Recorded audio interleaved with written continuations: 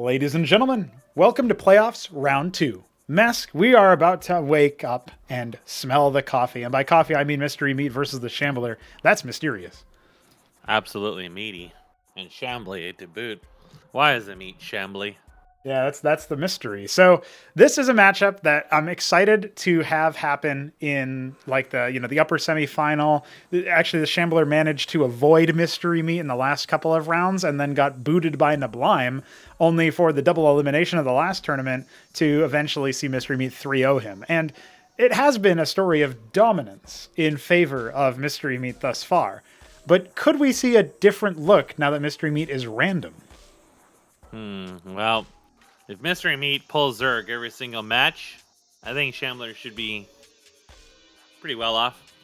But in general, I mean, when we saw him versus Keen, it seemed like Shambler came into things with a game plan, has a strategy he wants to employ for probably any given matchup, and we'll probably be pretty comfortable in this. The real question is, will Meat just sit on him again? Yeah, I kind of I match your analysis, especially when it comes to the ZVZ angle. I feel like Mystery Meat's weakest race or least played race is definitely Zerg. He kind of knows the early game, but I'm not sure how well he knows ZVZ specifically now on this patch with the updated Quasilisk and all that other stuff. The other thing that I think is if Mystery Meat rolls Protoss, it's the other way around. He is super favored in that matchup, I feel like. And then we look at Mystery Meat rolling Terran, and I kind of think that's even. And the other thing that I would postulate here is it feels like if it's a 4-spawn map, that favors Mist, and if it's a 2-spawn map, that favors Shambler. Do you agree with that? Yeah, there's no Boscovine for Shambler to claim absolute, complete, 100% world lactation over, so the maps that are 2-spawns in general, I think, are a little bit larger than Boscovine on average, so that also may lend against him if he wants to do stuff in Tier 1, but Shambler for the longest time now has been pretty content to go into Tier 2. Yes. And then do things there, so that may not really have too much of an impact. But yeah, Mystery Meat being random, I think, is really going to tell the whole story of this entire matchup. Yes, I think it will for sure. The other thing that comes to my mind as we're about to bring things underway is we are going to be starting us off on Otherworld. I have the pick ban in front of me, and you know what, Mesk? I'll do you a solid, and I'll DM you the pick ban so that you're not just trying to hold it in memory. But you will not be surprised to see that Ex Situ is on the ban list there. No, Ex Situ just seems to be getting banned left and right. Yeah, nobody wants to play on that. It's a real shame. But yeah, the Shambler banned it. He won the coin toss and decided to ban too. Actually, this is another sort of... Shambler banned Infinite Velocity. Yep. What? Yeah. Shambler. Statistically... it seems like every single time somebody has the coin toss or the higher seed or pick of the litter, they always elect to ban 2 maps as opposed to wanting to keep get the momentum on their side by picking the right map. You know what I mean? Like, it's an interesting thing. Here, Mystery Meat bans Highwater and picks Otherworld. So this is Mystery Meat's pick.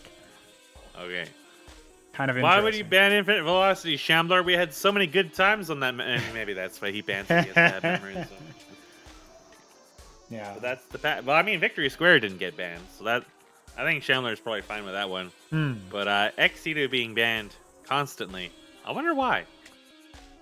I do feel like maybe some people are very averse to the idea that it has like the northern sphere of it is now it went from gas only to mineral only, and now people are it's just an unmapped map, if that makes any sense. Like, people haven't had a lot of practice on the new version.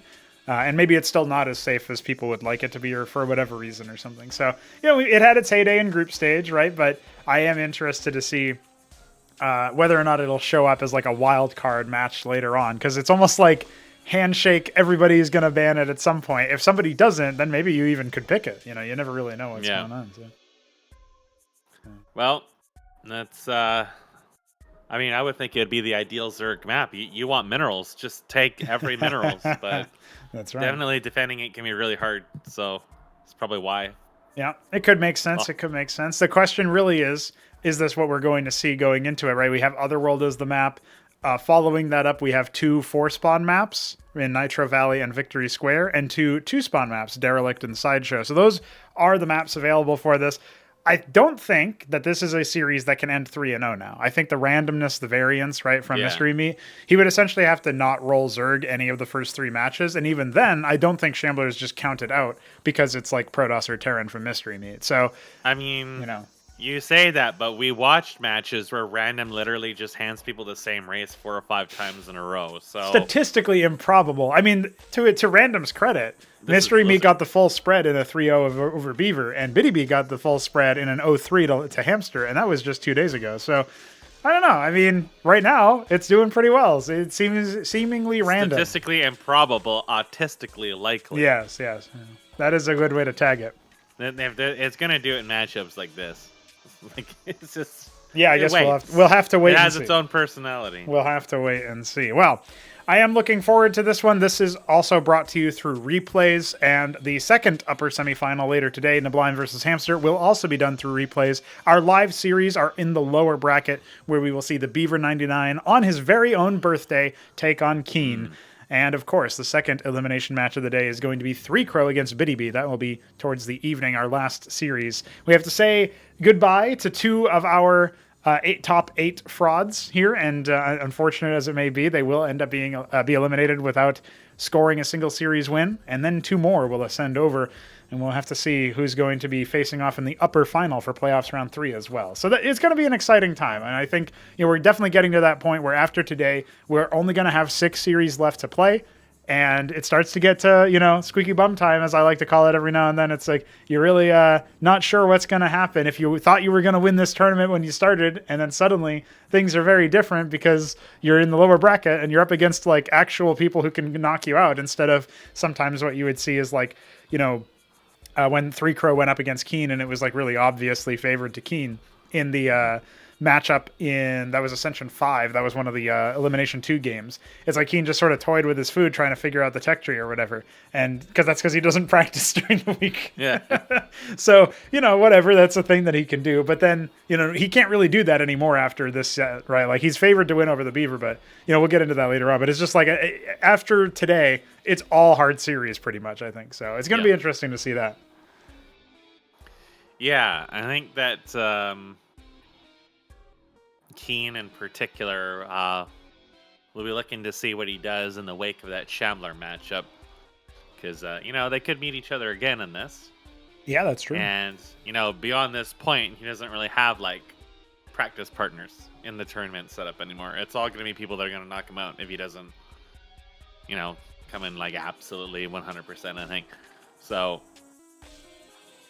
yeah, that'll be interesting to see. Shambler, already encountering Mystery Meat, has a road ahead of him to get to those grand finals. And if he does manage to knock out Mystery Meat in this, I do think he has a good chance of taking the whole thing.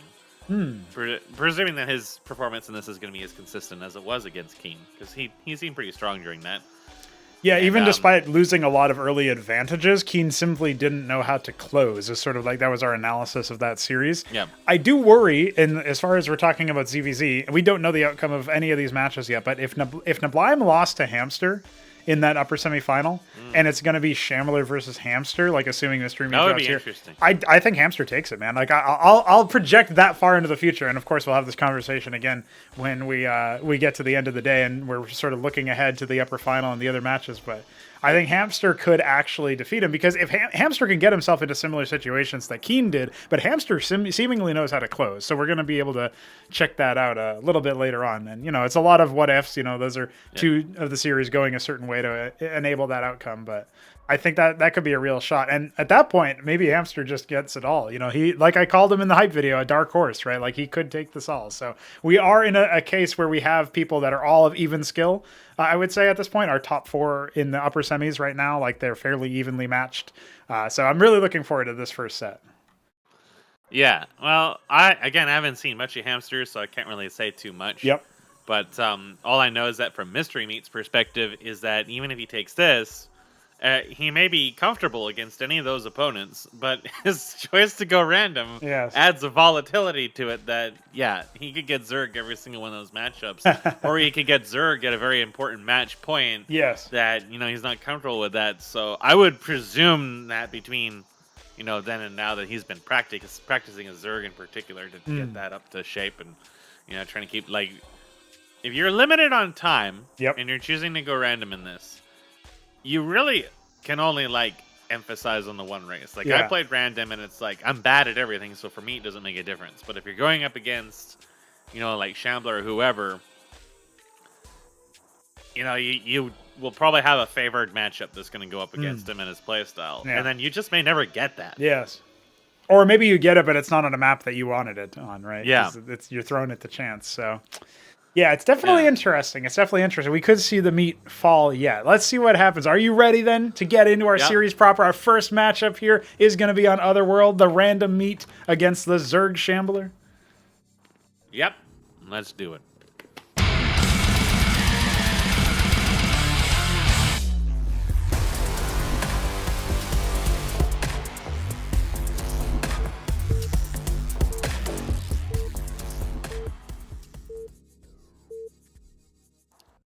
And we are in the Shambler, spawning on the bottom right of Otherworld, Midnight Green, against Mystery Meat, who is helpfully telling the race. Yellow Terran, top right.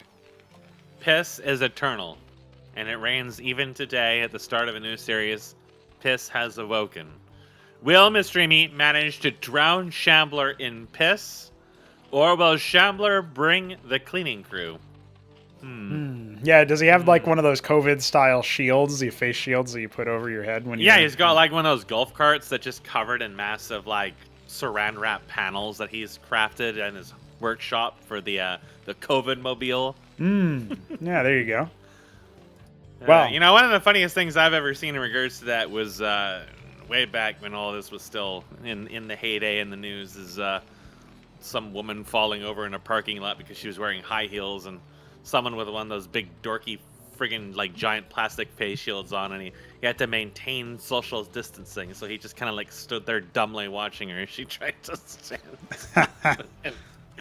That was incredibly entertaining to me. Really great social commentary on Canada, that's for sure. You know, I actually expected Mystery Meat to proxy in this because Otherworld, neblime, proxy, and Terran versus Zerg. I mean, but he doesn't. I honestly kind of like, when I heard him going random the first time, I really did expect him just to proxy a lot and just like cheese. Yes. Like each race would arm him with that mysterious cheese, but then he started declaring his race every match, and I was like, no, he just doesn't want to play one race for the whole tournament, I guess. Yeah, well, he thinks he's that much better, I suppose. Now, his Maverick, his first Maverick, is waypointed across the map. I do believe that Shambler would have clocked that with his borrowed worker on the ramp. Yep. And there is a pair of gnats. There is an anchor. Oh, okay. That's interesting. So there will be some cheesiness here. You can see Shambler is going for gnats, of course, because that's pretty common at this point. You know, if all the Mavericks are rushing across the map to this anchor, and there is no further scouting on this gas mining, I mean, the gnats are already coming out, so it doesn't matter, but this could be a bit of a pain in the ass for me. He could have a moment here. Well, he sees the first pair of gnats, and he falls away with his Maverick. He's not stimming it. He took a very, very long time to stim that, and could have maybe escaped as a result. But instead, ends up botching it a little bit. Yeah. He's looking for it. Where is it? Where is it? Oh. He's lured him in. Well, here's the Maverick hopping into the anchor. Another one stims forward towards it. Now, obviously, the gnats can harass it and heckle it while it's, floating away. It decides to say sayonara and float back to Earth. This is already silly. I mean, this is really awkward, but at least it's better than the gnats flying into his base and killing all of his workers, and then he has to decide between pulling back or whatever. But yeah, that cliff there actually helps Shambler out quite a bit because he can't get away from it now. Yeah. He's locked in by the hips. He's also on fire. Shambler can just ignore it if he really wants to. Oh, there is a mace there. Oh, tickle. Yeah, unfortunately here the Quasis are coming in as reinforcements. This is not looking very good. A ministry was started behind this, so Mystery Meat has really no actual defense. I like that the idea of maybe the Mavericks stimming up to try to get into the neutral anchor in the middle of the map, some form of oasis for him, but it's not looking too hot. Only now starting a second stockade, no lodestone, no anchor defensively. Just a watchdog, so yeah. And Shambler won't be able to break that easily with the gnats, but he has enough quasis I think he can just walk into it. He just was a little lax in actually rallying his forces for this, so that is some precious time for Meat here to muster an amount of defenses. And then the tickling begins. Well, there's only 5. The 6th one is off to the side there. Didn't snipe that Mason that was building another stockade. It might even manage to finish it. Yeah, they're pulling the boys as well. No, this is perfect for Meat. This is really what he wanted to do, is separate Shambler's ground forces. Very comfortable and calm. Never even tried to build an anchor. Not really a lot of panic in that. Got that second stockade. Oh, no stem here, though. The reinforcements are definitely starting to do stuff. There's still a lot of quasis, but this could have been so much worse. It could have been. The only concern I have at this point is whether or not the follow-up quasi attack is going to do a lot of significant damage here. But Shambler is very behind in terms of workers, so Mystery Meat can afford to lose all of these. Some pretty good reaction, and somehow all of these Mavericks end up staying alive. There's more Quasilisks rotating out every single time. The double hatch in base is doing nothing but making military units. At this point, Shambler has just been sort of like baited into an all-in standpoint. Yeah, Shambler has to end it now, or he's actually going to be in kind of a bad spot. Yeah.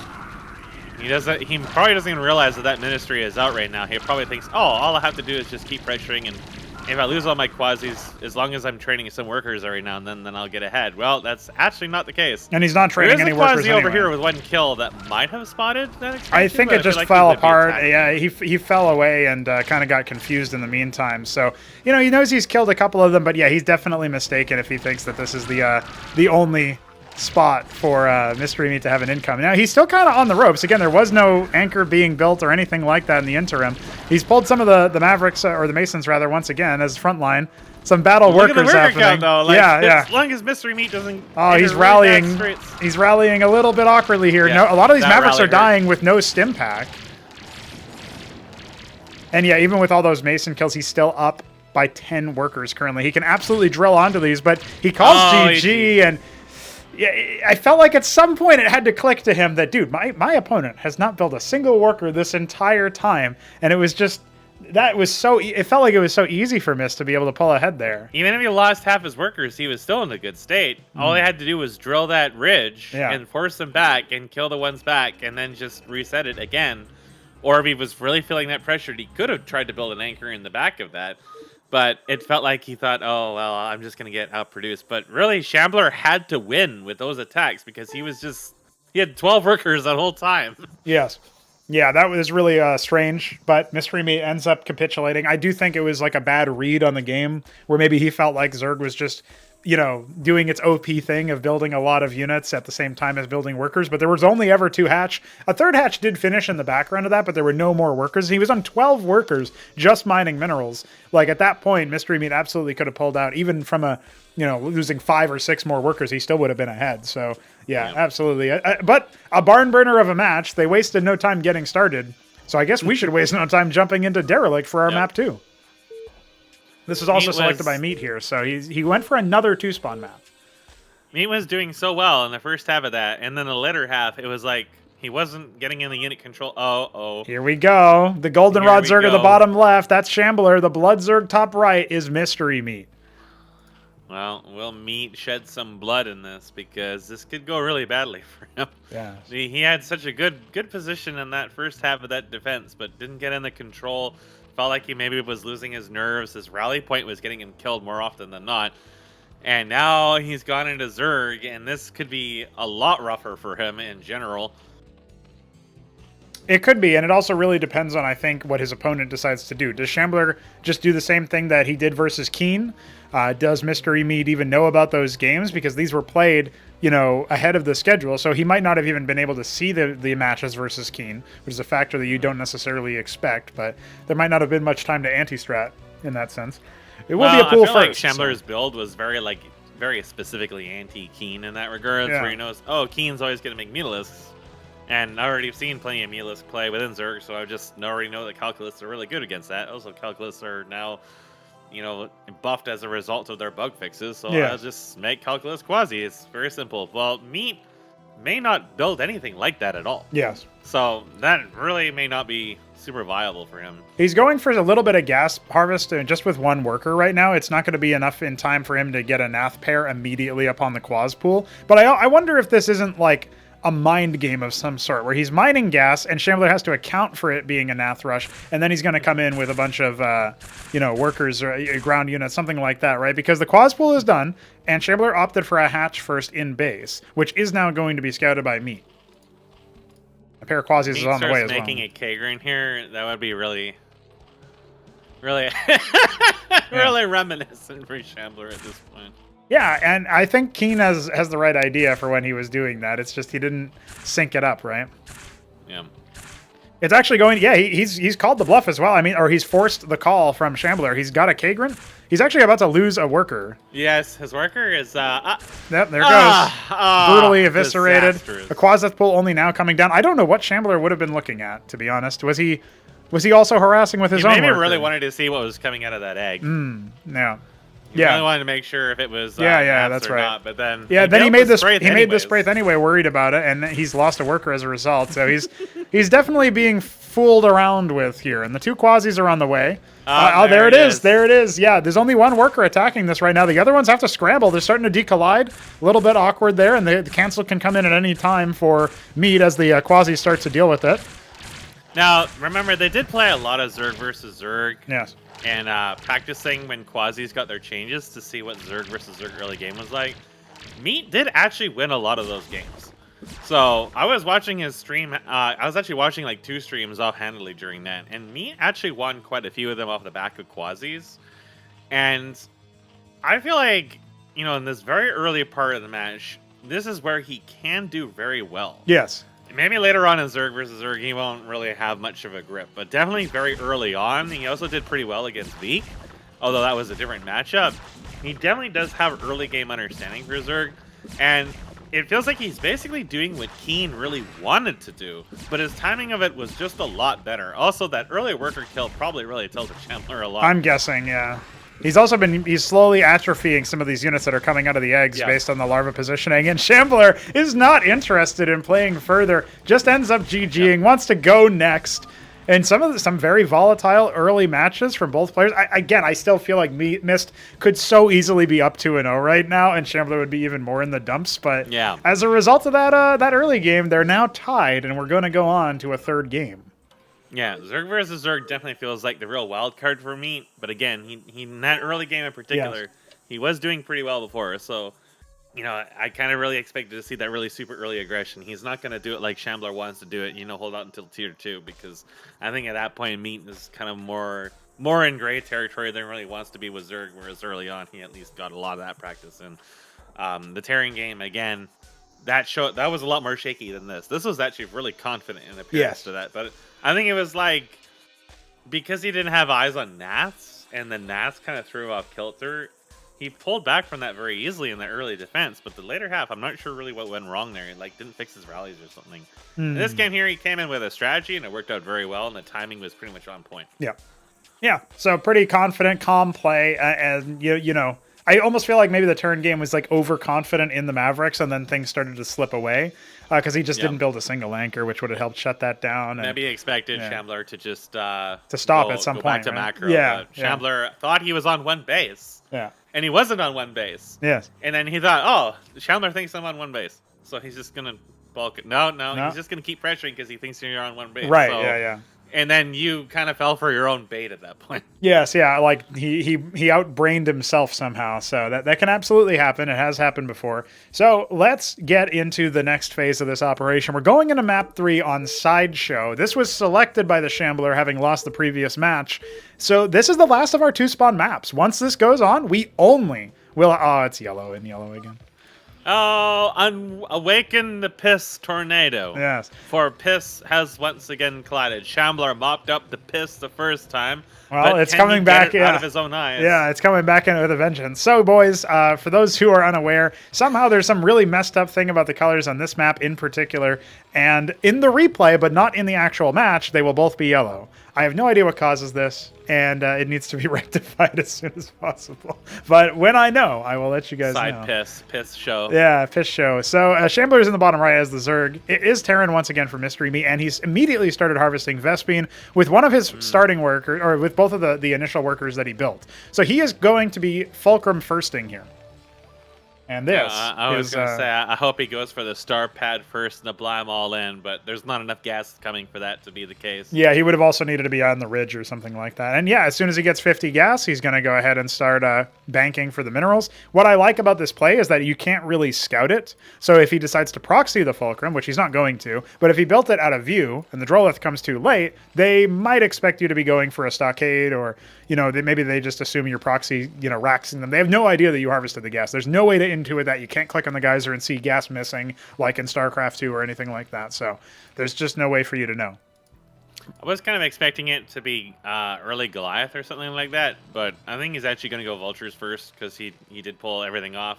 No, he's going back. Yeah, it looks like he's going to do one. So if he needs to pivot over to Cyclops or something, then that will be an option. Those are a lot less gas intense as a result.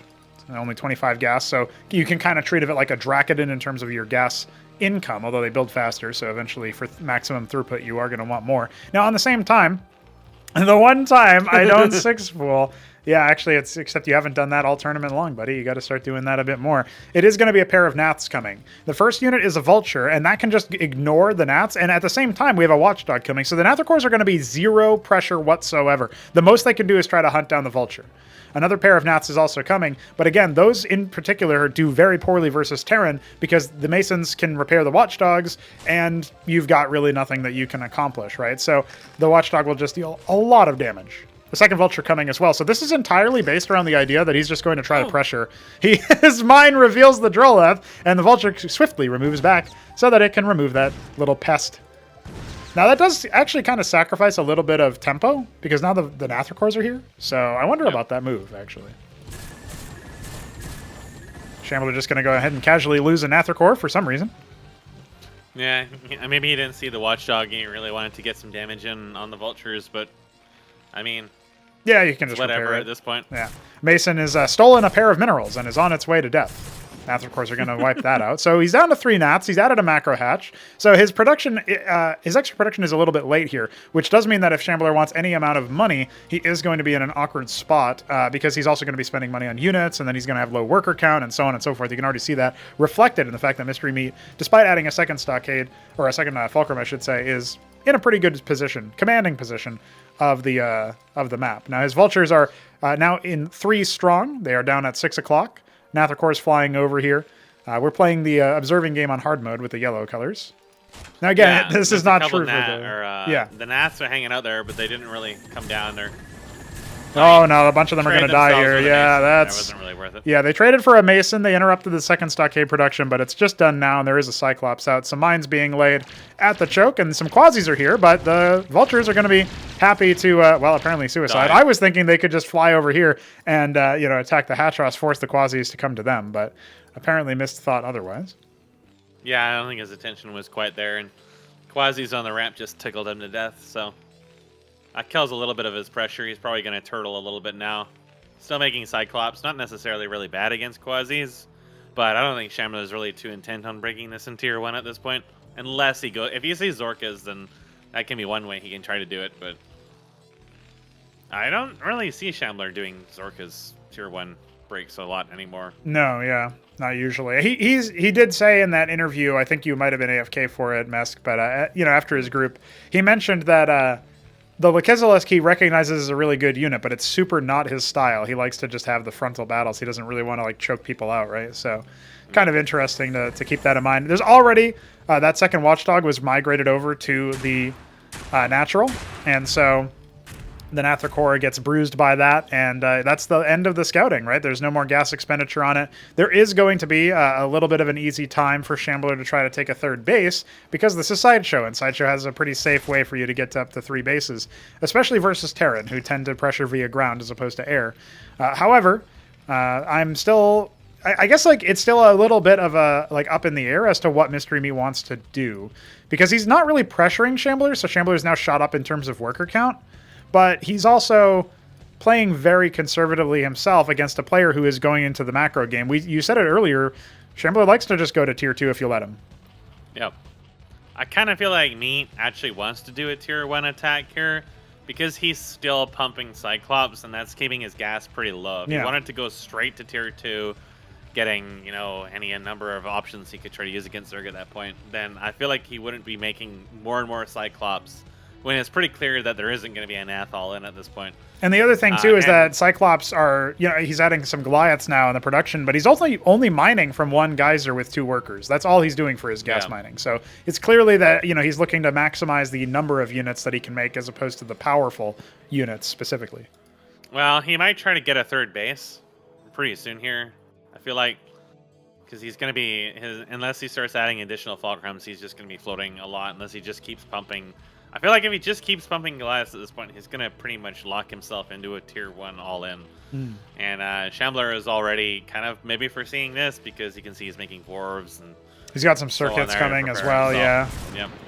And maybe, you know, as soon as you see that with meat, do you even want to continue to pressure? Do you even want to go out there and see what you can accomplish? I mean, I would still like to posture so that you make the Zerg player, you know, feel like they have to make more military units. But yeah, at this point, it's a little bit rough to think about that. He's bringing with him a couple of Masons. His Goliaths are helpfully getting stuck behind his Sim City.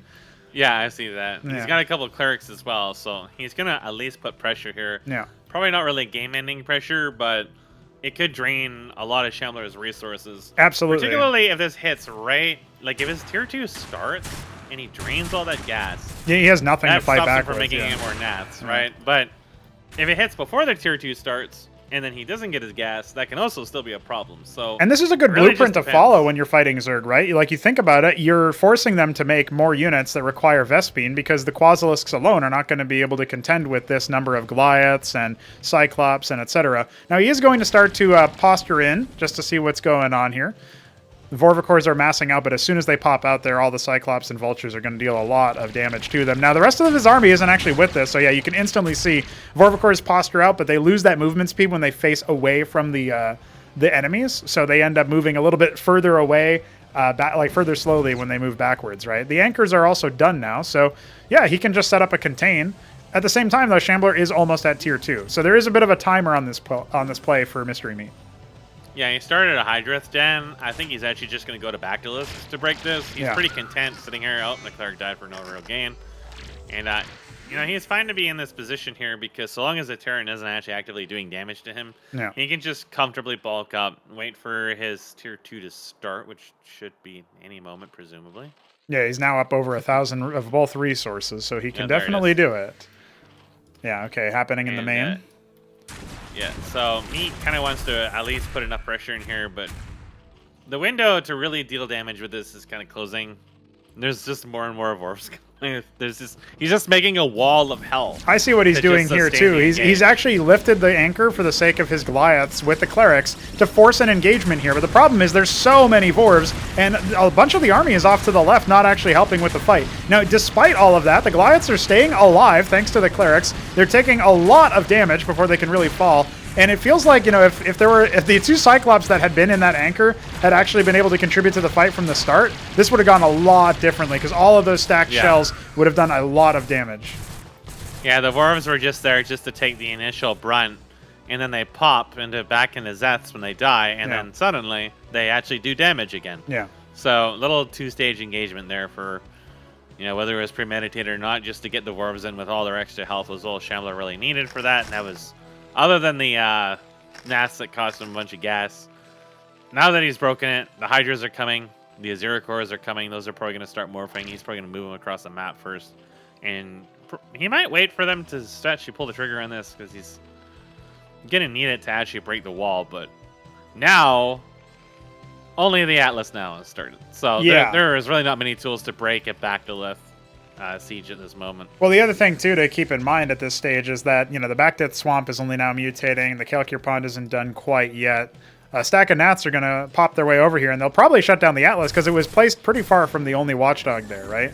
So now he's got to rotate some Cyclops up there just to see if he can defend that. He's taking his sweet time in doing so. The anchor on the high ground is maybe consuming a little bit of his attention there as he does eventually zone it away at the cost of a couple of workers. Now, Mist technically has an advantage in terms of workers, but it's fleeting and it's also minor at the grand scheme of things. So absolutely getting sort of thrown for a loop here. It felt like his pressure hit like maybe 2 or 3 minutes too slow, right? He was just not really proactive with it, where it felt like he could maybe have established a forward position a lot sooner, and then as a result, there would have been less economy online for Shambler, and his reinforcements could have strengthened that position over time. But at this point, if you can see the idea, but it wasn't all there, and it delayed his tech without really him showing much, having much to show for it at the end of it. Meat has 1,500 minerals.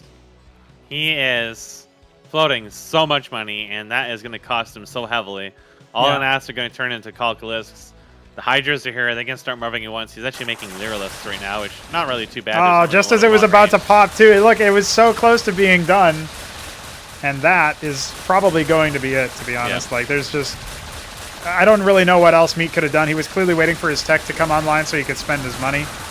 But, at this point, he doesn't really have that much here. And it's just going to get focused down. There's nobody here to repair it. The Cyclops are on hold position the whole time. And the Atlas pops... That's like a ceremonial loss right there. When you see that, you know it's GG. And that means Shambler will now be at match point after all the 2-spawn maps are excavated from the pool. Yeah, it felt like that when you saw how heavily dug in Shambler was in. I still think that just going for the contain and then taking a third and then teching would have been the better choice for Meat at that point. Either way, he was floating, like if all that 1,500 minerals had been spent on units and production by the time that happened. Yeah. Then he probably could have held off the calculus without really any concern whatsoever. Just like a bunch of extra watchdogs or Cyclops or Mavericks or just something. Anything, really. Yeah. But I think that didn't happen. So more anchors, alone more into the game. Yeah. And at that point, you're also on the back foot, like to a terminal degree. I mean, Shambler just didn't even bother expanding behind that. Which meant that if he did hold, he would have extended the game longer than maybe Mystery Meat would think. Like in that position as the Terran, you assume your opponent is expanding behind their attack now that you've broken the contain. And it just didn't end up working out in that sense. Yeah, that did not feel like a very strong showing from Meat. His Zerg game was more convincing out of the set so far, which is really surprising.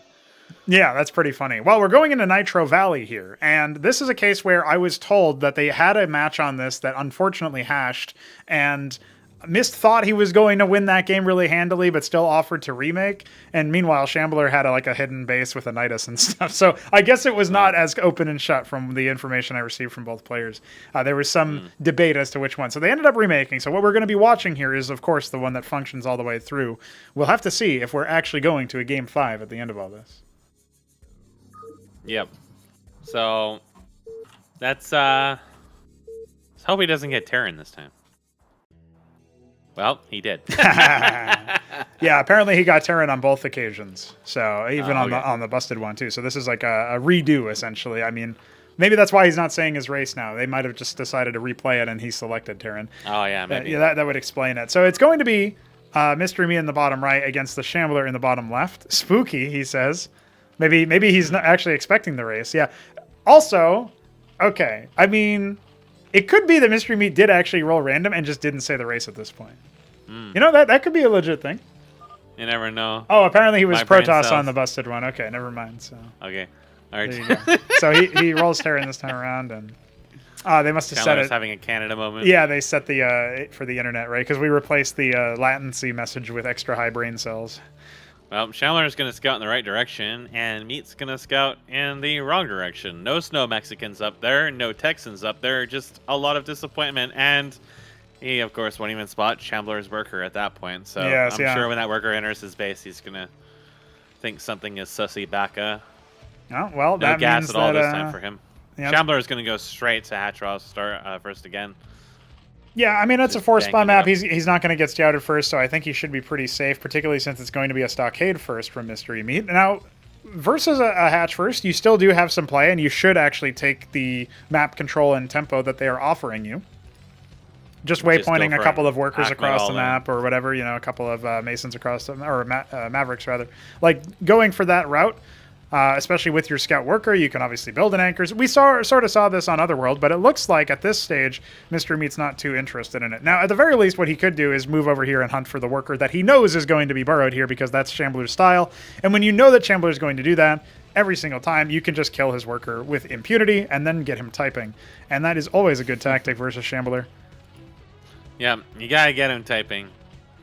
But now he's scouting cross, and that'll find him. Yeah, he went for an end scout, which is when you scout to the top right, like, you know, you scout a close corner, and then you scout the basically the other close corner, but from across the map. So he will actually see it, and he is going to go ahead and send 3 Mavericks across immediately.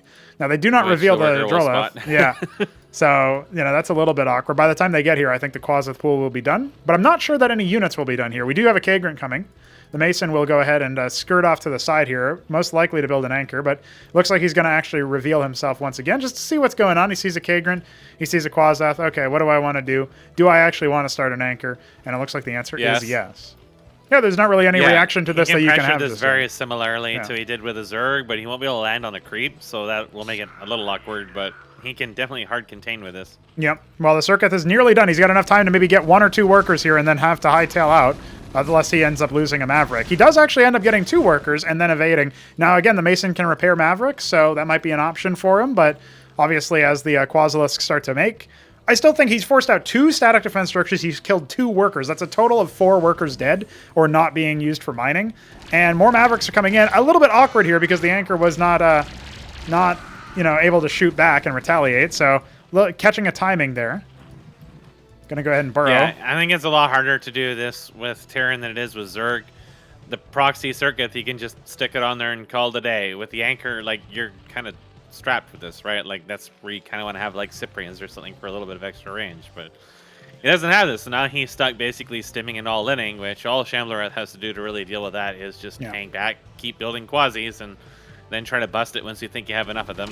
And it looks like he might have enough now. There was room for 1 more Maverick to go in there, but it looks like he wanted to use his patented Mason micro. It doesn't end up really affording him too much. Maybe he gets 1 or 2 more Quasis as a result of that, but he has forced out a lot.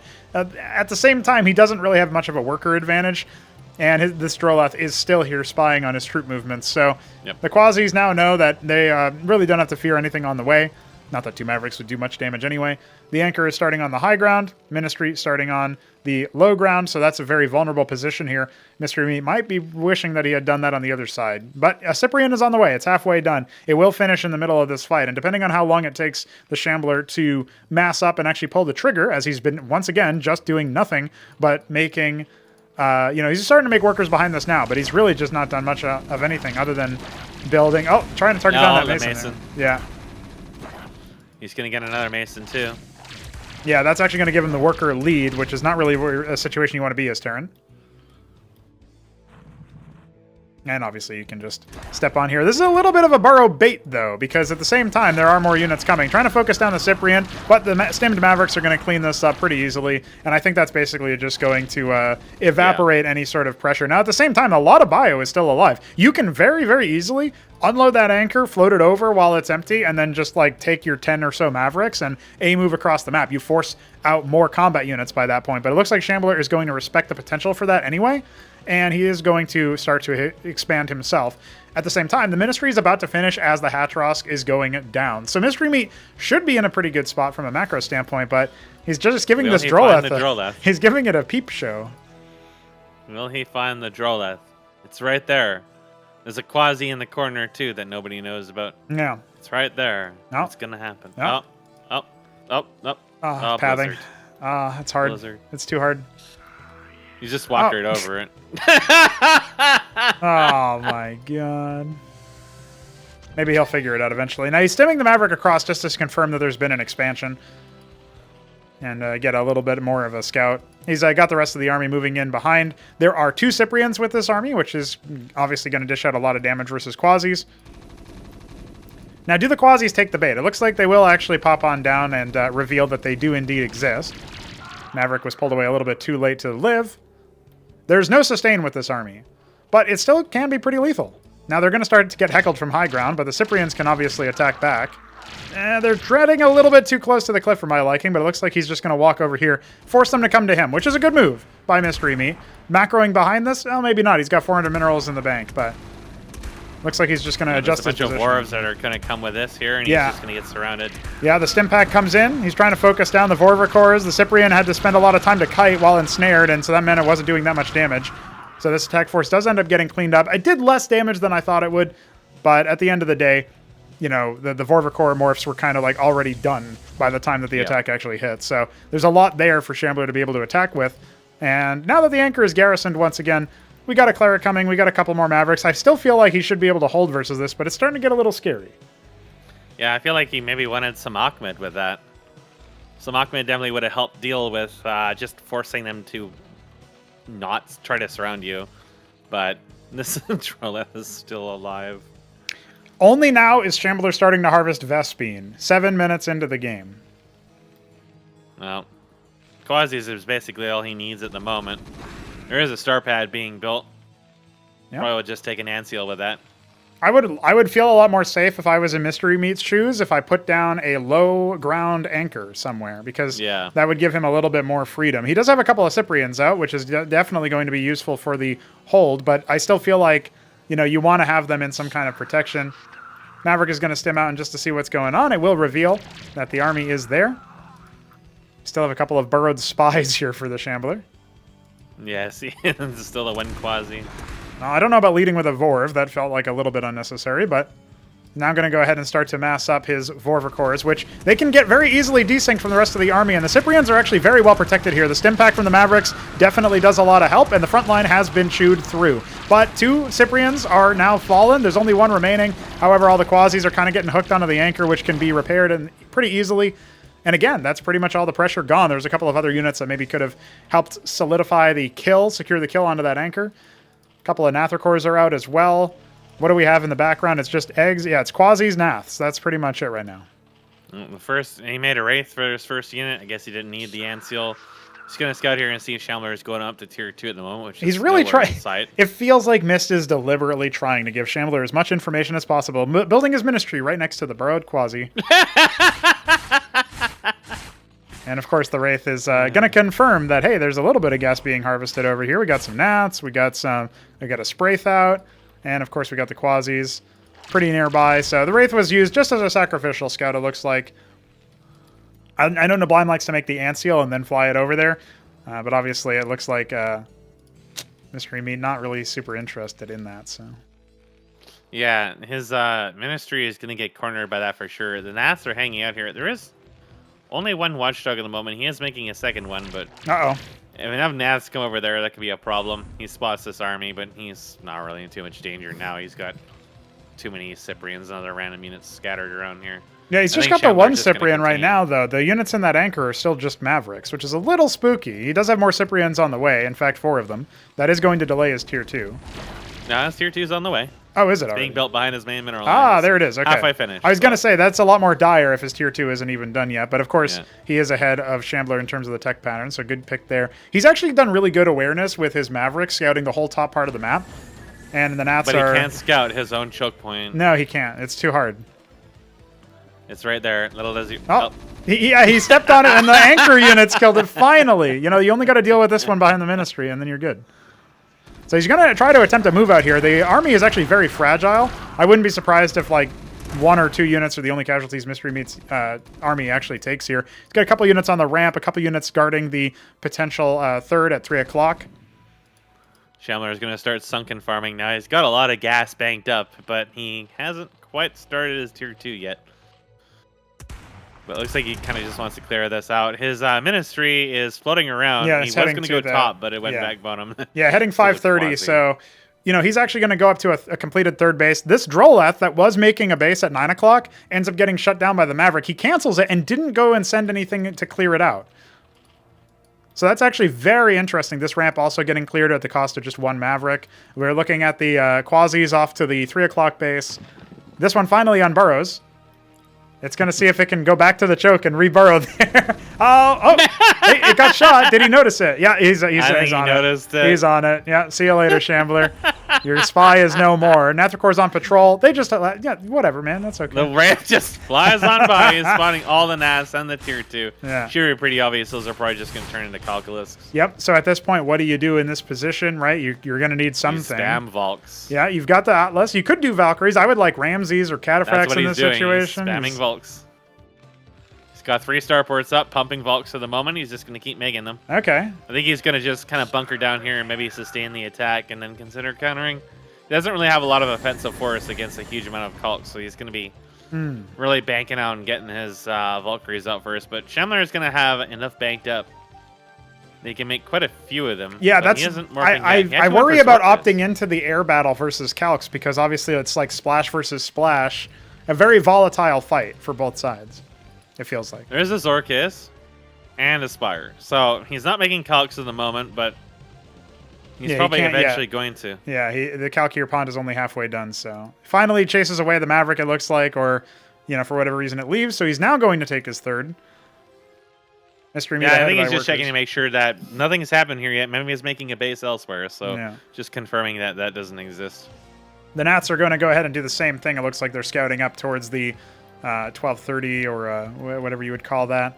So, yeah, okay. If we can get like 9 Valkyries with this army, he's actually got Wyverns behind it, so he's looking to deal with the ground army as well. The Calculisks are on the way, but not in a crazy number right now. It looks like only 6, 7, 8 or so are being made. The Valkyries can catch them at the right time, but I'm not sure that they're going to see it out of the corner of their eyes. No, it looks like Mystery Meat just narrowly misses where they're being mutated, pulls his army out, and is going to spot the Vorvs and the Zoryus. I think when they sync up with the Calculus, this could be a very deadly army, but there's an opportunity here for Mystery Meat to catch him. Got a good stim as well. He doesn't have his area to support this, so the Mavericks just stem up and just gun down everything without really taking any damage whatsoever. Yeah, Calculists are now revealed. Are up now. Yeah, here come the Valkyries scrambling over, but there's still only 3 of them, and remember, that will absolutely come back to bite them in the ass as they're stacking on top of each other.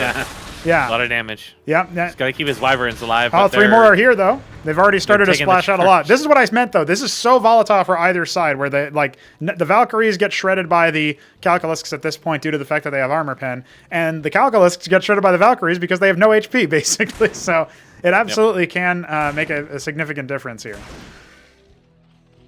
Jola took several Wyvern shots without too much damage. Oh boy. The calls come down from the bottom. Yeah, and now they have to fall away. I honestly wouldn't mind pursuing it with the Valkyries because the Calculisks do have to actually turn around to fight.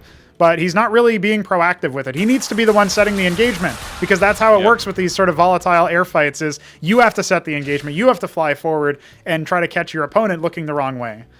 Instead, it's been regularly Shambler sort of doing that harassment. He's got Mutas behind this, some Sicrilisks as well, hiding their shameful graphic underneath the Mutas. But, up to a pretty healthy 3-base situation. We've got more Valkyries pathing out. There's just ever more Valkyries coming. Now, this stack of 5 is a little bit weak right now. He's actually kind of using the Wyverns in a clever way where he's reducing the damage from the Calculisks by, every time they target the Valkyries, they have to go through the Wyverns first. So that's kind of every time he moves his air units away, he loses ground units every single time. Yeah, it's a pattern he keeps putting himself in, and it's just happening over and over and over again. Yeah, looks like he's going to try to commit to it this time around. He does have 11 Valkyries here. The Pentathlors can't attack air, so they're not very useful. And he even spots out the Mutas. Look at that. One salvo from 11 just ends up wiping a whole bunch of air units out. Yeah, but now Shambler has all the ground units he really needs to hold this out. Only the Wyverns are going to be an issue, so he can just kind of sit here for a while. But look at Meat's resources. He's so rich. He has to keep making more starports because he's actually making rotaries and commandments. Yeah, so I think he wants to add some Seraphs or something to this army, rend the armor, get some irradiates going. He's in a very commanding position. I think he's past the point of Valkyries versus everything else where there's not really much that Shambler can do. He's still on 2 bases. He only now started using the workers there, and now the Mutas are starting to move out and get intercepted by the Valks, so just instantly nuked. He moved his workers up, but he didn't actually task them on anything at the 9 o'clock base. So he's got 3 workers there that are just doing nothing. Yeah, he's got workers everywhere. These Naths in the far right could turn into Culks, and they could actually cause Meat a lot of problems because he'd have to pull back units to deal with that, and he doesn't have anything but 1 Watchdog in his Nat right now. Yeah. And I think Shambler recognizes that and has just started morphing them. Okay, so there's definitely something going on there. Now, at that same token, we have Maverick Hurakan moving out to this side, and if they stay there, they could actually serve as an early warning system for that. There are still some Calculisks here. They're going to start to tickle some of the ground armies, but they're taking a little bit longer than they used to because they're not at critical mass. Pentathlor is rounding off a bunch of shots onto the Mavericks. That's going to be pretty ugly, but single target, so the losses aren't as bad as they could have been. And yeah, 13 Valks versus just 6 Calcs. This is not looking too hot for Shambler again. Yeah, Meat has so much money. If he turned that money into units at this exact moment, he wins the game. But he doesn't quite have the production for it yet. Only now is his add-ons coming up. The Seraphs some salamanders are being built, so he'll have a few mix of units here. He's building a whole bunch of mantles now. Yeah, presumably to make some Ramses to start dumping the minerals he's got. Yeah, he absolutely needs to. Yeah, he spent a lot of his gas. He never capped his geysers as Terran, right? So he's not really got much. That seems to be his bottleneck right now. He could go to tier. If he had capped him, he probably would have almost enough for tier 3 at this point. Yeah. There's not really much anti-air over here, so the Valkyries are just going to fly over and wipe out all of the air units. You know, like there's really not much Shambler can do to stop that. We have a Seraph in here that can rend the armor, and there you go. Just find a good spot to irradiate the Protathalors. Some Wyverns are even getting some pot shots in, and yeah, that's a lot of resources dead right there. Yeah, Seraph irradiate is very good. You see how fast the mana regenerates. You can just keep spamming it over and over and over again. And yeah, the calculus did hit. Has to engage you. However, the natural is starting to get massacred. There's still plenty of workers here in favor of Mystery Meat, and I think it just hit too slow. The Valkyries are going to hunt this down, and that's going to be all the pressure gone from Shambler. He has nothing else on the map, really. He's slowly harvesting minerals from the 9 o'clock position, but I think at some point that's going to get intuited, and it'll just be over. So there you go. That's that. The Salamanders now rotating out from 3 o'clock, moving their way over here. Not really any anti-air from the ground. The most he's got is Sycralusks, which don't get, they get outranged actually by the... Shambler might be having a typing moment as he's not doing anything. He was microing to fight the Seraph there, but obviously that's not a super good idea. And it's... well, he took a lot of damage trying to... He almost got it, but he took a lot of damage from the Irradiant in the process. Now he feels like he has to attack right into the awaiting arms of all the Salamanders. Yeah, and the Wyverns are here for line trace damage as well. They fly right over the Zorius so that they can get some pretty good damage, kinetic penetration going straight through everything else. And the Valks are here to wipe out the rest of the Mutas as well. So pretty clearly GG in favor of Mystery Meat, and we are going to a Game 5. Well, the Seraph's armor rend was no joke in that fight. It helped kill that front line that managed to survive. At this point, Shambler is... He said GG. He wanted to lose all of his mutas first. Oh, okay. Now... Oh, he's typing. He's typing. Type more. A third and a fourth. Come on, Shambler. I know you've got more in you. Oh, there you go. Nah, he doesn't have any more in him. That was all he had. That was all he had. Well, that does mean that we get to go to... finally took a Terran game. Yeah, see? I wanted to join this 3-crow match, but I can't. Don't worry, we'll upgrade back to the default version for the next set of replays, and then you'll be able to abuse anybody's lobbies that you want. You know, I just usually go on type U and then leave.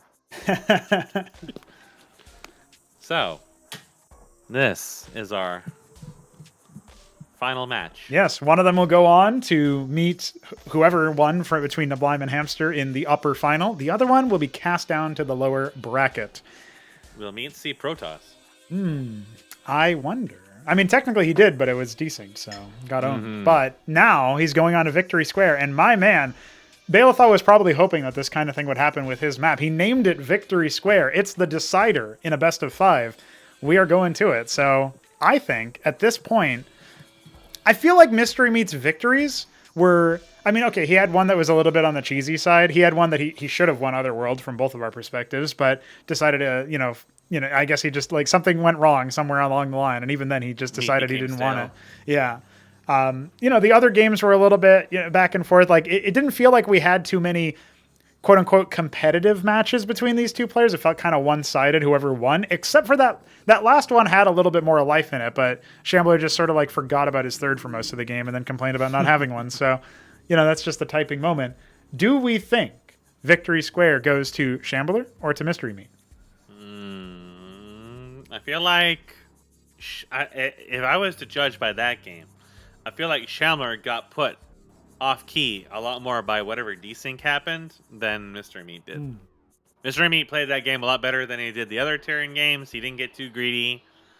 He did get peeped on for like over half of it, but I think that maybe he just likes being peeped on.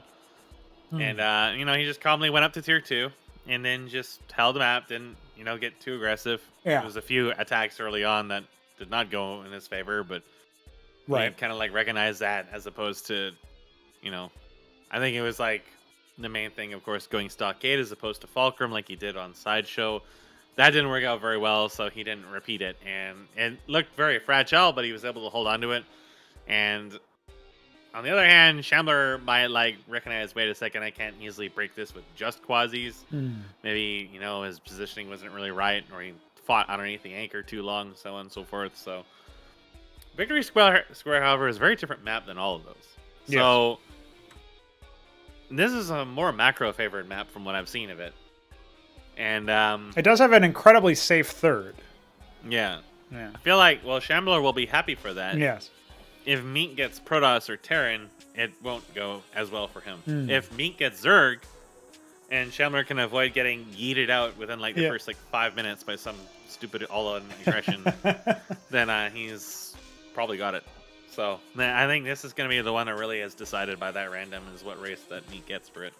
I'm excited to see. So let's do exactly that. Victory Square, random versus Zerg, Mystery Meat versus the Shambler. The grudge match is decided right here, right now, and it's Terran again. Mystery Meat, the Maya Blue, Terran in the bottom right, against the Shambler. Cross spawns, top left purple. Victory Square on cross spawns. This is almost a recipe for a macro game, right? Yeah, I feel like Shambler will probably be fairly content to go into this, but I feel like Meat will scale well with Terran into late. I don't think he'll have too many problems with this. He's played against Shambler as Terran versus Zerg so much in the earlier Ascensions. Yeah. Those were on not as spacious of maps as this, but if we see the Terran go into Tier 3, I feel like that Shambler will get tilted so hard just by seeing diadems exist. That seems to be where Shambler just immediately loses his grip on reality completely, is the moment the diadems appear. And imagine if he has to deal with Magnetars. I don't think Shambler has... Oh, I know what he's saying that for. Mystery Meat stopped saying his race. Interesting. There you go. Okay, so... No longer good manner Meat. Yeah, he's turning it on now. Truly mysterious Meat. Yeah. Well, you know what? I'll throw some... I don't think Meat will mind me saying this, because I think it's, if anything, it's going to help the mind games. Mystery Meat told me that before the tournament started, his plan was throughout group stage and throughout the quarterfinals and like the early playoff series, he was going to tell everybody his race. And then he would start to not tell people his race. And then he would start to say his race, and it would be a lie. And I think that is epic. So I really hope that happens at some point. You just can't trust the Meat. He's too mysterious.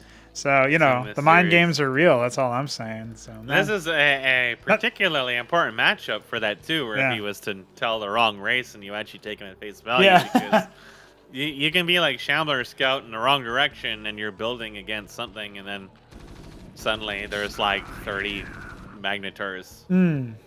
I really want to see this go to Tier 3. I really want Meat to get Magnetars, and I want Shambler to be subjected to Magnetars in a very decisive way, kind of like what happened with Kian. Yeah. And then FFA in particular. And I want to see that just to see what his response would be. It would just be, he would say, nah, and leave, probably, if I had to go. Nah, I think there would be a lot more messages than that. Well, it's double stockade out of Mystery Meat.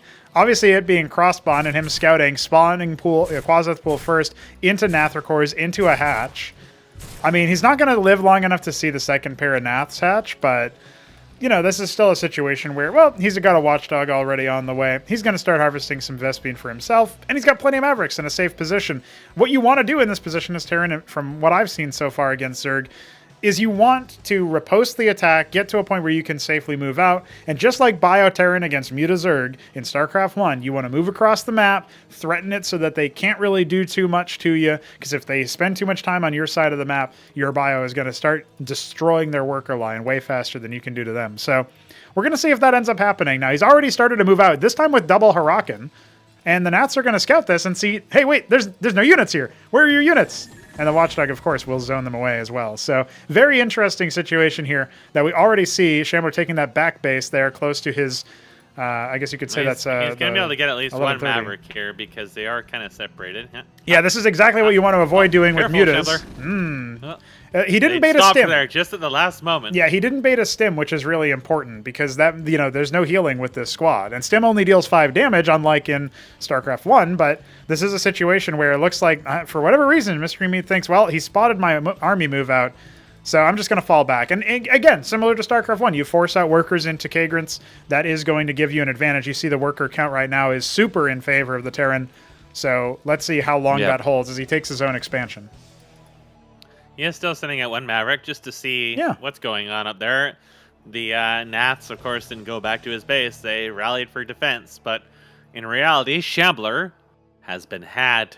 He has been had. Absolutely hoodwinked. Yeah, it looks like he should have scouted that Maverick, but maybe just narrowly avoided the range, right? And the stim pack goes in. It's going to be Quasi's revealed. So now that, Mystery Meat is just simply aware that at this point there is the potential for a ground attack. He's putting a Watchdog in his natural. He's going to have his Mavericks, sort of keep the shop open. But yeah, I mean, Shambler's just content to sit here and eventually take his third base. We'll see what Mystery Meat's response is after the fact. He's harvesting Vespene a little bit more, diligently. He's got 2 workers on the ridge. So that does mean, combined with 3 on the geyser, that he's almost at maximum saturation for all intents and purposes. So he should actually be on track, especially if he goes for gas immediately once this ministry completes. I kind of feel like Mystery Meat will be able to get to tier 2 very, very quickly, like within, maybe put it down at 6-7 minutes. Shambler is only just starting to transition workers to gas now. Yeah. And that means that he's going to be quite far behind on that. He's only got 60 in the bank. And I feel like Meat will probably just go straight to Starport again. It's a large map, why not? And Shambler is still checking around for these. It was a Maverick chasing him for a while. But Shambler can just kind of also choose to just spend all of his minerals on expanding.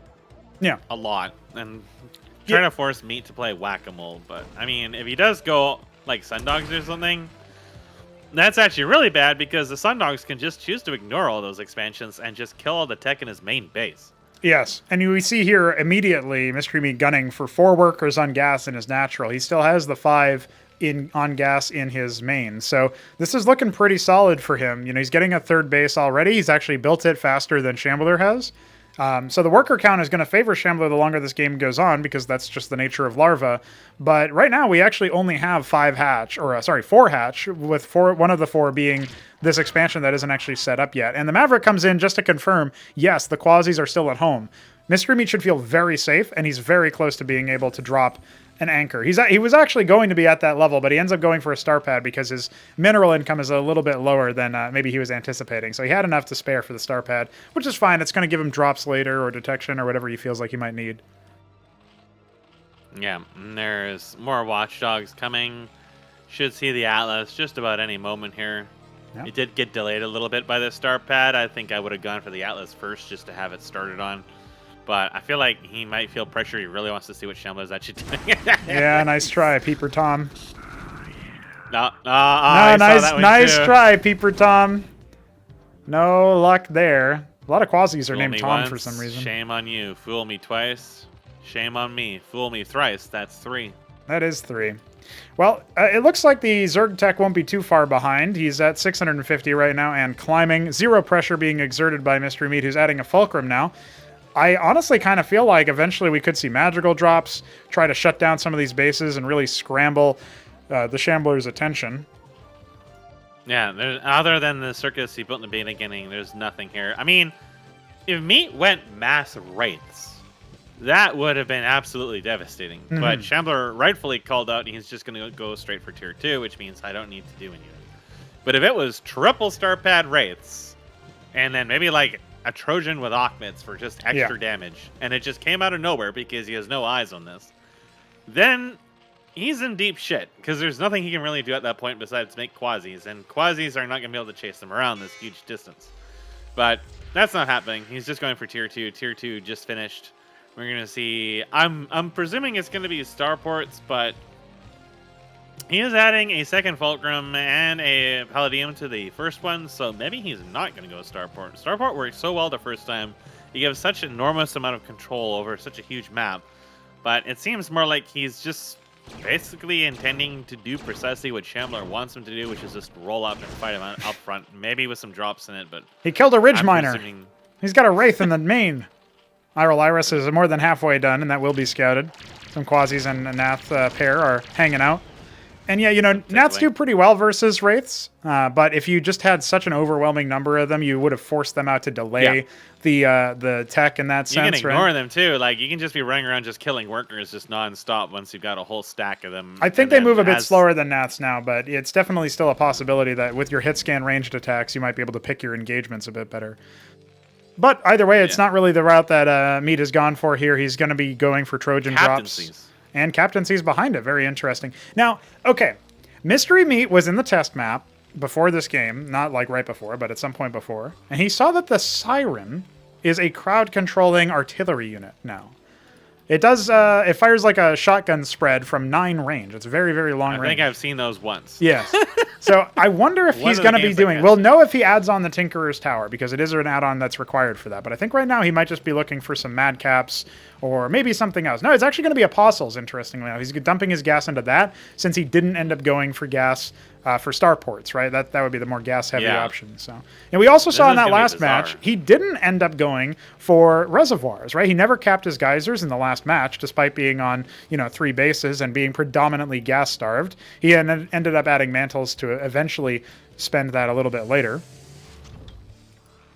So we'll see what happens now. He's going to go ahead and scoop up yet another Madrigal. He's got one more coming, and it looks like he's going to be attempting to drop, 2 Madrigals at one base, 2 Madrigals at the other, sort of force Shambler to pick. But at the same time, I mean, Shambler's been happily sort of working up. This is like in stark contrast to all the other matches where we've seen, nonstop aggression from both players and like back and forth. Yeah. Here it just wasn't really anything. We've got lots of mutas, lots of calculisks. Shambler just happily sort of mining away and getting up to his 3 bases. He's actually taking 12 o'clock right now. So he'll eventually go up higher. I feel like Meat's in a bad position now because I don't think these drops have much chance of succeeding if Shambler is paying attention, because Shambler's already got his army. And a chunk of it's already moving across the map. Well, he does have the Strigas, or rather the Sirens are clearly on his mind, because he's added 4 Tinkerer's Towers, 1 for each captaincy. But it's going to be a little bit before they come online, and he doesn't really have a good response to the Muta Calculus flock that's heading to his 3rd. Yeah, he has to pull in all of his infantry, which are not really ideal units for this. But no. Yeah, it feels like he just didn't end up doing much scouting or contesting at any point. Now the Apostle could try to res a lot of these Masons, but unfortunately it's kind of like frontlining and off to the side. Yeah, so that's 2 of them. He only built 2, so that's already a large number of his units. He is pumping out the Sirens, but it's going to take a while for them to finish. And at the same time, I think he flew away all of his Trojans with drop potential. He's got some at 9 o'clock heading up. It'll be intercepted by the Gnats. The Gnats just they're just hanging. Now, there you go. It's going to go ahead and drop. It will do some worker damage here. Shambler has to pull back now, but the Quasi's already tickled to death. Yeah, he's actually going to try to commit to the Ministry here, but the Sirens have had time to finish. They're kind of rallied in an awkward location. Now, at the same time, the Madrigals are coming over here to that 3rd base. We do have a real dirty game here where both players are going to be dealing a lot of damage to the workers. And it looks like he ends up burrowing a large number of them. He's trying to actually stand on top of it to reveal them. Not a bad idea, but unfortunately the Madrigals will end up dying. Now, the Ministry is very, very low. It will end up popping as well. The Sirens are firing off their shots, but wow, 25 damage from those. Yeah. Each shot deals 5, so it's maybe a little bit less up front, but they do, they fire such a good spread that it's really, really effective in this case. But despite all of that, I mean, the Zerg can just spend 1 or 2 macro cycles onto workers to repair that damage. It felt like the Madrigals had to coincide with some sort of army wipe, where the Shambler then didn't had to spend, choose between building military units or replenishing his workers. Right now, he's got a very easy choice.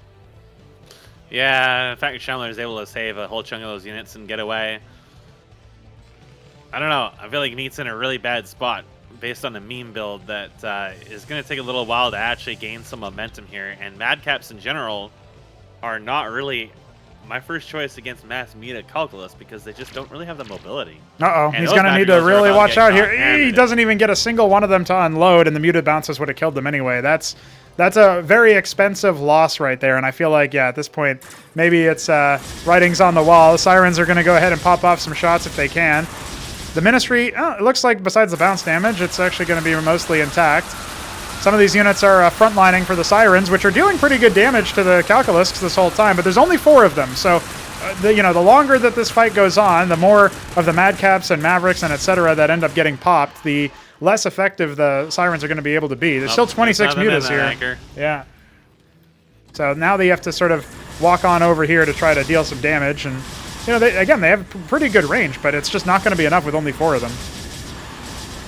Shambler can honestly just suicide a lot of these bases to kill the workers if he wants to at this point. At this stage, his economy is so much stronger.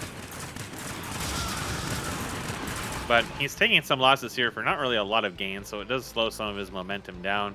Still, though, I'm pretty sure Shambler's in a very happy spot right now. He's starting to build some more surface units here to deal some actual siege damage to this when the inevitable attack occurs. Now this is interesting. We have two sets of Striga being made by these captaincies. One set is already out. Striga are interesting because they do rend armor, they have that attack, but like, again, versus air? You want infantry versus air that are melee? I don't know. I think, honestly, if Meat did a bunch of rotations of Sirens, his army would have felt very, very difficult to actually engage upon. The Mutas maybe less so, but definitely in terms of the Calculusks. Now that it's just transitioned entirely to Muta, because there isn't really a dedicated option for Splash. Maybe that's what the Striga are supposed to be for, but it just feels like it's really, really difficult for infantry, short-range infantry, to really do stuff. I wonder if maybe like the captaincy was just sort of him hoping that maybe the Sirens would be enough for him, and now that it hasn't really worked out, it's not exactly going to happen. So the Strigas are getting engaged upon. A couple of them have already been popped. Mutas are once again charging on forward. The Madcaps are doing okay. We have Phalanxes deploying, so the Protathalors won't be able to do too much in this engagement. And we even had an Apostle trying to keep some of the Madcaps alive as well. Yeah, there was only... Shambler's missing like 90% of his army. He has it stuck in this expansion that he forgot about. Yeah. So all the front line and extra damage he felt like he really needed is not actually here at the moment. Which means that this didn't really have too much of a chance of actually killing Meat anyways. So he has to actually kind of pull back, which gives Meat a chance to start adding additional Madcaps and other things to his base.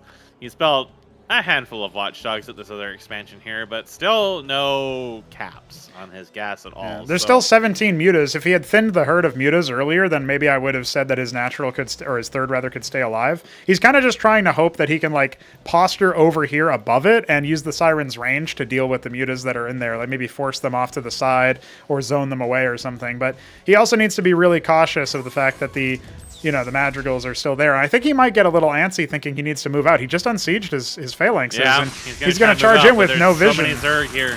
There is a lot of Zerg here, a lot of Protathalors in particular. The Striga are being regenerated by the Clerics, but I don't know that it's going to be enough. I don't know where the Apostles went either. Oh, they were down on the side getting picked off by the Mutas, kind of reminiscent of PVZ, or in fact, when you're trying to pick off the Cantavis. But you know what? The Apostles are actually keeping a lot of his army alive here. It's quite a sight to see, since this is the first time I think we've ever seen Apostles in playoffs. The Heracles he had made helped front line for a little while there, which allowed him to push back all the lower level Zerg and then eventually overwhelm the Protathalors. So Zemilus were killing the Apostles in the back and weren't actually able to kill all of them. That left Meat's ground force to just engage Shambler's ground force, which didn't really have like AoE or too much of a front line otherwise.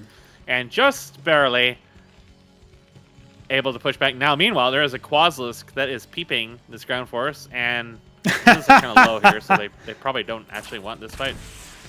Yeah, they are pretty low. There's only 7 of them, and there's not that much of an army at this stage either, but there's the Quaslisk finally Keeper killed. annihilated. Yeah. Meat really needs to take some bases off of this. He needs to gain some momentum, spend some of the money he's got. Or at the very least, try to stop the Zerg from growing. The Zerg actually has caps, right? At least in the 3rd, or the 4th, rather. Oh, and the natural as well. He's going to get tickled. And he's tickled. Absolutely destroyed. Well, if he hoofs an Apostle over there, he can revive it, but it doesn't look like that's going to happen. So it's going to be slow goings to get another one. This is where having some Taloses would really benefit him, but I don't see any add-ons at all for his ministries, so... Doesn't look like that's... Shambler recognizes that he needs the front line, so he's making some big men, very large men. I saw the Tetzoricors. He's also got Bactyls for the bounces, yeah. So it's going to get, harder for Meat to hold on here. He could add, like, more Phalanxes maybe, or... cancel this ministry. Yeah, especially with the Mutas coming in. This is the ones that got away. He does get a cancel off at least, but I mean he's got 2,000 minerals. I think I just saw him dump a lot of resources into something. I wonder if that was tier 3. The Daedala is coming. Tier 3. Yeah, it's coming at his 3rd there, the low ground of his natural, I guess I should say. This is a little risky in his posture because he doesn't have that many units at the moment. He's making more Sirens, but he's going to need a lot more because there is an actual front line coming. Yeah, it's going to take a little bit for the Sirens to chew through things. I mean, they only have the 1 armor pen, so, they'll actually be dealing, what is that? That's going to be, I think, 3 damage per individual projectile to the Tetzoricor with 3 armor. And not really that many Phalanxes either. Though. There's not a huge amount of like raw damage in this attack force from Shambler. Yeah. So I don't think he actually really wants to engage this. I think this is Not a good idea. Well, he might be able to overwhelm it. The Mutas aren't even with this fight either, and the Madcaps are starting to fully stack up. So the more front line comes to them, the easier it will be for them to deal a lot of damage. Now with no front line, the Sirens can fire off so many shots. And it looks like, yeah, the Protathalors, they're far enough away that they don't really get hit with a critical number of the Siren shots, but they can't really engage up the ramp at this point. So that seems to be good. He did snipe the Phalanx, however, so this position could be vulnerable to further ground attacks. And yeah, very surprisingly, honestly, we actually have a bit of a macro game. The top right base was just totally ignored this entire time. But yeah, Shambler's Mystery got Meat trying tier to climb 3 back now, in. so he's also getting high tier stuff. Oh boy. Shambler at this moment can just kind of like sit back, get his money up, and then the second all this pops, just make like 1,000 Alcagelisks. And that's going to be kind of it if he does that. He can also go for any of the other siege options that the Zerg get at that point.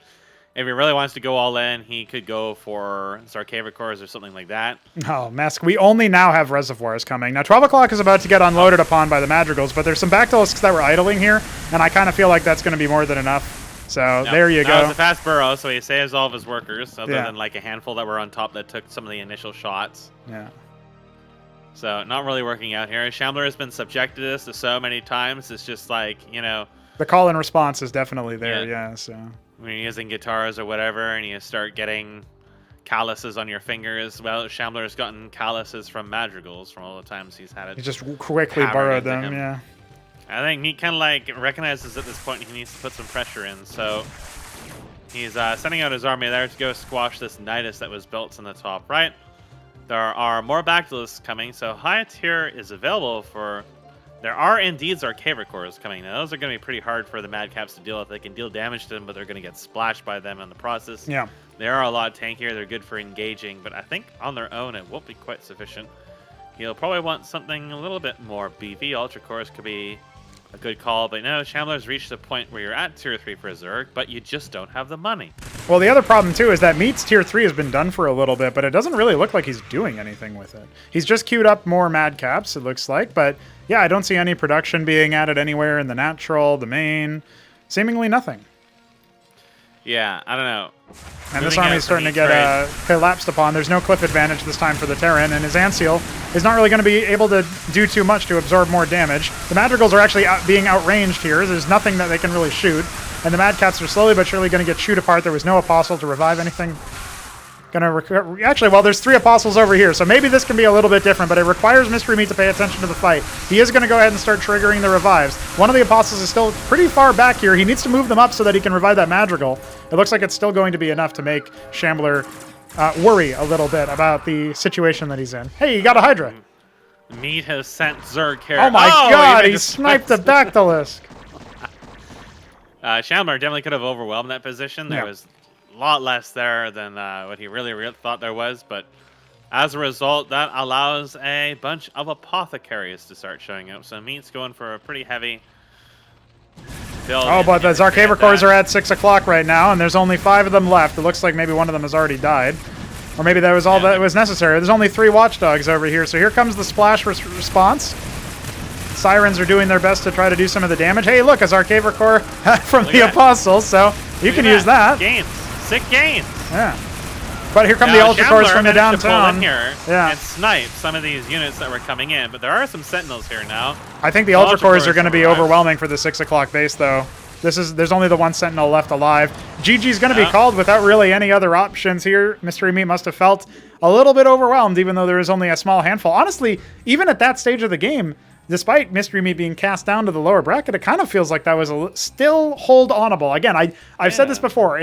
You can be in games that are hold-outable. I don't know if they're winnable, but they're hold-outable. And I mean, he had his apothecaries up. He might have lost the expansion, but he could have definitely swung around from that. Like, that's the problem when you hit tier 3 as Zerg, is you need so many bases to actually fund consistent production at that point. And Shambler wasn't really quite at that stage, so there was definitely a chance there for Meat to pull out, but I guess the tier 2 really didn't have the impact he really needed. Yeah, it's an interesting situation for him to be in. You know, I will say I kind of predicted Mystery Meat ended up losing this game because he joined voice chat following his series with the Shambler, and he had said, "Hi, And I was like, oh fuck, he lost. Like just the way he's a Terran is awful. That's all I'll say. I thought maybe is this some mind game? Did he win with Terran? And he's like, yeah, but they're so bad. I should have won sooner or something. I don't know. He kind of set the tone for me. And then of course Shambler is like a very loose-lipped person, so he kind of left some hints around that. Maybe he finally defeated Mystery Meat. But either way, in that situation, it was a hard-fought match. I think, Mystery Meat might feel like he had no options there, but looking at it from the replay, it does honestly look to us, I would say, at least to me, you can say what you think, Mess, but I don't know that was an unwinnable position. I do feel like, Shambler seems to get a little tired in those long games. It was the last match of a 5-game set. Maybe Mystery Meat was too tired to continue on, but it felt like it was winnable. Well, I mean, like I said, Tier 3 Terran is really, really hard to break with either Protoss or Zerg. I think Zerg have it easier than Protoss, especially in very, very late stages of the game. But Shambler only had a couple units there. There was some wounded Zarkavicors. There was an Ultra Core that at that there was point one had, like, Zarkavicor left with like 50 health, and then there were 2 Ultra Cores, one of which was very, very low. Yeah. So yeah, like one Silver Tongue might have been able to kill like half the units that were there, and Shambler did kill a bunch of units that were transitioning there, but all he had really there was just some backlists, so they were not going to break the Sentinels that were there. And like the Apothecaries had just finished, and he still had money in the bank, whereas Shambler was still not really at the stage he could really maximize his Tier 3. I felt like Meat was more demoralized by the fact his Tier 2 was just so ineffective. He wasn't really able to get too much momentum off magical drops. He was basically never able to actually use his Tier 2 army to actually attack anything. And the one time he did engage with it, he was forced back and barely won on the ramp because Shambler didn't recognize how easily one-sided that fight would have been if he just forced his way up. And the Apostles helped a little bit, but not really a huge amount. And I don't know, it felt like that Meat's macro game was not on point in a lot of those matches. Particularly that one, there was a lot of cases where he just had money that was not being used, like gas not getting capped and some other stuff like that. So maybe Terran is just so bad that you're not actually permitted to cap gas. Well, I don't know. Mystery Meat himself has said that he thinks that Terran is the only one that actually wants to cap gas, which is an interesting opinion to have. I'm not sure that I felt like if he went Starport in that game, he would have just probably won. But I mean, he was able to hold out for a while with the Tier 2 infantry, but the second he tried to move out of his base, it was pretty clear that the Bactylisks were going to destroy everything he had. And his ability to actually deal with the Meleesks was also stunted by the fact that for a long while he was just stuck with just that ground army that had to navigate all around his buildings to get anywhere useful. Yeah, I think that was kind of the beginning of the end. Yeah, that felt like it was pretty hard for him to come back from that particular point. So, when we if he just had a couple Seraphs, suddenly you can defend against that with just Seraphs and Watchdogs, and Shambler has to commit to it, and then it doesn't really feel like, especially when the Zerg already has air, that going infantry as Terran is really going to give you that much map control. He was hoping for the Magicals to give him some pressure back, but like I said, Shambler's got calluses from being Magicaled so many times that it wasn't going to very easily. He got some kills in on them, but it wasn't enough to swing the game in his favor. Interestingly enough, in the next patch, Madrigals will be a lot better defensively, or like reactively, I guess you could say, where if you engage into them, you're actually opting into more missiles since the range is higher. Obviously, it's a very different unit now in pre-release, but the fact that its range is higher, I think that's going to make a pretty big difference. The Madrigal, as it is right now, is so unhealthy for the game because of the way that it's used. It's not really used in many cases as a combat unit. Yeah. It's used for just obliterating worker lines, and even though it's been nerfed so many times since it was really started to use a lot in that, it's always just been one of those things that just feels really the way that people are using it is a bit silly, and it's essentially like an equipment check. Like, do you have enough to kill it before your workers die? Like, if so, then you're good, and it does nothing, and if not, then you lost 20 workers or whatever. So yeah, I don't really think that it's in a healthy spot, but that's a spot that it's in currently on this patch. I was just sort of projecting into the future. I think Terrans will actually be able to use it more as an actual combat unit. They'll be incentivized to use it for that, since it will have the same weapon range no matter which mode it's in. But when stationary, it can just fire salvos equivalent to number of targets and so on and so forth. So with any luck, that'll make it a lot more sane, since you won't. Did you really ever be able to fix use the it bug with a Madrigal with its main weapon that its first shot would always just kind of like go. Oh yeah, there that's fixed on this tournament patch. Actually, it Okay, was fixed for this tournament. So that also made them really awkward to use. yeah, basically they would shoot without turning fully, and that would make it go in a weird direction because it's go to max range. So yeah, that was rectified. You couldn't really hit and run with them. Yeah, so that's also a lot better now. So yeah, I feel like the units just patch by patch gets more and more sane, and this forthcoming one, the worst thing that'll happen is maybe they'll be underpowered for a bit, but you got to learn how to use these tools that are new. Like, Mystery Me was in the chat saying that he thinks sirens are really, really bad. Maybe they cost too much money right now, but I felt like the fact that they did ranged damage versus it like way outranged all the air units was enough for them to actually, like, if he had built more of them in that particular fight, he wouldn't have had to move his units all the way around the map in his base nearly as much. So it kind of feels like they could have been a response or part of the answer to his opponent doing that very gas-intensive strategy of just spamming air units. But at the end of the day, it doesn't look, it doesn't look like they were leveraged that well. That's also the first time we've actually seen them be used. So, like, who knows what somebody who gets more practiced with them is going to say, or how they're going to feel or whatever. And, there's a lot of other changes coming down the pipe that should make air a little bit less dominant in that sense anyway. So we'll see how that goes. But nonetheless, talk about balance all you want. Shambler does end up clutching it out 3-2. Obviously, there was that what-if game on Nitro Valley earlier that didn't get featured here because it didn't end up completing as it should have. So that could, throw a wrinkle into things. But ultimately, Mystery Me is going to the lower bracket. The way that he got, a couple of bad rolls where he ended up getting, Terran and cross-spawn in a couple of these spots where it's like maybe that's the worst situation for fighting Zerg, where you want to do that early pressure.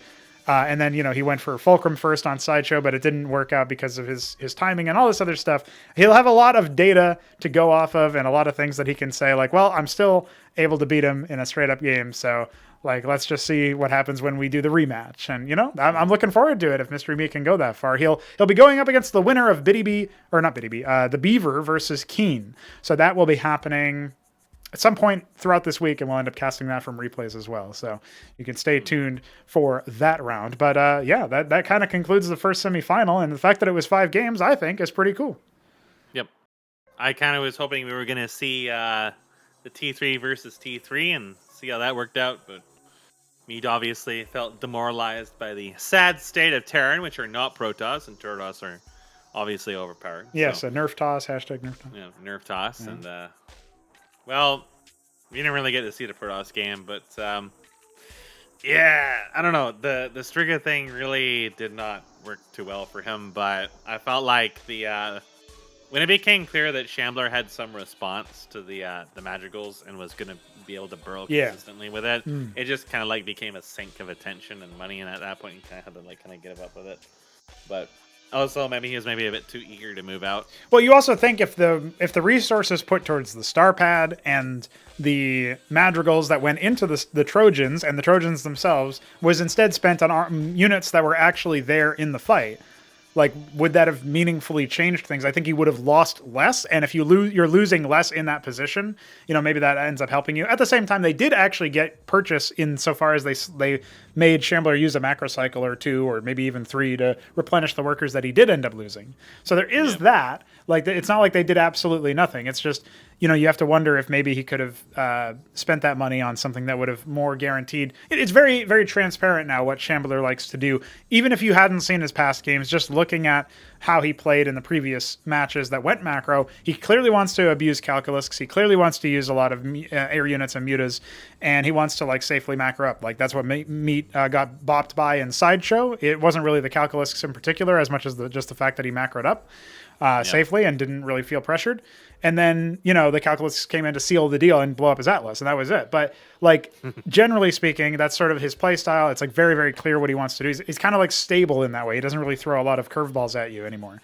And I think when you adapt to that, when you adjust to that, trying to find some sort of preemptive way to defeat that seems like a good play, assuming you're still being proactive enough to scout that that's exactly what he's doing, because there is always the chance that a curveball happens. But we saw that on Nitro Valley. He ends up going the Valks. He as soon as he scouts the the fact that there's Calculusks coming. He goes the Valks. You know, he could have gone Ramses or he could have gone Cataphracts or whatever, but he goes for the Valkyries, which are like a volatile option, but, you know, maybe Mist just feels more comfortable with that. And he closes out the game from there. And it seemed like a good situation for him to carry that kind of idea through, but for whatever reason, he was possessed to go Bio. And we saw how that ended. I definitely don't think Bio is a good choice against Zerg in general. It's just, they have a lot of options for dealing damage to you at tier 2. And you do concede a lot of map presence doing that.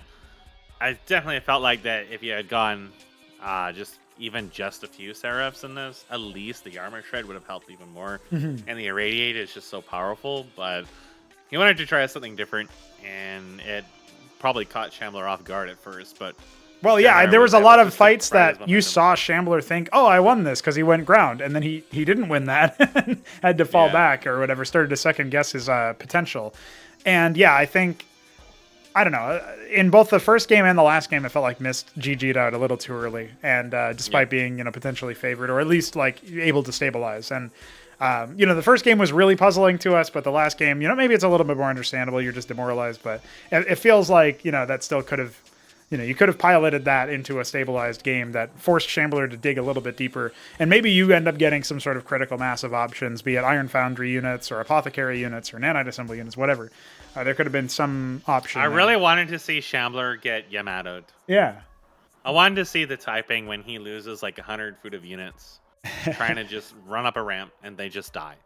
Well, if Neblime defeats Hamster in our forthcoming semifinal number 2, then maybe Neblime can do it for you in that upper final. But we will need to get there. So what do you say about like a 10-minute break here while we figure our things out? We're just going to take a quick chill pill and see what's going on in the future. But yeah, I mean, Neblime versus Hamster, I know I've been talking nonstop about how Hamster's a dark horse. Hamster could win this whole thing. Hamster defeated Neblime in that 7-game set. But yeah, I'm still really excited to see if Neblime can turn it around, because he was against 3 Crow. He drops that one game versus the Solarian, whatever.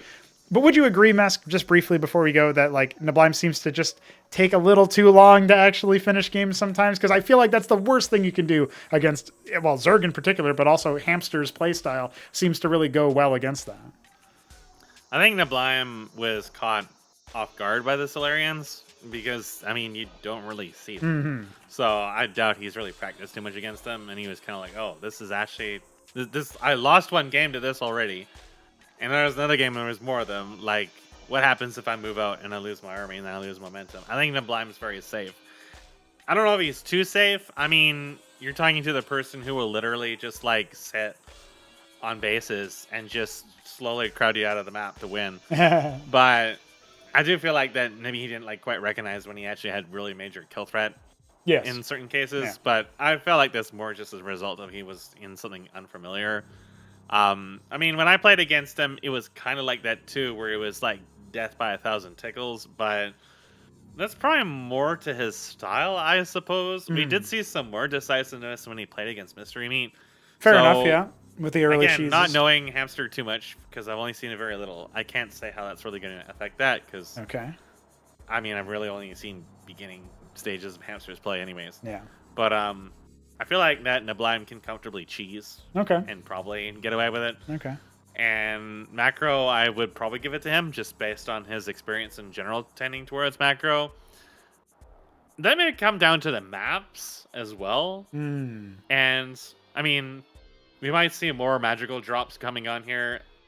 And I don't know if Hamster is going to be capable of dealing with that in particular, because that's fair, definitely something completely unlike Brood War. Is the lethality of some of these drop attacks is extremely high. Like, it was as such in that last game with Shambler versus Meat. If Shambler had burrowed his workers like a second too late, he probably would have lost all of them. So there was definitely like a fine thread that was being run in some of those drops for them to be largely unsuccessful. And again, that's as a result of Shambler having to deal with that so much and it being kind of telegraphed. So I do think it's kind of weird that the Nats weren't chasing them, but the burrowing is really the big that's thing. Clearly some kind of bug that I'll investigate between tournaments and stuff. I don't know about that. But that's fine. Yeah, no, I think, I mean, I'll just take your word for it and say that Hamster is probably going to at least be even. But Neblime has more experience in general. Hamster's been spamming games a lot, and Neblime's been spamming games a lot. So Yeah. I suppose in the first match she'll have a better beat of it, but right now at this moment, I say neblime is probably favored just based on the experience that I do know. Okay. But I guess it kind of might depend on the maps as well. And if neblime feels inclined to be cheesy, and then he gets spanked for that. So yeah. I mean, we've seen Hamster get cheesed a couple times here and kind of like prepare for it. And he's done some things that have indicated that people have been cheesing him. So he might be resistant to that, and Neblime might get baited into that. Well, we'll have to wait just about 10 minutes to answer that question more fully. Until then, enjoy the Enos music, and I'll see you guys very soon.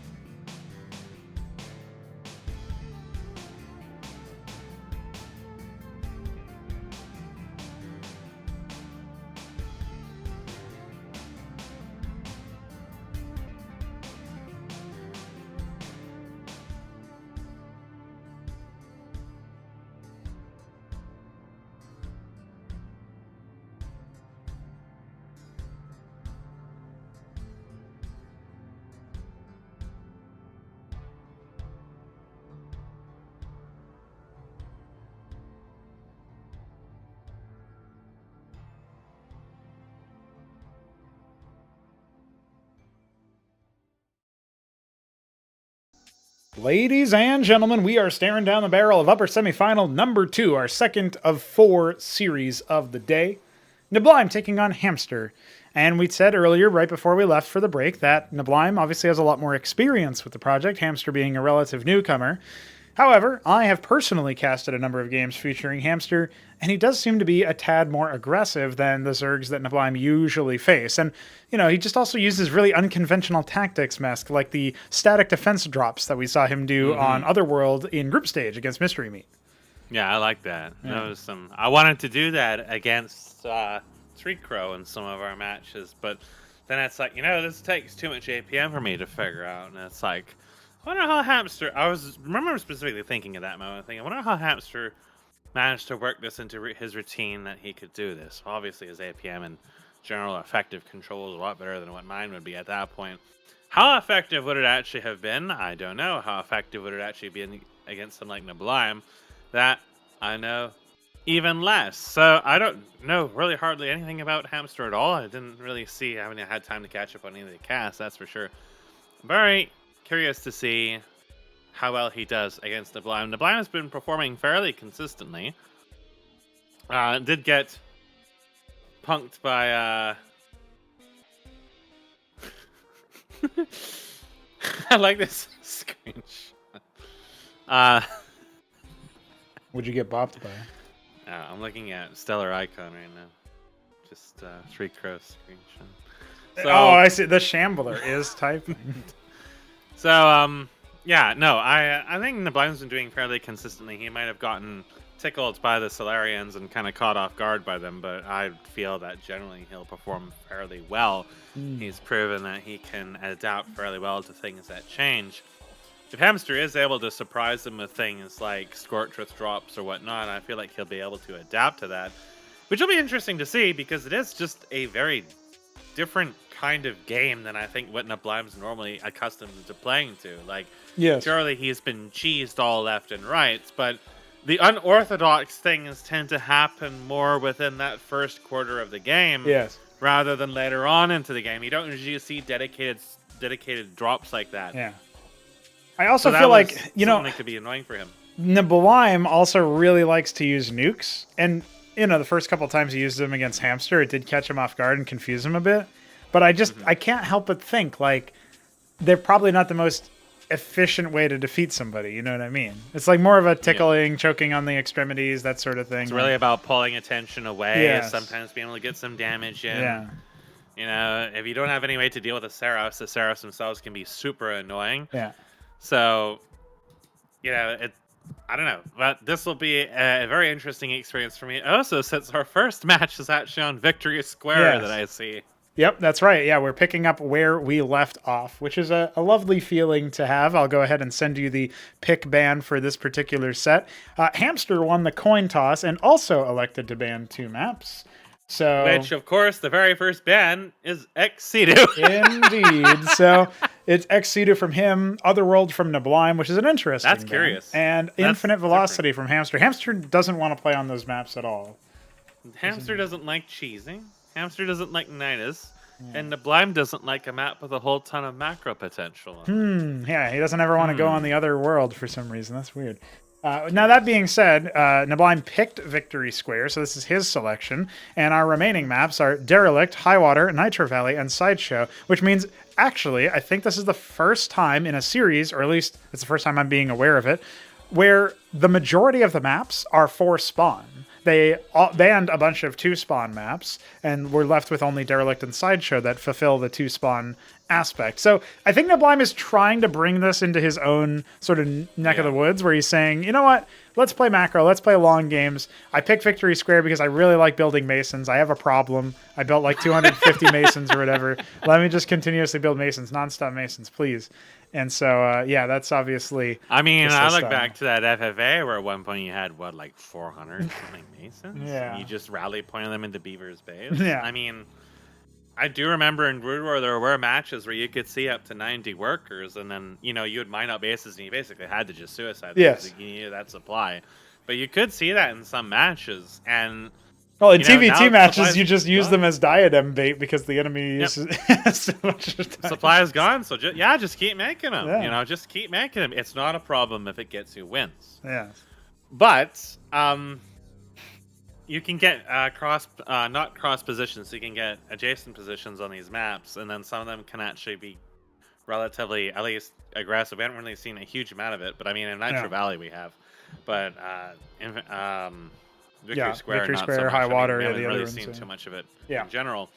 So there's still that possibility for early game aggro in those. And I mean, neblime has shown also that he's begun to pick up a bit of a taste for cheese. Yes. And you know, like they say, if you play with the pigs, you're gonna get dirty.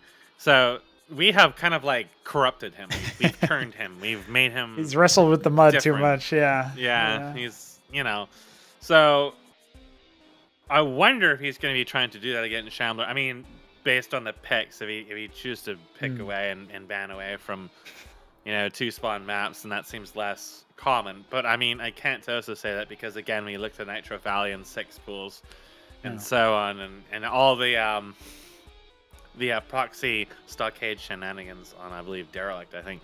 Yeah. I think there'll be at least one match that neblime chooses to cheese into. Sate his cheese tooth. I hope so. I mean, the problem is he's cheesed Hamster so many times. He's the reason why Hamster scouts those proxy locations. Because on Sideshow and on Derelict, neblime has floated stockades in just to attack him. And, maybe it works, maybe it doesn't. But, like, he's just on the ball with that. So that's the other thing, is that this is the first time we're seeing these players play. They've played so many games as their one race, right? Like Mystery Meat and Shambler, they practice all sorts of different races against each other or whatever outside of the tournament setting. neblime and Hamster's only now coming in. neblime has played so many games as Zerg against, as Terran against Hamster Zerg. It's just happened on and on, time and time again. They've logged like at least double-digit matches against each other as their main races within like the last week. So that's just sort of showing you that like, there should actually be some familiarity. There is some story behind all this matchup then. Yes, yeah. There's definitely it's almost like the Mystery Meat Shambler thing, except very needle focused onto this. So knowing that in question, do you think they're going to cheese at all?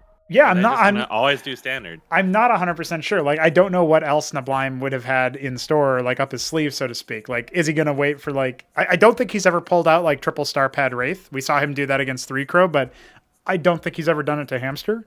And Hamster's obviously Zerg as opposed to really Protoss, we've seen some Wraith, but not as much dedication to Wraith spam. Yeah. Since the cloaking changes, I know Meat said that Naths destroy Wraiths, but in the context of that match, Shambler literally had no idea what he was doing. Yeah. So like, if he had chosen to just make a risk based on that, there would have been no Naths for him. But like, not every match is like that. But even in spite of that, before we would still see people commit to Wraiths, even if it did get scouted out. Now, with the changes, not so much. So yeah, they received a whole smorgasbord of nerfs. They move slower, they train slower, the star pad costs more gas. So like, there's a number of things that maybe make it a little bit less attractive. But I still think that like you can choose to go for some sort of all-in strategy. I don't think it'll be on Victory Square. I think it'll be waiting until those 2 spawn maps rear their head.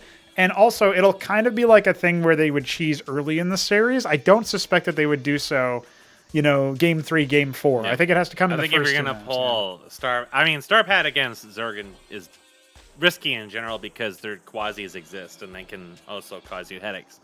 But especially since the Zerg could hypothetically also rush you very early on before you manage to get to a high number of Wraiths. It definitely felt like something is more pointed towards other Terran or Protoss, but I feel like that you could get away with it in this. You wouldn't want to do it later in the series if you're going to do it. But maybe neblime has completely changed how he approaches the game. I mean, we've seen some Wraiths, but it seems to me more like what we saw so far is he kind of went back to more his standard build of like going into tier 2 instead. Yeah. And, being a bit more comfortable with that, seeing some madrigals and stuff like that. I know that he quickly rose in arms and got into heated debates about madrigal changes because it's basically his bread and butter. And it's his favorite unit. Yeah, he really wants it. So it's, of course, that's because madrigals are busted. Nerf Terran. Yeah, come on now. I would like to see, I mean, he went to tier 3 against 3 Crows, so he's quite comfortable doing that too if he really feels it's necessary. Dude, he just loves Again, Masons, I would like to see I don't think Hamster's going to tilt like Shambler does, but maybe Shambler will tilt by extent. I just want to see Magnetars used against Zerg and just annihilate them. Yeah. I want Shambler to feel just shockwaves of emotional trauma reach from that.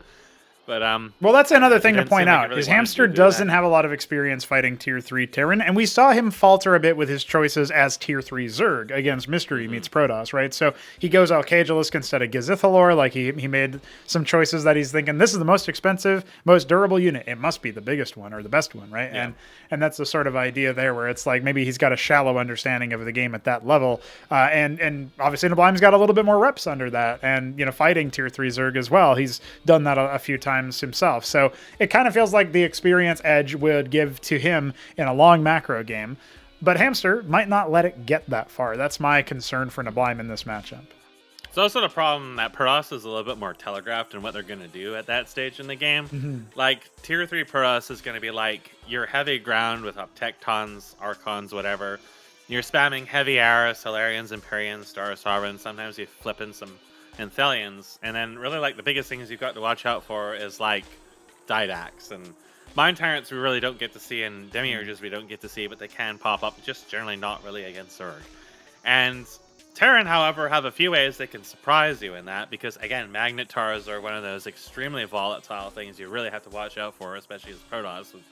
You don't see them as much against Zerg, but I mean, if the Zerg is in tier 3 spamming heavy air, be it like Toss Girls or Occasionalists or something like that, Magnetars are still going to be quite viable, and it's a little more risky for the Zerg to try to dive them because the Terran has a lot of long-range options available at that point. Terran can play around diadems. Like they have a few different approaches that the Protoss just don't have flexibility for, and if he's been spamming games against Neblime, I'm sure he's seen some amount of that. Yeah. But Neblime doesn't seem to be quite the individual who really wants to just turtle it out to tier 3 unless he feels like he absolutely has to. Yeah, so I think if the game goes long enough, we start to edge it more towards Neblime. It's absolutely bloodbath material for both of these players in the early stages of the game, however. So are you ready to see what they get up to on Victory Square? Let's see what the Kiwis have brought us. All they can be right. like cats bringing dead things to our door, or maybe the dead things brought them to our door.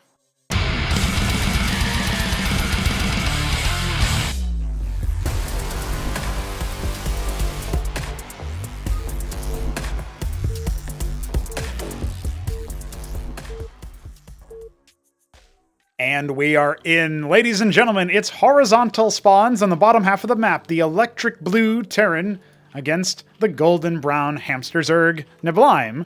What are you gonna do this time? No gas harvested from either player immediately, so I guess it's not gonna be cheese.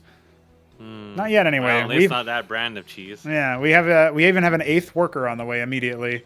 Looks like it's going to be the one that scouts as well. So Hamster has some idea of what's going on. Now, Hamster is European time, and Neblime is upside down time. So I have no idea the state. I remember I did mention that obviously Hamster woke up at like 3 a.m. to fight Btyb and just 3-0 him and probably go back to sleep afterwards. So, that's a situation that you had for the quarterfinals. I have no idea if Hamster was like well rested or what was going on here. I didn't end up catching up with him. But afterwards, he did send me the replays and once again said, "Hi, father." So nice guy. Nice guy. Well, he's going to end up scouting Neblime first. He is going for Quaz first, not quite as greedy as the Shamble Wamble build, but it'll be Stockade for Neblime, so nothing too out of the ordinary there. I'm not sure how many times has Neblime gone Fulcrum first. I don't feel like I've never really seen him do it, actually. And, this is the man who thinks that Cyclops aren't epic, so. Yeah, well, I don't think they're super amazing against the Zerg all in. Like, they really can just get Zats and Vorvs, and then at that point, like, even if you kill a chunk of them, you've already lost half your army. I mean, we saw it with Shambler and Mystery Mean at that point. You need some kind of there's just heal a lot of for them volatility almost. there. Yeah.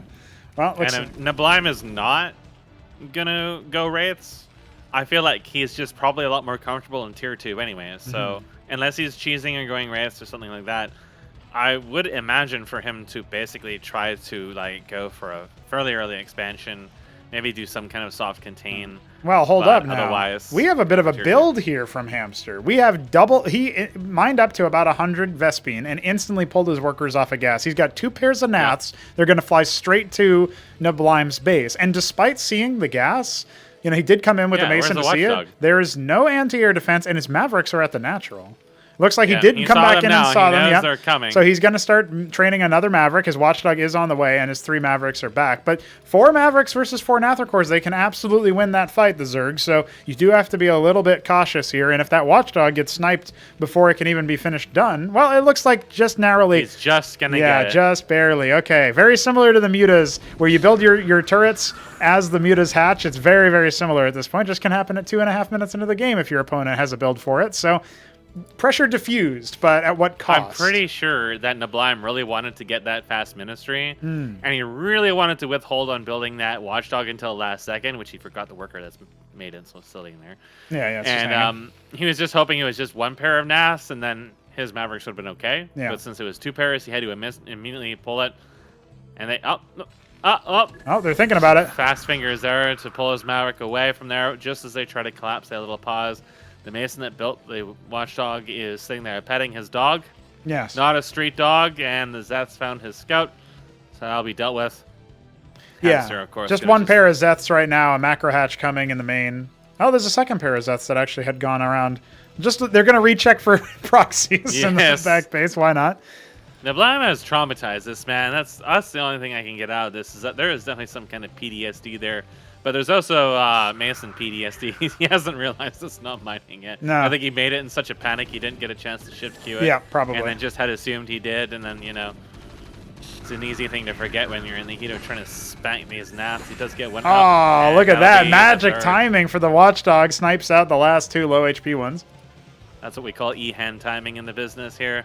But, Hamster does not have tier 2 in his crosshairs. I think he wants to end this fairly early. He has not harvested a single bit of extra gas, this whole time. So he's only behind by 3 workers right now, but we'll see how, whether or not he decides to use the triple hatch for more tempo. There's a star pad being added as well as a vestry. So for the moment in time, we just have the 10 Mavericks. And there's actually a Mason on the front line there that's following one of them around. It looks like he'll get tasked on. Still, the dog petter is still there, so subtract he's 1 still worker. Petting. Yeah. I was going to say, it wouldn't surprise me if this goes straight to an Anseal, but he's going to have some gas competition for that, so I don't think he really wants... If he's going to do this, he's probably going to make the Anseal fly it over. Well, this is really... Scout, although he did send a Maverick. Yeah, this is really important. He scouts that there's no 3rd, so he knows that it's probably going to be, some kind of macro He sees situation. all the quasis popping absolutely. out, so he just knows, and he's going to check the other expansion there. Oh, gets bopped first. Yeah, some of those units were actually idling, so I wonder if maybe he thinks that they're just being there for defense, but surely he knows the potential for them to move in. Adding a 2nd stockade, just clerics right now. He seems to maybe have misread the amount of units that we have. He was just about to send a stimmed Maverick outside. The fact that he sees some of the units there, I don't know that he had the full number, and the Anseal is indeed going across the map. Mess, this could be the opposite of E-hand timing for him. There's so many quasis massing up that, maybe Hamster's second-guessing himself, though. He is going to pull back. I don't know. Maybe he thinks that there is a drop coming. Yeah, absolutely. But if they've played each other so much, he will know that this is just going to be there to scout. He might be able to catch it, but it's very, very hard to kill it. It's almost impossible to kill. Yeah, with no static defense either, it's pretty hard to consistently deal damage to it. So here come the quasis trying their best, but no, they just can't keep up. Yep. They're just too steady. And that's actually really, really good information here for neblime, because he knows that the army went back. So there's really no threat for him. He can start moving out and thinking about a 3rd base. He's very keen to check for hidden bases. Hamster must have been very intent to take hidden 3rds at some point. And I mean, he just built his 3rd right behind the Anseal. Yeah, so that's interesting. Neblime's actually going to miss that. Yeah.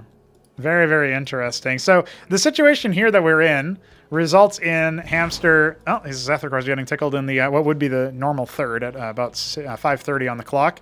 But instead, we have the 3 o'clock base being taken. He maybe wants the extra gas there. He has started mining it again. neblime will be predictably ahead in terms of gas income, so his tier 2 is coming.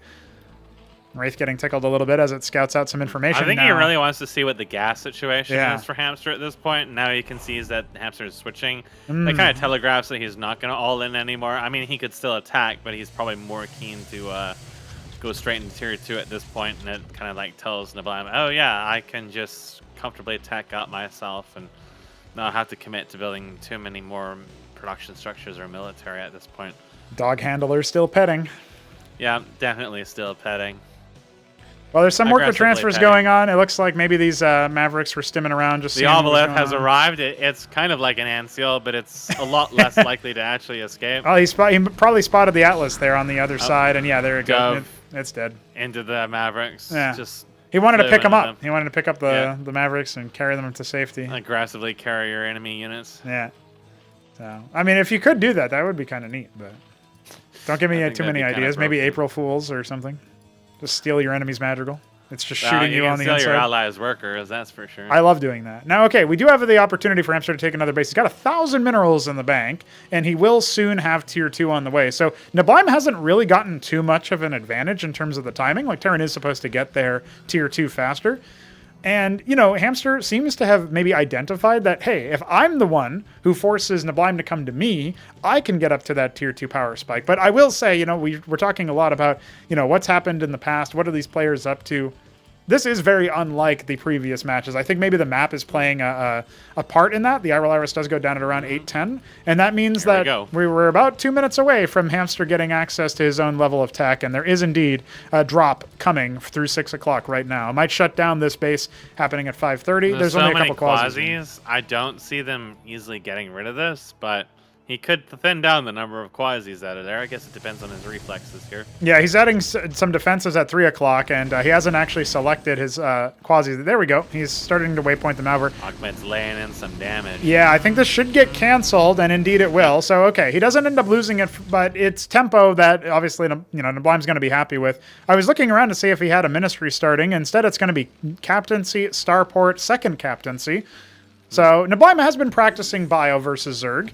Maybe he'll have a little bit more of a convincing showing of it before, you know, or in the wake of Mystery Meets Defeat. A Hydrith Den going down at the natural. Does he go Apostle Madcap, or does he build the Striga? I've seen him mostly build Madcap so far. I didn't, unfortunately, his game didn't go long enough for me to really see too much more than that. Now, the drop actually gets accosted by the one Nathricor above the natural position here for neblime, as he did take the 630 base. It's really funny that, you know, these players are horizontal spawns, and I think Hamster's decision-making to delay taking that base is helping him out because he has this one very, very far away at the 3 o'clock position. This has forced the Trojan to go all the way around, and now there's some information about that. Big worker transfer coming over here, or at least that other worker base has hatches. so many circuits. Yeah, there's just no hope. Neblime is just going to do 360 and walk away. Yeah, he's going to have to. There's only the one Spraith, but the Trojan is not going to be able to unload enough units to really make it a big difference. And the Antseal's taking the initial fire, which is actually kind of brilliant in a way because it means that it's going to have way less energy to shield the rest of the units. And, you know, at the very least, the Trojan stays pretty healthy there, but obviously not going to be able to do too much. And now we have a Gath on the way, as well as the Backtith. So, yeah, a double Gath actually. A Calcure Pond coming. He's capping his geysers. Hamster's turned on the macro machine. I have not seen this level of play from him before. So this is a very different style than what I'm used to. Yeah, I feel like it's something targeted. He knows there's going to be a little bit of ramp for meat now, and there are 2 Masons that are trapped behind his resource line that are either idle or just... No, they're just idle. Yeah, they're hanging. They could path over. Still petting. Yeah, they're petting the minerals now. So he's got 3 workers petting things. And Meska's allergic to pets. You can't pet him. I'm dying. Now, okay, here's the thing, Mesk. There's double Starport. There are Valkyries on the way. Yeah. I think neblime just assumes it's going to be Mutas. And that's true. Hamster has gone Muta a lot in their games. There is no Mutat Spire. Not even one on the way. Nope. There is, however, 3 Ovoliths, and I feel like those may have malicious intents for them. There are Calculusks, however. Yes. Coming from the Gath. I said that in the... Ovoliths are immediately transforming. It's going to be stupid. Yep. Irelets. He doesn't actually have any K-Grunts over here, so I wonder what he's going to be transferring over. It's only Mavericks and that Anchor, and there's only 3 of them. So if he drops like 3 Scorchrifts on top of that one... Oh, yeah, this base will just get wiped immediately. Yeah, there's a lot of danger in that. Of course, it's quite an investment, but the defenses are just not that heavy over there. There's 530 under attack. Able to invest into Sentinels or anything at the moment. It's still kind of building up. A little bit of a drop here before he's able to build them. That's going to reveal the handful of Calculus. Yeah, this will maybe incentivize neblime to continue working with Valks, which isn't too bad. He does end up even sniping a K-Grunt there as it was in the middle, and it looks like the Antseal does get bopped by Quasis. Finally, they have their revenge. And yeah, it's gonna be the Valk Wraith sort of duo over there where it's just Valkyries. That's all he's using the starports for, nothing else. And he's gonna rely on a ground army to control the rest of the map. Yeah, out of those Kafalasks. So Yeah, adding another one. Will absolutely get a lot of mileage out. Yeah. This is the kind of situation that you want to be in because you're opting into a volatile air v air battle, but the Valk splash is better, and the counts are already high enough. The Iroleth doesn't have anything in it, and it will get sniped on the way in transit. I've seen Hamster kind of make that mistake before, where he thinks maybe he loaded it up, but he didn't, or maybe he was just using it for a reveal. And it does have higher vision range than a lot of the other units. Valkyrie's currently stationing themselves at that 630 base. The Quasi's being shooed away by the Shaman Biostack over here at 6 o'clock. Yeah, it's just going to be forcing another rally over here. There was a Derelict trying to take a base, the natural from the top right position, but a Maverick intercepts it. So neblime showing pretty good map control across the whole game. This is a very quasi-heavy army. If he tries to engage the Terran, the Madcaps are just going to mince through it. And it's going to be hard for him, but there's not that many. All the Valks are actually. Oh, no, yeah, they're all the way on the bottom. Yeah, this is going to open up an opportunity. The army from the air at all. Yeah, the Calculusks need to be moved aside and away. The Valkyries take a bit of an awkward attack, and that means a lot of them are actually really, really low right now. And then fighting on top of them, the Calculusks, yeah, that was just a really, really good engagement from Hamster, where unfortunately neblime had like an unforced error posturing his air units on the wrong spot of the map, and then took a really disastrous engagement as Bactylusks start to reinforce the army. Yeah, he's going to need some more range to deal with those or a ledge. The fact that his Valk spent more time running or spinning and not actually opening fire, the Calculus were able just to get like half of his ground army wiped up before he really was able to do too much about it.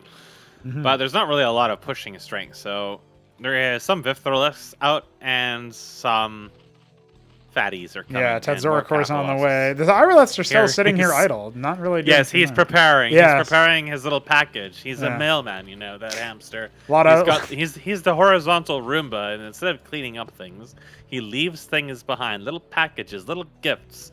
Currently, he's preparing those little gifts right now. He's just... Oh, he's got Gosvaleths to do it. Hey, that's pretty cost efficient. Not a bad shot. So the way that the Gosvaleth, the advanced worker for the Zerg, works is that it pops back out after building. It's kind of like internal construction, you can think of it as. So you don't consume the worker for that. The Iroleths are going to come out by to pick up. Neblime must have known that this is happening, and it's probably happened many times before because his air units were positioned between the two bases in that water. He knew something was eventually going to come there. It just didn't come there at that time.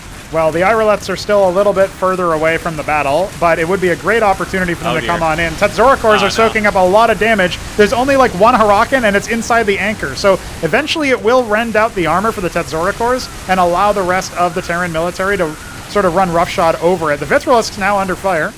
A Phalanx sieging. Flying his Valkyries into there was a really bad mistake because the Vithrolis splashed all the ground units that were underneath of him. Yeah, absolutely. That allowed the Bactylis to deal quite a lot of damage. Although he does push them back, he took quite a big risk in doing that. Everything was getting debuffed. Yeah, absolutely. There's more Iroleths. I'm assuming there are going to be more Iroleths on the way. There's just the two right now in the main. And there is a base in the top left coming. 9 o'clock is also being assembled here. It's got a couple of Watchdogs, a couple of Sentinels.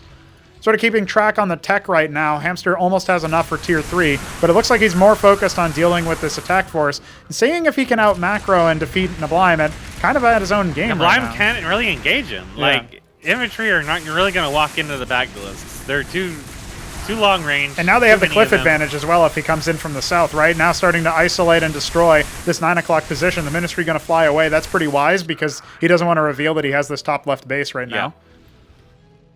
Meanwhile, his Maverick in the top is going to scout and find this other secret base, although he doesn't. There's some calculus here to deal with that at the moment. Yeah. I don't know, but I don't agree with the Salamander spam against Bactylis Vith. Like, engaging it is going to be still so hard. Yeah, and the Salamanders, you'd think, oh, well, they have 2 armors, so surely they do very well versus the Bactylisks, but that's where the Vith armor rend comes in, right? It just becomes so difficult. He has to make sure the Viths never get close to them or he's going to have a bad time. Yeah.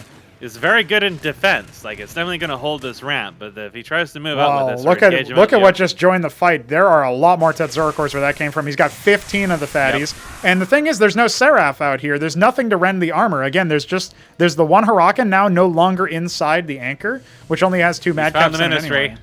He's found it. Oh, they're not attacking it, though. He's just diving them in just to see what's in here, I guess. I see, yeah. That's an interesting play. Now, these were made through the Gatstalos, so they won't regress into Skithricors. But no, yeah, he managed to make it in. Survives. He's like, hey, what's going on over here? This is interesting. You might even get some free damage in off of these rallies, especially if he just sits there and hold positions. Yeah. Well, one of them is going to finish. Oh, he's peering around. I think you might have him on a control group or something. Oh, the pet dog just annihilated him. Oh, my God. Still being petted, by the way. Yeah, these minerals on the bottom are also being petted. I don't know if they're being a good boy the same way, but that's okay. Those are not mining. They're just petting. Yeah. Well, he's going to try to take 9 o'clock again. But look at this. Very brave. Very brave. Look at the 630 base there. Where's the drop here?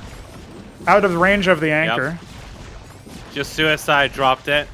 A little bit of a tickling here. Only 2 of them, though, and only one of them is upgraded, so Salamanders will mop this up pretty easily. Yeah, they might even go ahead and take care of that Irolith that came back, but it looks like not quite. Now you can just land. The Kagro, once it has no source, is totally buildable. Phalanxes are up here, and they're not actually... They're only now taking into position. They were not deployed, so the Bactylists are just going to join up and force this whole force back. He really needs to lift this Ministry and get it out of the way. Zerg Force is a little separated here. It'll let the Salamanders get some damage. Shouldn't kill those Vithalists before they can really land a lot. He does have debuffs on him. Oh God. He's flying it directly on top of the Bactylisk so that he can reduce the number of bounces. I'm not sure that it's going to be enough. Remember that these were all made through a Kaphalos, so they won't be turning back into Hydras. And in fact, the Vithalisks also get eliminated by the Salamanders. So really, at this point, it's just a couple of Tetzoricors that are still alive. Phalanx will try to hold them up. And for some reason deploys even for good measure. Getting early kills on the Vithalisks was really important there, so they weren't letting in too many stacks too fast. And then the other Vithalisks that died to the defenses also didn't contribute that fight. So although he ended up losing a number of Salamanders and the rest of them looking pretty beat up, he is barely able to hold that. Okay, Hamster's got a Gathtalos coming because Tier 3 did complete, and he's building the Elfith Mound. That means we will see Straitholeths, formerly known as Defilers. So that'll be interesting for the first time. Those function differently now. Yes. Dark Swarm has a health amount, doesn't it? Yeah, it's about 2,000 damage you can hold on, which sounds like a lot, but you know, you can imagine it. It'll definitely help against the Salamanders because you can just sit under it and then. Well, speaking of top right now under duress, there's only a handful of Calculisks here, so this base can absolutely get slapped. That Spraith is not upgraded, so. Some of these are actually pretty low from the previous battle, but the low ones are actually towards the top right, so. The Calculists can't really easily engage on them. But there's a lot more where that came from. Oh no, mess, they're all stacked up. They all just got eviscerated and traded each other. That was so cost efficient for Neblime. The problem is he is at a base deficit. Yeah, losing the Salamanders hurts, but well, he did kill all the Calculists. That was pretty funny. The problem is, too... don't have much health, so they just melt. Oh, yeah. Absolutely. Well, it might not be immediately obvious to Hamster, because I don't know if he's actually fought against that unit before that it deals splash, right? So another thing that better audio visuals might help out with that. But we do have another attempted Scorchwrath drop on the way as the Alkagiteth shows up. That's actually a Tier 2 structure, but he's waited to Tier 3 to take it. Now, the Salamanders can make very, very quick work of this bottom base here. It's only got 1 Spiritith. There's only a handful of units there. There is another attempted drop here, but it's just the 1 Scorchwrath. This feels a little lack of commitment, right? Lack of commitment. And he's just gonna get melted. Yeah, he kills 1 Watchdog with it. Not exactly cost efficient, especially since the Irolith But that tells Hamster that the units are down there, and he's like, oh, all the Salamanders and everything are down there. So he brings over his horde of Vithalisks over there. A whole bunch of Straitholeths are out. Hey, a Convolutk has also made it to the battle. This is when they still deal friendly, unsafe splash, you could say. So they're usually good as part of combined arms, not usually seen by themselves. Salamander very just randomly army for the Salamanders. He's got a Salamander control is very important here. Trying to deploy his Phalanxes, see if he can set up a line, but he only has a couple. Now, Carapace Swarm allowing some of the units to move a little bit further closer. Now, at this point, they're not right on top of the army. It looks like he's just trying to shield his ranged combatants from that, and it might be working out pretty well for him right now. Yeah, his units were a little separated, so he didn't get as many hits onto the Salamanders as he really needed to finish them off. The Spores have since dispersed, and now their armor is back. And most of this army here is actually rather short range or melee entirely, so the Salamanders can try to engage it. It's just the Swarm is keeping them alive. Yeah, they have to go through that. They do leave behind the splash field, but it's not enough by itself, and it looks like the front line has been broken. This whole time, I think maybe Neblime was saving up for the data love, but it's only a 25% complete. Not going to be a factor in this fight. He needs to clean this up and survive somehow. Yeah, the Salamanders are so so low. He has to dive it and try to do what he can to slow it down. Yeah, Convolut's splash just erases him at the end of the day. Now losing his natural. He's got to pull the boys. Small boys versus big boys. David and Goliath. Yowie / Vic. You heard it here first. Well, those salamanders are very, very low. There's still sentinels and phalanxes trying to deal with the Rilla Rocourse, but those are free units, right? You don't really get too much value out of killing those. Lifts the Ministry. All of his Masons trying to return home. And all these Thraitholus are still alive, dude. There's still 6 of those bad boys. Yep. There's more reinforcements coming. He's got all sorts of melee, including some potatoes being assembled. And building so many of those, too. I mean, they are pretty gas intensive, so the fact that he's able to keep most of those alive just means he can repeatedly cast this stuff. It's a lot of energy to keep doing this. There is a hefty cooldown on the regen, but at this point, your main is starting to get shredded. Your data only 75% complete. More Zerg units streaming in, including artillery to deal with the An Apostle Sentinels. has arrived, but he is getting his ass slapped. Oh. He has been slapped, not the boss of this gym. GG. And neblime, GG's. Okay, well, Hamster taking the first match. And again, that was a match that I wasn't expecting him to be able to take considering the situation, right? It is a macro-focused match. It was, in theory, neblime's case, but it felt like at some point, he just didn't really build that many military units. He didn't have the production to keep up. And then the Straitholeth timing just sort of sustained that Zerg army much more than it would have been without all of the Carapace Swarms. I've always felt it is really, really hard to make Salamanders succeed without having other sources of splash with them. Because while you can melt things like the Calculusks quite easily, and they were able to oftentimes also kill Vithalisks, the second that you start taking that armor shred at all and having to deal with other sources of damage, they only have 160 health. They're not really that tanky. They look tanky, but they're not. And they just don't sustain very well in the fight. They're not really long range. So it's not quite the same thing as the Wyvern. And it's just like once you start taking damage on them and losing them, you really need units to bunch up a lot. It's great against air units. Like, again, the Calculus just melted immediately. The Vithalisks were not getting spaced out that much, so they were also taking in not necessarily a large amount of damage. But the second it came to killing the ground units, again, he did manage to wipe out the Bactylisks, but they did so much damage still, in spite of the fact he was standing on top of them. And that was after the army got separated and a lot of the Vithalisks already died. It's just, it takes a long time to actually mop up the ground army, which allows the ground units just to kind of run around and slap his ass while he's still trying to get out of his jabroni outfit. And at the end of the day, he wasn't able to hit a real power spike because Hamster just kept getting positional advantages on him over and over again. Kind of like in that left side base where he had the phalanxes there that weren't sieged or anything, and Hamster just kind of came around the long way and then just took the high ground. Neblime was able to protect that base, but he took a lot of losses in doing so. Yeah, there was a lot of cases where, Neblime struggled to get out of his initial 3-base setup, and it felt like the bio, it helped him fortify the positions he had, but if he wasn't able to get there and set up first, then he couldn't realistically respond to an attack. So as long as Hamster remained proactive with the force that he had, it didn't matter if it was super cost efficient to trade into it. Usually he was actually spending more money, but he was stopping Neblime from getting equivalent bases, and therefore he could afford to trade less cost efficiently than his opponent and still end up, coming out with, tier 3 and the Althist Mound, and ever since then it was just really, really hard. That's the first time I've ever seen it used. Yeah, the Astraitholeth ended up being pretty legit, I think, so... yeah, cool to see that. Nice to see that. I mean, I've seen it used in castovers that I've done before. Usually that there's a 1-hour ZBZ on an old version of Otherworld where eventually they came out and Plague came out and Carapace Swarm came out, but it just ended up being very, very, a very long game as a result. I think they didn't hit tier 3 until 40 minutes because it was just nonstop trading. So as an example, but yeah, in this case, we hit it a lot sooner, and that's our first match of it. So now Neblime has selected Highwater. I hope he doesn't burn through all of these 4-spawn maps too soon, because then he's going to be left with the 2-spawn maps where he might have to pull out the cheese. Like I said at the beginning, the pregame analysis, maybe if they go 1-for-1, the next map can be a cheese map, but I really don't know if you can do the cheese on a 4-spawn map. However, Highwater is prone to dropping, according to Neblime himself. You think we're going to see that as we get into this one? I think that looking at that map, there was definitely some targeted build order from Hamster in that. I feel like Neblime was kind of doing it too, but it felt like the tier 3 Zerg really caught him off guard. So whatever the case is, I think he's going to maybe realize that he wants to put more pressure on early on, so I do think that we could see some drop play out of this.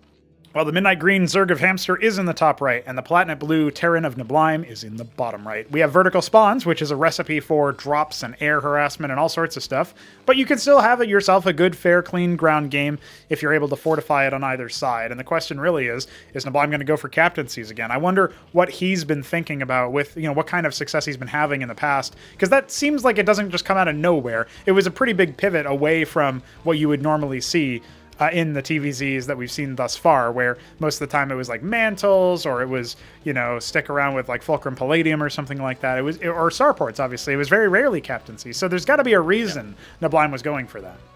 It was definitely very different than what Neblime normally does. And again, the Bactylis just kind of easily dealt with him. It was very similar issues that Mystery Meat faced against Shambler. Was the Bactylis and other long-ranged units made it just too difficult for the infantry to engage them. That really slowed down the momentum that Neblime was probably hoping to getting by doing that, and maybe not going for the as expensive magical or really committing to drops in that. So it whatever it was, it obviously did not work out very well, and only the Salamanders were really able to go on the aggressive after those initial couple drops, and he wasn't even able to deny the expansions anymore. On the flip side, the Scorcherous drops also basically had no effect whatsoever. Yeah. There wasn't as heavy a commitment to them as we saw in the earlier matches, but what there was, it was Neblime really didn't have any issues with those at all. But at the same time, he just wasn't able to get a large army. He wasn't able to get him any momentum, and Hamster made sure to punish that bio decision rather heavily. And I just feel like there'll be quite a bit different choices from Neblime in this game. I was kind of interested to see what Neblime does in reaction to his worker running into Hamsters, because Hamster has scouted very early on, like literally with his first or second worker out of the larva in both of these games so far. And that kind of indicates to me that he's looking to, I feel like he even maybe he did actually go all the way up to C, but I feel like he also pulled his worker to go to the bottom right because that's where he assumed Neblime would be. Maybe he only scouted the expo. On this map, you do have to scout up the ramp to confirm them, but maybe he was expecting a fast expo, which is actually happening over here. So that will be confirmed. So both players are actually going for a very fast expo on it. Interesting. This is Neblime's bread and butter. He really likes to do this. Again, this is what he wanted to do in that first match. He really didn't want to build that watchdog.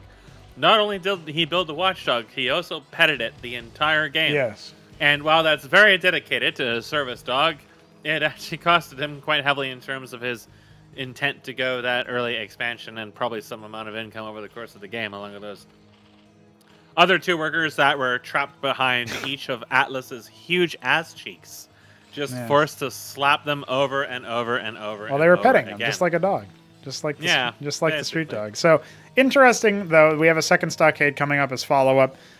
Maybe this is a little bit more comfortable for Neblime then. I think Neblime will continue to do drops in this. We'll probably see very similar. We're probably going to see a star pad show up very soon. And I think he's also going to try to resist building the anchor as long as possible as well. Hamster here is going for just very eco. He's just got the 3 units. Neblime has 9. That is 3 times 3. That is 3. And again, star pad just comes right out. He's going to want to drop this. That's why he has his Mason here. It's just to see, is there any defenses coming? What's coming out of these eggs? Is he going to keep building? As Hamster, of course, at this stage, I'm sure he's been subjected to this a number of times, but you should definitely be concerned about secondary scouts like that, because they're there for a reason. They're following your timings for a very specific reason. It means that they're looking for something timing related, and that would mean that you have to try to, 69D chess. Why would he do that? Well, if he's in that specific spot, what happens in this specific spot? He drops you. He goes straight for the main as opposed to the expansion. The main's very close. You're going to see almost assuredly. He might go for the Anseal, but I think he actually really wants the Trojan. No, it will be the first Anseal. Okay. He just loves Anseal first, I guess. He wants to confirm the scout. Yeah, right now Hamster is banking a lot of Vespene, and so far the only gas expenditure has been a single pair of Nats for his own scout. He is getting a Hydrith then at the natural. I'm gonna be just wants to go straight to tier 2. I don't know. He senses something is wrong because now there's a Kagrant coming in the resource line. His NAS would have spotted that star pad and being like, oh, I know where this is going.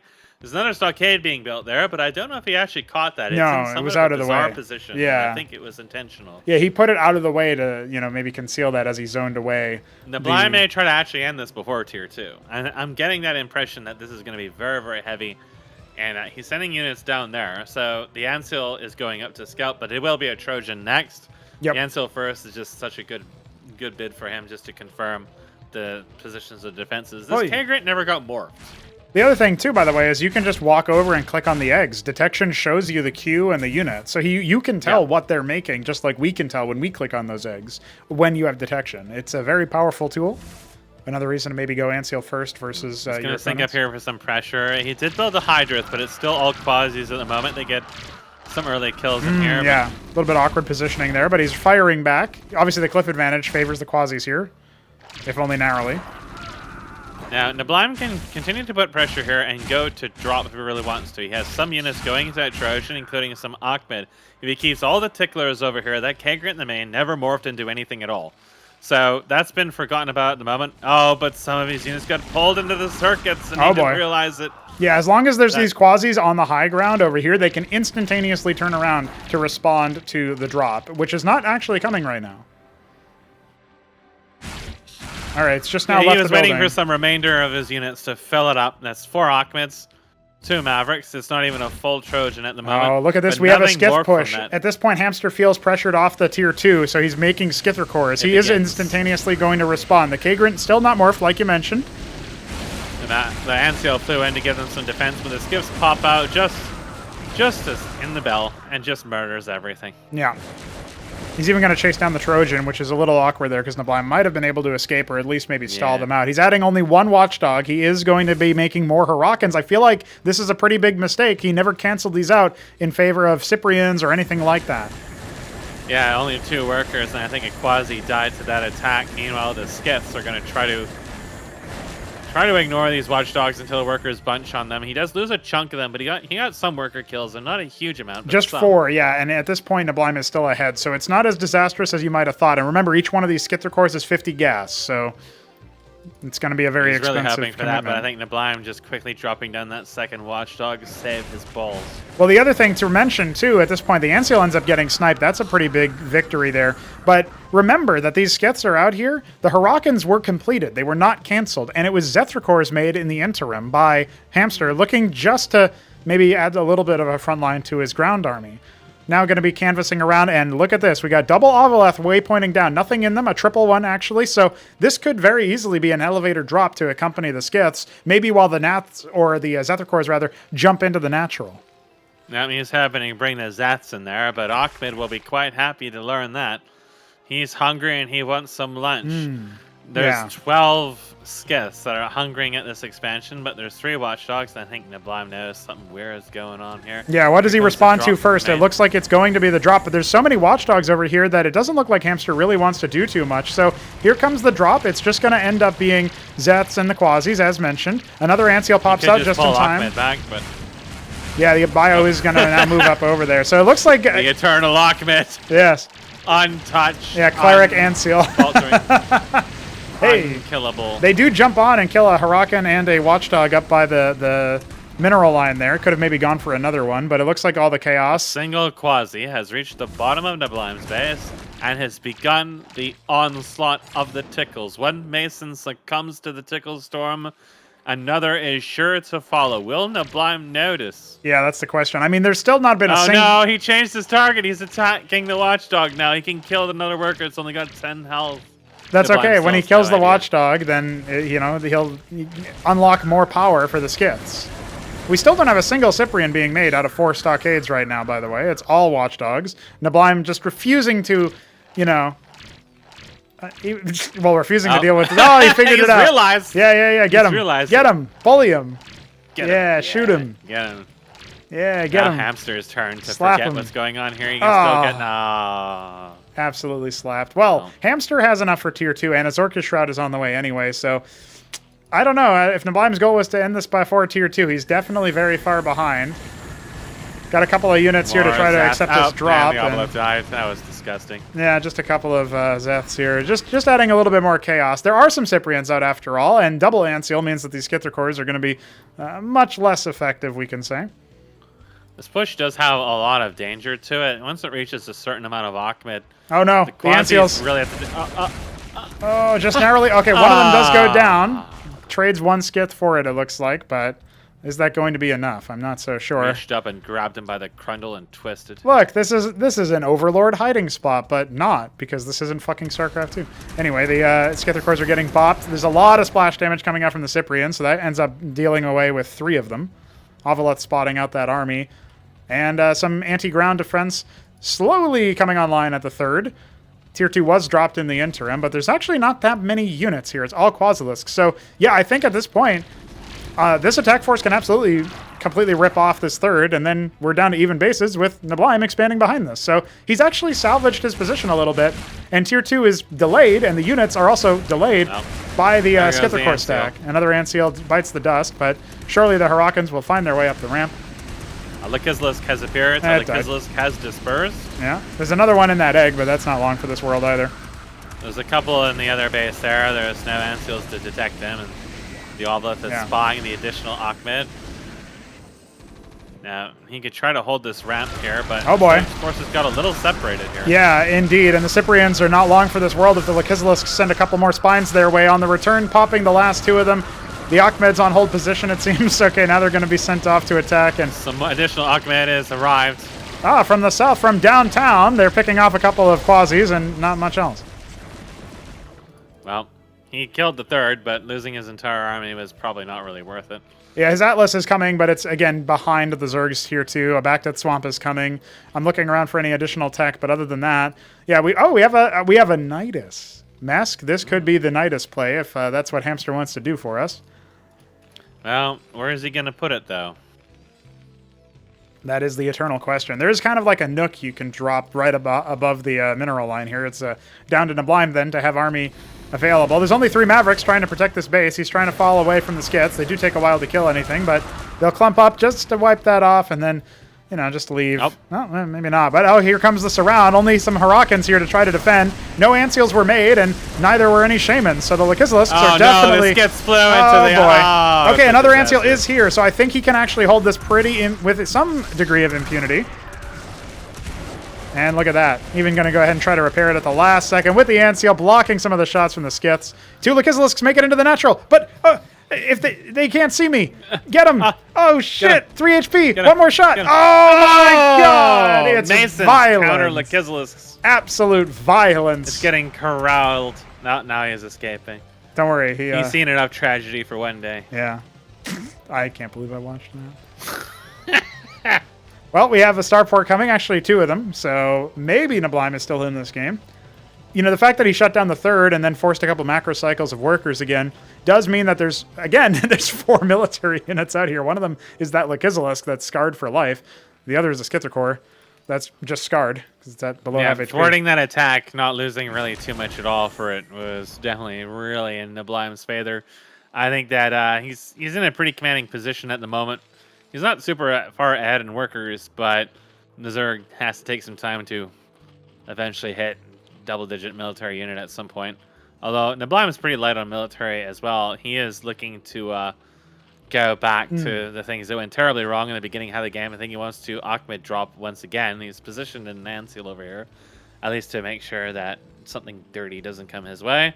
And also possibly to assist Achmed in his cooking routine. Well, there's a commandment, actually double commandment on the way here. I'm looking around for any add-ons. I don't see any anvils, so it might just be Seraph for the armor rend. Taking a very ballsy 4th base is Hamster, trying to grab this double gas situation. Spotting the Nidus. Now, this could be an interesting...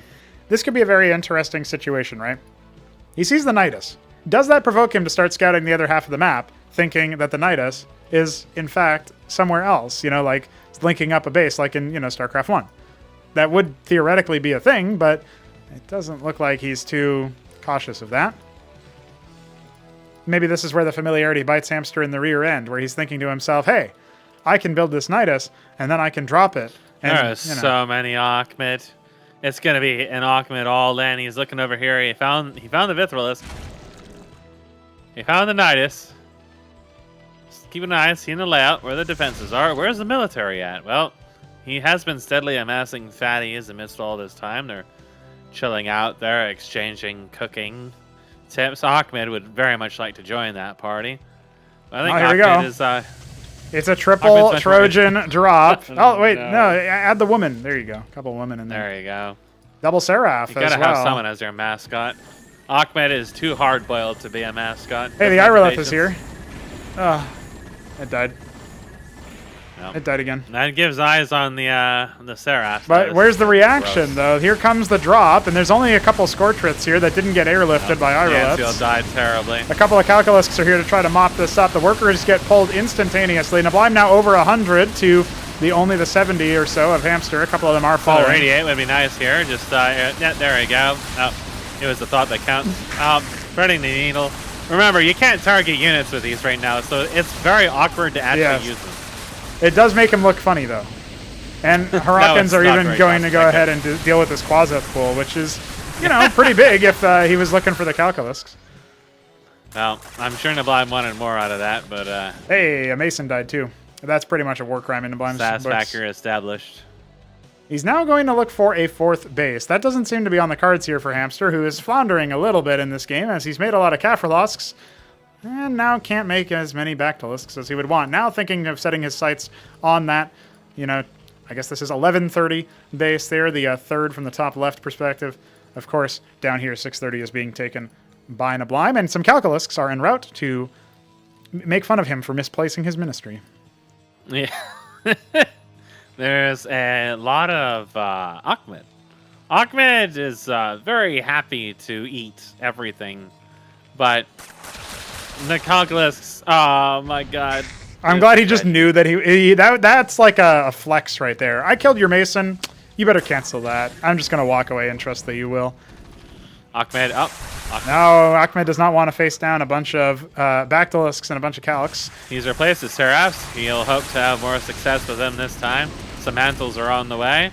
It's much easier to corral the Gronians into the Irradiate. Yeah, absolutely. The Calculusks are taking a bunch of them in the face. Lakizalis still hasn't burrowed and will end up getting bopped in the middle of its animation. So, absolutely getting owned. For those wondering, watching at home, our StarCraft 1 compatriots, let me just tell you, the Calculusk, in that case, didn't need to be split. You don't actually take stacked damage from Irradiate anymore. It just deals 50 guaranteed damage to an individual target. So, he has an Azazel. He does have an Azazel. They're also very useful. There's some Ramses. Oh no, coming. the Seraph! Okay, it's gonna save. Easy clap. Easy clap. Oh no, don't walk into it. Oh boy. Hamster is facing what I feel to be like the Shambler moment. As Ahmed minces some workers up in the top base. Hey, a Cyprian came down too. Only Sprith there, so... Yeah, the burrow, in theory, doesn't help that much, but actually the Ahmeds didn't want to shoot anything like other than the Bactylis, so they just kind of like swarm around and do nothing. Now, throughout all of this, Hamster's quietly caught back up in terms of military. Okay, there will be another attempted Ahmed drop. There will be, but look at the gas. Second time's the charm. Third time's the charm. 3. That's 3. That is 3. Hey, honestly, this could be a big deal, right? There's no units immediately in the area, and these circuits were never remorphed into Scortrits, so... that is a pretty big deal. Looking for he ended up D-Matrix saying the wrong unit, but it doesn't matter. Yeah, the Trojans end up getting sniped, so it's going to be a little bit longer before the next drop ends up coming. All of his air units are dying terribly. Oh my god, oh, that's all of Vithrilisk. He killed the Calculus, though, so Ahmed is allowed free reign, at least for a little while, getting rid of those pesky Kagrins and other nonsense. Hey, if I hold Alt, I see 69 workers, and that's nice. It did manage to kill more workers this time, so it was a little more effective than the last one. But man, the cost of those drops is very high, with each Seraph being 200 gas on their own. Yeah, I mean, imagine if that hadn't gone south, if he had evacuated them and didn't have to constantly rebuild them, he would be a little bit closer to Tier 3, which is coming for Hamster. So once again, somehow, Hamster is finding a tech advantage. By the way, he's not even harvesting Vespene from his 4th base. It's all because he actually took and secured the double gas here. This is his actual fourth base, I suppose. So like the fact that this base was never the drop target, this base was never. It's not even fully saturated. Yeah, I know. He's just getting it from like a couple. He's got like 4 gas miners instead of 6, so it's not full saturation at all. Well, I'm not sure if Ramses is really going to be the best choice against mass Bactylisk and a large number of extremely large individuals. But I feel like that if Hamster really wants to, he can go towards the Alcagelisk he enjoys very much. There really wasn't a pointed effort to creating heavy anti-air here for neblime. He's been more making support units, and since he has to keep remaking them because they keep dying, these Vithrilisks go largely unpunished. One of them even has 8 kills. And the Ramses basically tickle them. Yeah, they're just sort of scouting around. They're seeing what's going on here. Well, like a bunch of Hurricanes are going to charge up and meet Mr. Tethzor. How you doing, buddy? What's up? I'm big too. I like eating. You also like eating. Well, unfortunately, they do some degree of splash, so Ahmed has finally met his match, a man who's larger and hungrier than he is. Well, the Tethzoricor also heals off of damage dealt, so good luck with that. Kind of need to have some support. More Ahmed. Yeah, that's probably pretty true. A bunch of Viths, or actually the 3 Viths from the beginning of the game, are once again sassed. Oh, no! 8 kill Vithrilisk. See ya, nerd.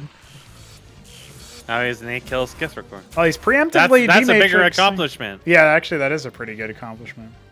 He was the Skithricor that hit the last shot on a bunch of workers. Yep. Last hit. That shaman goes. No, don't D-Matrix Ahmed. Oh, maybe you do. Oh, okay. It's a defensive nuke just to zone this away. He has established a little bit of a forward post here. He's not going to be taking his own double gas base, however. He is now trying to set up that 630 base. He's already taken the natural of the bottom left player. Or the bottom left spawn, I should say. I guess Cath Grotto's en route. And so are the cops. Deputy Dad is on the case. Yeah, it's halfway done with that. You know, one of the things that I'd be a little bit worried about here if I'm neblime is how long it's been since I've seen like a proper investment in an army from Hamster. Look at his money. He is saving for that structure. At this point, okay, I've got nukes, but that's more gas, 100 gas a pop every time I make one of these Morning Stars. I'm not actually setting up 630 yet because it's not done. I've only now got this bottom tier left. 3. He doesn't have it. Dude, if this all turns into Alcagelisks, he's going to be in deep. It's going to be a disaster. Oh, he sets up some good irradiates. That's going to soften up the army, and that's ahead of the Sentinels as well. So a little bit of a floundering here from Hamster. But again, this is not his main amount of money. The amount of money put into this army is like half of what he's got in the bank. So this really isn't that bad for him. And I don't actually think that with the Bactylisks, neblime can really do too much as far as a chase goes. He's trying to get some more shots off. Some D-Matrixes were coming in. This is a very APM-intensive fight for neblime, and Hamster, by proxy, is just A-moving and going back to macro, I think, because he's not doing too much here. Yeah, he's watching his units hug the irradiate over and over and over again. It's happening. It's happening. They're coming. Look at Hamster's money. Yeah, it's all gone. It's all gone. Where'd it go? He flushed it down the toilet. That's a lot of Alcagelisks. Yeah, I see. By my count, we're looking at least 8. It might be more than that. There is nothing that neblime has that can fight these. Even if he had Valks, Valks are not particularly good against them anymore. You need a very large number of them. Yeah, he's got his data well only 25% complete. By that point, the Alcagelisks are nearly done. So, you know, this is looking a little awkward, looking a little rough. He's actually preparing a Circuit drop once again, although he only has 1 in that, so... And he did manage to save some of his ground army. They're all slipping into the Anus Canal, which has been built in the bottom left. Oh, I like this play. They're preparing to deal with this secret base. And they have the high ledge, too. So yeah, by the way, something I haven't seen yet, but the Niduses can be airlifted by Iroliths. So, or no, I think it's by Otstoliths. That's kind of what I was expecting is for him to airlift into the main. I think he did. He tried to. Yeah, there's no other Kagrin. Maybe he made a Kagrin and then mutated it. Either way, there's a single Ahmed in the top left. Main. There's an Irradiate, a Defense Matrix Mason, and a Kagrin died. Again, there was only 1 Circuit with that army, so it was a very successful. Neblime's in a sticky situation. He has no real threat on the map at the moment. He has a sustain-based and ambient damage front line that can't really move very easily. Yeah, as soon as the Archangelists show up, this is going to be a GG call. Unfortunately for neblime, Hamster has just absolutely wrecked his shit. Pushed it in. What's he going to do? There's 9 Archangelists, and your tier 3 isn't even done yet. Ahmed arrives. He wanted a taste of that.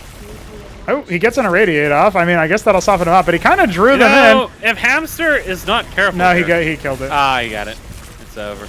It's Jover. Lots of irradiate. Some damage here, but... They're killing everything that comes near them, so the investment's quite high, and that's it. Yep, that is going to be it. Now, Hamster up to a 2-0 on 4 spawn maps, which we would assume would be neblime's favor. But for some reason, he just never ended up getting tier 3 and didn't really pressure the extremities. That 4th base going up right below Hamster's main, the one with the double gas, that really gave him a lot of income that neblime had no answer for. Neblime, I'm not sure what he was doing in this game. He, would attempt these drops, and they would fail absolutely spectacularly, and he would keep losing his support units over and over and over again. And, you'd think he'd realize that this is obviously not really working. I need to put pressure somewhere else, or at least drop somewhere else. He got really, needle pointed on the main. He had a couple small drops elsewhere, but those bases he could have put way more pressure on with the Seraphs and everything else, instead of overtly focusing on the main. And then, behind that, he made Ramses, which... I mean, they were already kind of getting countered by the mass backlist Tetzoricor. That already does very well against them. So I don't really know. He didn't want to build more phalanxes. He didn't really want to go into the Fulcrum and do anything with that.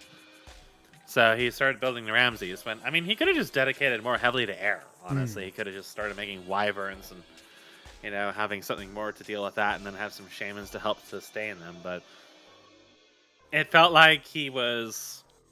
uncertain how to proceed at that point, and then that just led to Hamster just driving his hamster wheel all over his face repeatedly. It was like the Emu War, except even more devastating to the national pride of Australia. How will he deal with it? How will he recover? You can't lose a war to emus and then lose a war to hamsters. It's just not allowed. Now, Nitro Valley, the 3rd match here, the 3rd map, also selected by neblime. This is our last 4 spawn map in the whole pool. So, absolutely, if neblime's going to mount a comeback, he needs to take this game, because otherwise he's cast down to the lower bracket. But Hamster now spawning cross positions as opposed to the horizontal positions that we've seen thus far from this set, horizontal and then vertical. Now we finally get cross. So, neblime, the beige Terran in the top left, vine green Zerg in the bottom right is Hamster.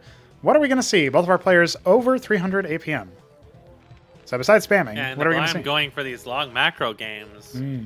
Not showing real convincing killing threat in the macro. Yes. He's usually on the back foot, and Hamster's attacks aren't even particularly super well controlled. No, yeah, I would agree. Unexpected or whatever. It's just he comes and he attacks, and then neblime kind of tends to gets caught with his pants down repeatedly by them somehow, things swinging around in that victory square, and he manages to thwart these attacks, but he ends up taking a lot of losses in doing so. It feels like sometimes he's just constantly fighting really inefficiently.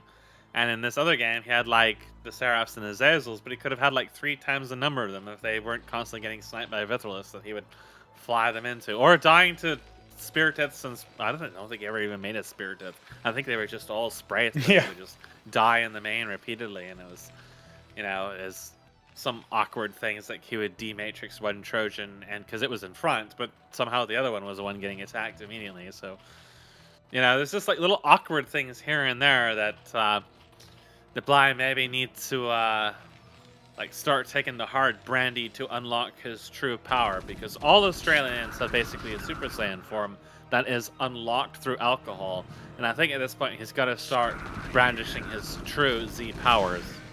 Well, not only that, but he is harvesting Vespene, which isn't brandy, but it might get you high for about 5 minutes before it kills you. So maybe it's kind of like Jenkum or something. And Hamster is taking an expansion. So this might be an opportunity for him to use the Vespene to go for a star pad. Instead, it will be a Fulcrum. So we are going to see some combined arms out of neblime. He is not building an anchor. He has shut down the scout without Hamster even being able to see anything. And oh, a Vestry add-on. Okay, this is a one base, not all in, but a very aggressive play here. We are seeing neblime change up the game. He has reverse swept before, so we can't claim that he's incapable per se, but it would be a tall order, and this is one of the ways you can do it. You change up your style, you maybe lull your opponent into a false sense of security. Oh, cross spawn. Isn't that great? Maverick placement in his main. This is very specific. Something cheesy has happened on this map to neblime before. He does not want this to be discovered. I think maybe he's just trying to zone away the early Nathricor scout, but he's pulling them back in now. The Cleric is out, so he'll patch up his wounded Maverick that did a lot of stim damage. This will be a Goliath, yep. So neblime has had enough of this shit. This is an interesting position for neblime to be in. He's going to be harvesting Vespene with just the 2 workers. Everybody else is going to go to minerals, because this is a very mineral-heavy build. 75 minerals per Cleric, 200 minerals, 50 gas per Goliath. You want to get to a point where you have maybe 2-3 Goliaths before your opponent has any Zeths or Vorvs. And it's actually at a pretty opportune time for him to move out after he gets that second Goliath, because he will be going up against a 3-hatch Zerg player that still needs to do some initial work on that front. Now, if these Mavericks actually catch the Naths, as the scout finally is put down in the main, that might shoo Hamster away from scouting. We'll see what his reaction is. There's no stim, and so the first Goliath is going to be revealed. So that is a little bit awkward there. He doesn't even end up getting any of the kills onto either of the Naths, so... The gig goes up, you're probably going to see additional tickles and routes. Yeah, he's also mutating a defensive structure here, a Kagran in defensive placement. That's going to be a Circuit. Second Goliath on the way out of the ramp, and a third in production, as well as some Mavericks. Now going to add a Watchdog, so he's safe from the replenishment of the Nathricors, which are actually moving on the side. Quasilisk sent out, and the Nathricors are going to also return to the middle, then consider what their actions are going to be. So very interesting here. Hamster hasn't actually been pressured to this degree in recent history, and as much as he has built this Circuit and it will finish on time, you have to wonder, if the Goliaths take the initial aggro and then allow themselves to be healed, you know, what's the reaction going to be? He does dodge away before that Circuit can complete the shot. A lot of Zets if he turns, he's just going to turn him into Vorvs, and he's going to try to dive onto this. So neblime has to make something happen here.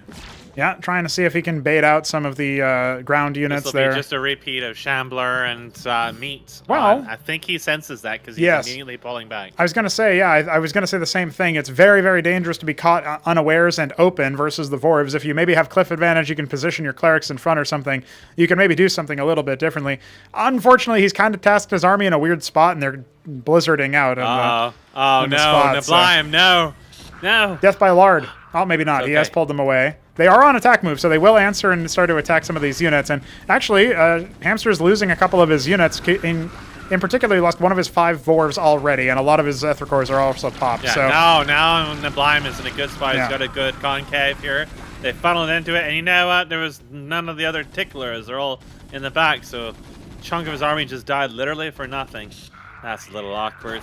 Yep. Yeah. That was the 80 chest of neblime. See what I mean? This is his special power. Once you get drinking, you become God. A Trojan has been made in the meantime, and Hurricanes are on the way. It's good because there's a whole horde of Zetricors bearing down on this position. Hamster trying to occupy the ground force so it can't block the ramp, but it looks like it's too little too late.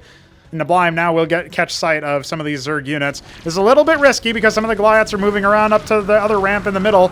Now using the cliff advantage, maybe can help from a little bit of a further range, but these are not Vorvicors, so they will not be debuffing the attack rate of the Goliaths, and that's one of their key assets as they fall on back. Ahmed arrives to put it down, and honestly, look at the military count. We have 11, but if we hold alt, we see there's only 5 military units even out, 2 of them, or at least one of them being that Nathricor. A Trojan is around, it can elevator these units, it can just bypass the Circuit entirely.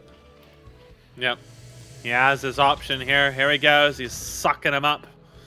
He can still start tickling that Circuit that he really wants to, but I think he's just going to sit here and just funnel him in one by one, bypass everything. But Hamster knows. Oh, this is a little bit scary, though. The back door. He's got a lot of quasis out. I think maybe the Trojan might be recalled over to try to save these units. He's not elevating the rest of his army up. He's kind of split over here, so this is a little awkward. And by the time he actually gets over here, the Goliaths are going to be chewed up. Oh, boy. He's doubling down, but it's already too late. Yeah, the Hurricanes are dead, and now the Quasis are the only things that are here trying to rip apart this attack. That would have been so much better if he had been able to link them up, or if he had just fallen back as soon as he scouted the heavy military production here. Hamster's on 32 workers despite all of this. And there is no second base yet for Neblime. It looks like that Nathricor spent its life to kill a Mason building a Ministry, so Hamster with some really heads-up play so far. Yeah, when Neblime first dropped his units, they all started aggroing shit, and the lowest health Goliath was the one to take the front and charge the ramp, and everything just went really downhill from there because he tried to pull them back, and it drew his attention away from reinforcing the landing, and then he doubled down, and he just didn't hit back the bottle fast enough, and everything went straight to shit afterwards. A third base coming for Hamster. That's how far ahead he is on the macro side. The Huracan was on patrol. It caught the Droleth. The Droleth burrowed, and the Akhmed just went, okay, I'm going to go continue my patrol, and then it unburrowed and immediately built the Hatteras. So that's a little bit awkward. There's now 3 Trojans behind the mineral line, so I think Neblime's recognizing he is really far behind. He needs to end this with some kind of doom drop, but I just don't think he can make enough military units for it to make a difference at this point, right? There's such a good... is on the way for Hamster if he starts making like basilisks or really anything at that point. He can just make Lyrilisks if he wants to. Well, it gets so hard to make the clerics work in this point. Yeah. Yeah, and there's no shamans on the way either. He's so low on resources. He's got a 4th Trojan. He's really trying to bank on everything being a doom drop and just hoping that his military can move across the map and maybe, you see this random Zeth here, it's probably going to spot the 4 Trojans. Oh my god. No, just barely not. Just barely not. I think the Trojans have a higher vision range, so I think Neblime just...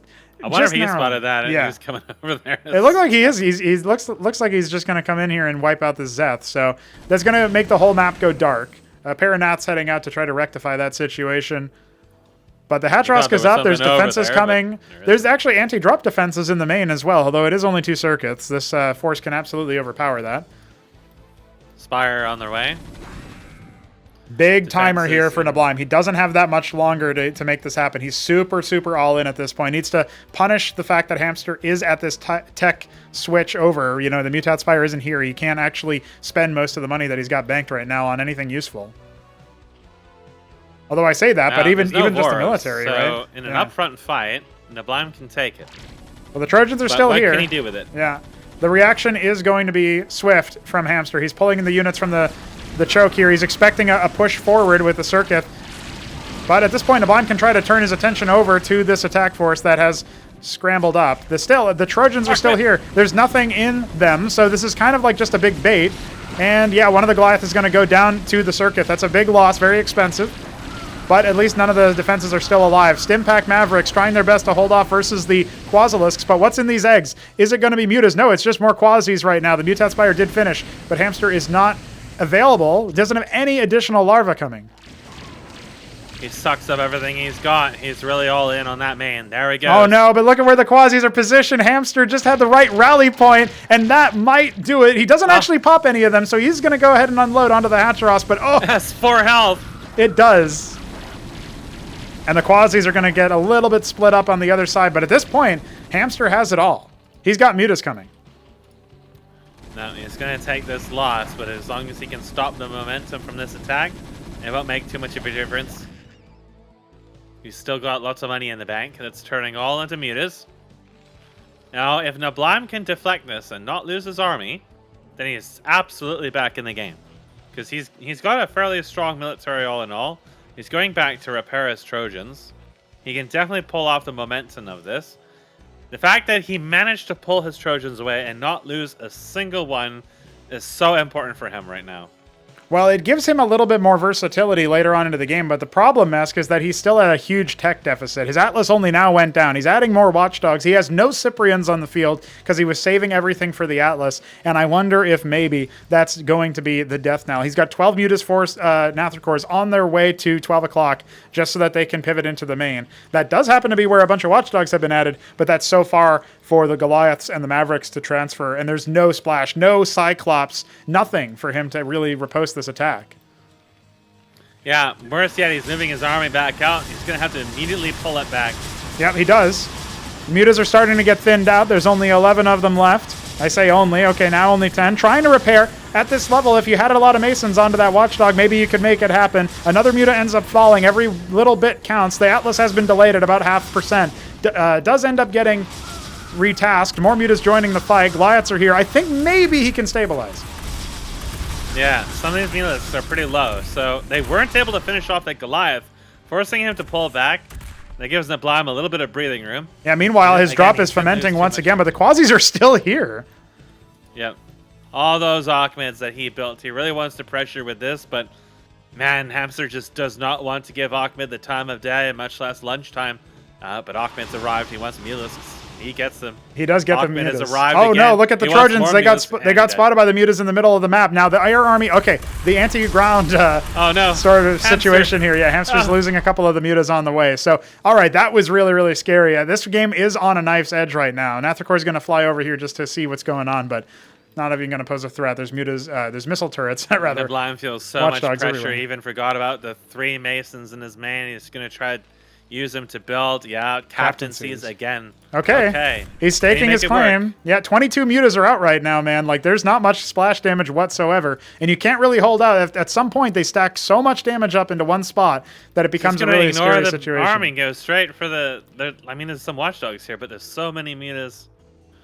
Oh, they're going to get pulled. Oh, he got spooked. He did get spooked. There's only like 4 watchdogs. Yeah, he's going to come back in. The Palladium just finished. We need to see Madrigals out. There's so many things in those. He's going to drop all these Quasis. Right on top of the army. The Protathalors are busy dealing with the Harakans, and they're not very good versus crowds. So this is a situation where we might be seeing a base trade in what could be the final game. Oh, my goodness. Protathalor is getting melted. All the ground army is dying. Just Zethrikor is coming out of these eggs. Nothing useful versus the Harakan Goliath army. The Milas have pulled back, killing. It's going to be spotted by the Trojans and the Anseal, so he knows. This main is starting to. Oh man! So many workers all bundled up in there. The problem is if he gets baited to come up here. Yeah, if he wants the Iris. He might be able to get it, but you know, there's only the one Harakan. It keeps the Iris down. It does end up working down, but he doesn't kill the Mutat Spire, and now all the mutas are here. The Cleric Goliath somehow managing to zone them away, but I feel like with good target selection, Hamster can deal with this. Yep, there's not that many units left, and they're all split up. The Quasi's on a rally point instead of attacking. Circuits, and this is a familiar sight to the Terran getting caught up in what he's doing here. He's just trading fire with all kinds of things, Quasis, mutas. Okay, well, he's only got the 3 Goliaths left. They will be mopped up, but how much damage can he get on the way out? That's the question. Doesn't look like much. We still have, what is that, 11 mutas? We have more on the way. Not very many workers, so this is an all-in position here. Maybe not for both players, although Neblime only has 24 himself, and many are idling. Is like, hell of this, I'm making madrigals. Yes. Doing his best to respond. And he has an apostle. Okay. Can he make the unbelievable happen? Can he kill Hamster with his own workers? So Mavericks out here. I mean, every little bit helps. There's nothing in this anchor. Now there is. So this will be some damage dealt. The Madrigal's put down a little bit too far away. Watch out here. These Madrigals can make this an absolute nightmare for Hamster. Oh, boy. Okay, more mutas joining in with the fight. Remember, Hamster has gotten back up to 35 workers during this whole time. So this is looking really, really rough. This is a lot of potential damage just from the base attack of the Madrigal on this. He's remaxed on minerals, but not very much on Vespine. So Hamster is a little bit behind. He has no workers happening at his 3rd right now. They're all in the eggs just so far. Unfortunately, this Apostle came too late. He cannot revive the mutas. He really wants them. He keeps injecting his stims, but no fun juices are coming out. There's a single Valkyrie, a single one. Just one. That's it. Just one. 16 mutas now massing up. A Maverick comes down just to see what's going on at 5:30. So that there's no micro. There's nothing happening because look, the Trojan. Oh, it had a Madrigal in it. Okay, he unloads them. The Imperioso is doing okay at zoning them away. But that's not the single target there. There's nothing in these Trojans. He thought maybe there would be, but he ends up not being able to get anything done. So all these mutas are bruised, but they've got nothing else. And that was such a massive amount of what Neblime's resources had. He has 5 military units left. And the Apostle desperately trying to get there in time, but it's too late. He can't revive a single thing. And he's probably flipping his table upside down just so it stays on the ceiling. It's Jover, man. Neblime's going to have to hope that this one Madrigal comes out of this with 30 kills, or he's got to pull every single thing he's got and keep it alive. Yeah, the Protathalor is rounding out their shots. The Madrigal here, it might be able to deal with the mutas, but I'm not so sure it can deal with anything else. GG is called, and Hamster clutches it out. 3-0 over Neblime. Wow. Well, that was... Man. Neblime tried so hard in that game, but his attack... this is the second time I've seen in recent memory of somebody inside the Zerg's base in a killing position, and their units get separated all over the place, and they don't manage them and get them together and focus on just one target, one objective at a time, and it just fucks him so badly, and he was in such a good spot. I know, yeah. That's got to be really, really tragic for neblime. Yeah, I mean, you wouldn't expect that sort of thing. You just wouldn't expect Hamster to clutch it out in all 4 spawn maps, man. Like, none of them were like the 2 spawn maps. It wasn't like the early aggression that we really saw. Besides that 3rd game where it felt like maybe neblime was forced into it because his normal sort of avenue of completion, it just wasn't there. Hamster ends up taking it and moves on to face the Shambler. We're going to have another ZVZ in the playoffs. Now that'll be an interesting one. How tismistic will that be? Well, can Shambler finally lose to a Hamster, or will Hamster just become the Hambler? The Hambler. I mean, the thing is, I just feel like Hamster, every time I think, well, he's got this weakness to his play, like, and not to say he's an infallible player, but like I thought for sure if it went macro, if it went long, he wouldn't have the understanding or familiarity to do it. And yet he was able to do it. Like, he clutched it out versus neblime. And, you know, like, yeah, there's back and forth. Yeah, there's some awkward micro and some, you know, missteps here and there. And there's definitely, like, when he tries to do these, like, you know, static defense drops, he's like a little half measure with some of them. It's not as impressive as maybe it was to begin with. And, you know, but like he's still able to do things. It's really surprising that a player that has only now showed up and doesn't seem like, just from a fundamental RTS skill level, doesn't seem unreachable for the average player that has been playing thus far. Like Mystery Meat, you know, obviously defeats him 2-1 in groups if you take all total. And, you know, neblime, okay, he traded evenly, not in this series, but in the past. You look at the Shambler, like, in theory, the Shambler should be massively favored in terms of, like, familiarity. But, like, I don't know, man. I'm still waiting to see somebody step to Hamster. The only person so far has been Mystery Meat. Maybe the Shambler will have a little bit of a better odds because he's got a lot of ZVZ practice recently. But I could see that going Hamster's way too. And then he might just freely walk on in, wheel himself on in his Hamster wheel into the grand finals. That's a real thing that could happen. Yeah, I feel like neblime ended up playing into Hamster's strengths in this. We didn't really we got to see some attempted goofiness with the Scorchress drops and stuff like that, but no real super major dedication. But other than that last game where, you know, Hamster just showed just a general resilience, it felt like that neblime's tech decisions and general like approach was not enough to really pressure Hamster. Like, there wasn't less like hard dedicated pressure except for that last game. And it was very clear that Hamster had an experience with this and was able to thwart it. Having likely dealt with this in their games before, and he just had the right response. And he didn't need to play absolutely perfectly or have the best control or, you know, whatever. He just needed to play consistently. And then he just played consistently. And neblime just, I don't know, it felt like he got maybe like a little unnerved by that, and I actually have to go AFK. So, well, there you go. I mean, at this point, we are going to be looking at the lower bracket in just a moment. One of the things that I want to cover before we do that is take a look at the fact that we do have our upper final decided, the Shambler versus Hamster. I feel like Hamster has the ability to defeat the Shambler, but you have to go with what you know. And right now, the Shambler looks okay, you know, fairly solid. I mean, admittedly, the one ZVZ that he did play against Mystery Meat was a loss, but looking at the way that he dispatched with Keen, he could get into negative situations. He could get early losses on the board, and he still managed to come back strong. The question is he going to be given that same level of opportunity against a player like Hamster? That's where I feel like maybe the early aggro will be a little bit more calculated. There were definitely some deliberate builds and interesting ideas that Hamster had, and he's been spamming games. I think he's been playing more matches of CMBW than anybody else has been thus far, so very interesting there. I mean, even when he plays on pre-release, he uses that as an opportunity to play on the other races and see what they are up to. Now in ZVZ, that's not going to give you too much mileage, but everything that increases his familiarity with the project will increase his lethality in some of these games. And I feel like looking at the way that Hamster has arrived, and he's definitely taken the world by storm so far as CMBW is concerned, jumping straight into the upper final, one step away from making it to the grand final, but he'll need to defeat the Shambler, who did pick the final battle boss music as his background music for the hype video, so maybe he can live up to that.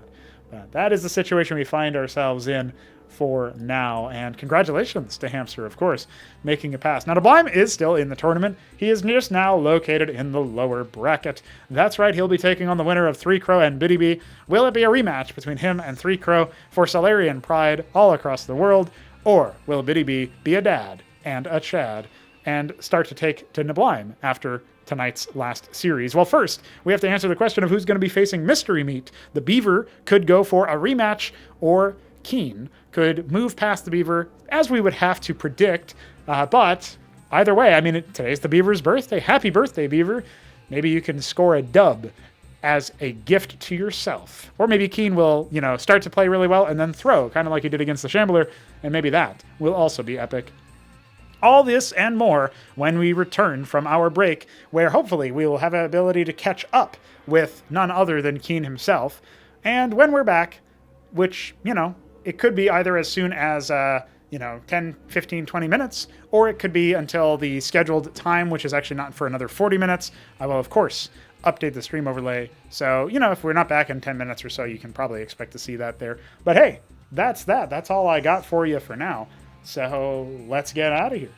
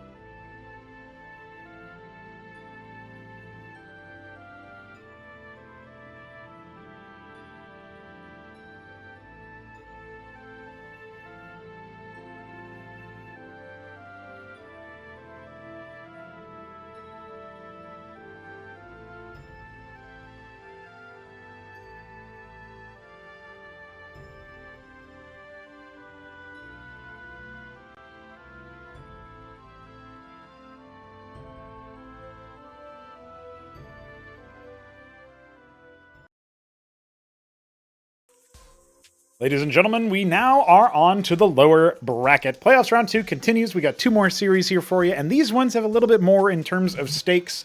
And that's not just because Mystery Meat waits later on in the tournament. We have elimination matches. Loser goes home, and the Beaver, it's his birthday. He doesn't want to lose on his birthday, but we have a man here, Mesk, in the bullying corner, ready to be dragged up.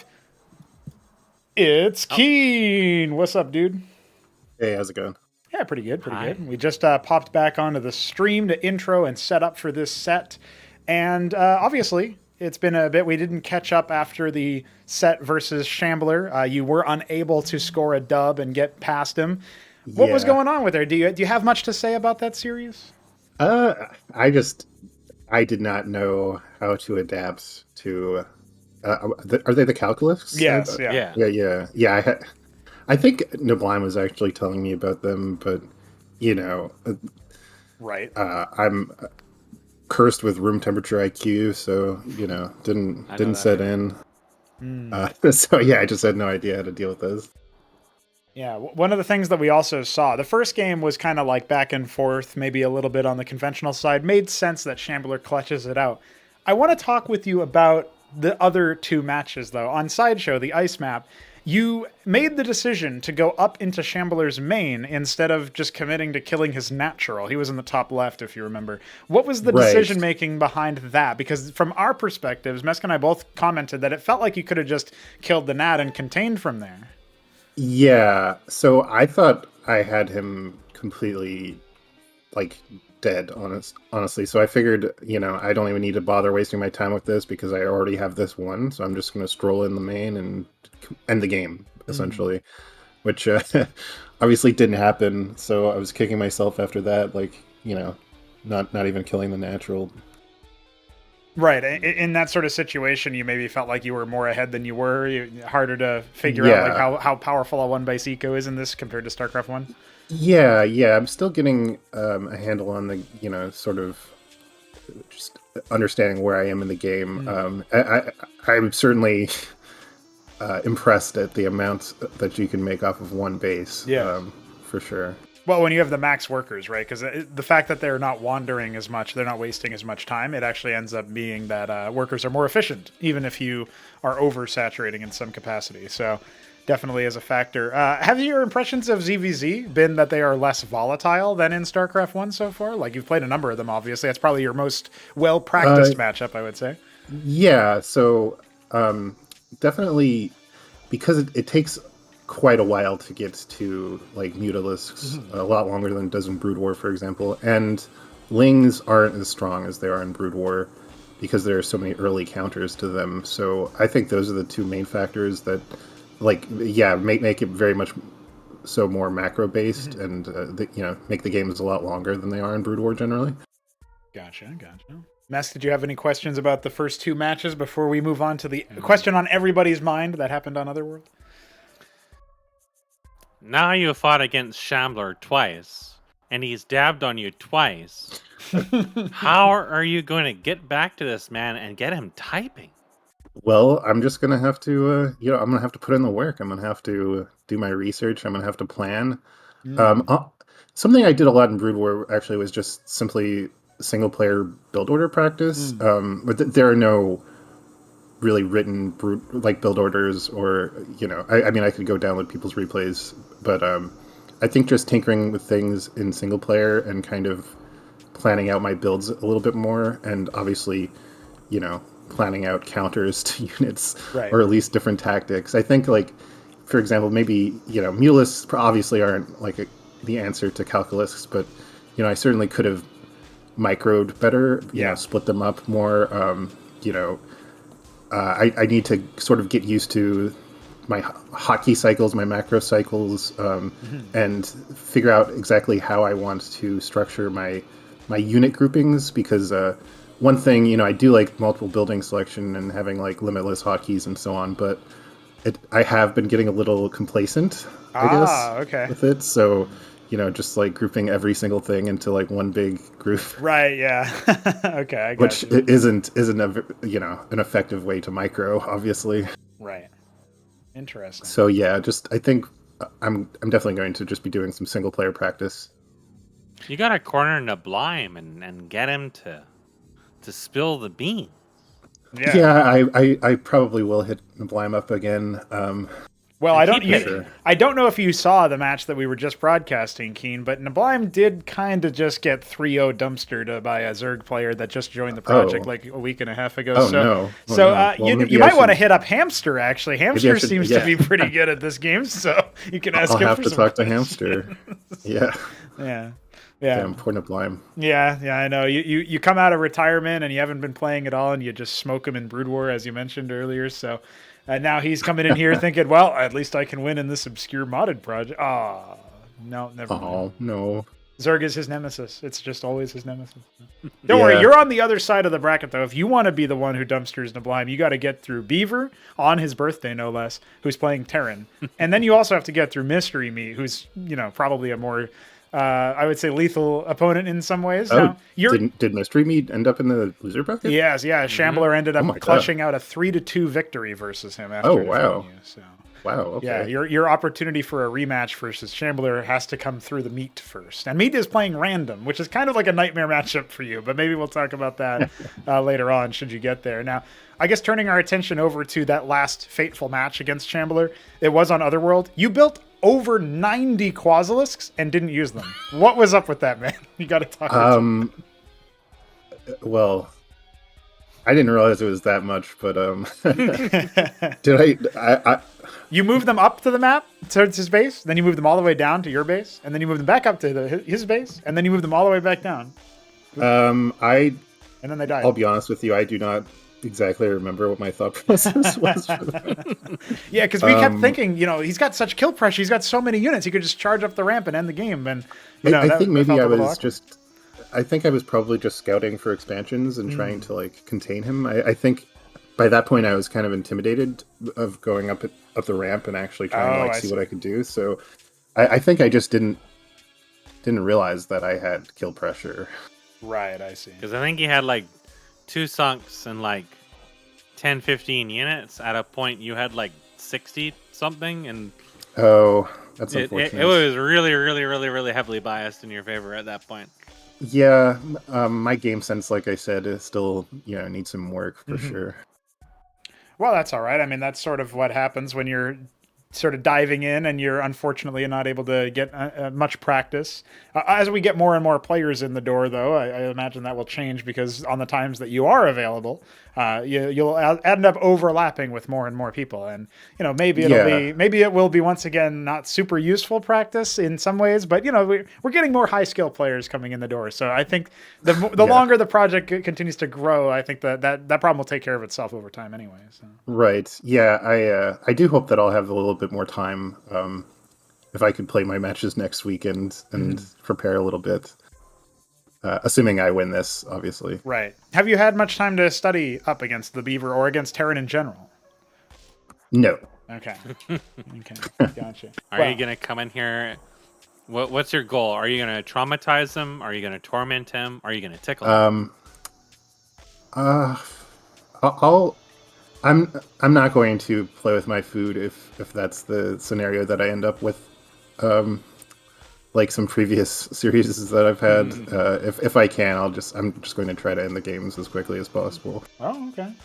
There you go. Well, neblime is now in the chat, having missed his own series, so you have an opportunity to do him proud and really sort of trounce Beaver in theory. But we don't know what he's up to just yet. So no matter who ends up getting eliminated from the tournament at this point onward, we'll be having a chat with that particular person just to get a last word from them. So if you end up falling, you'll be back here just to say hi and bye, I suppose. But other than that, I guess you can hope that you don't get called back up, because that means that you proceeded and you're good to go. You can go back into watching your friends get trashed in Quake Live.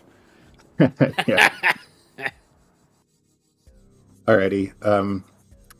Well, thanks for having me. Thank you, and good luck in the series, even though it is the Beaver's birthday.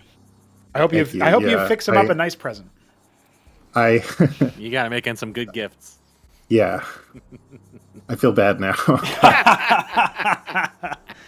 Go get him, son. Alrighty. Good luck.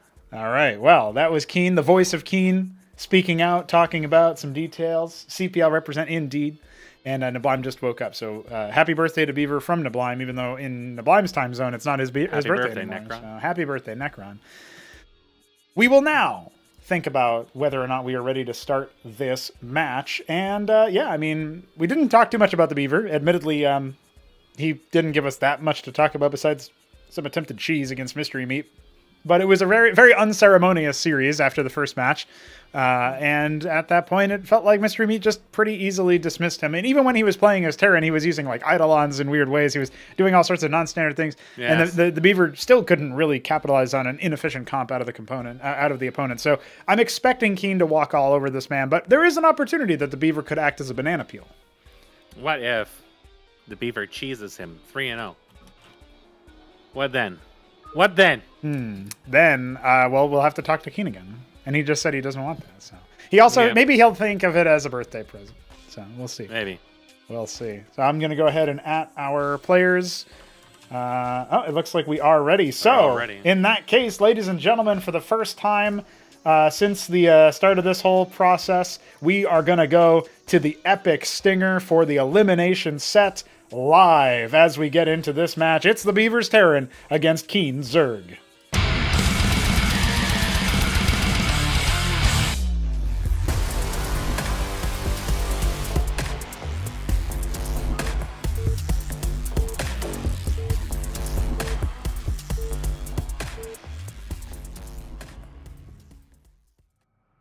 And here we are, the Beaver, the red Terran in the top left, against Keen, the blue Zerg in the bottom right. It's Sideshow. It was selected by none other than Keen as the Beaver for his birthday present, did win the coin toss. And, you know what? I don't think we saw an Ex Situ or Infinite Velocity ban, so maybe the Beaver has a chance. Well, it's red versus blue, not piss versus piss. Yeah. Honestly, really surprising in this map. I've just come to accept our piss overlords at this point. No, don't worry. If you check the replay later, it will be. Yeah. Odds are, anyway. Replay is our piss goggles, basically. Yeah. Well, hey, look at Beaver's placement. He's got a Mason. What is he doing? He's putting a stockade once again. Oh my God. At the top of the map. Wait, why? Why there though? I don't know. We'll have an opportunity to ask him if Keen trounces. That doesn't quite have the same energy as the Derelict proxy. This isn't really much of I don't know. It's going to confuse Keen, probably. Yeah, I think the idea is that it'll be close to his base, and as a result, he'll be able to reinforce or whatever, and it's a little bit closer to his opponent. But Keen is just going to be panicked, thinking, oh my God, I'm being cheesed.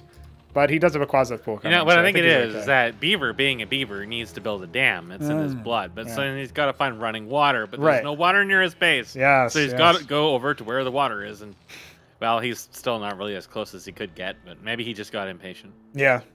He was looking for a red spot.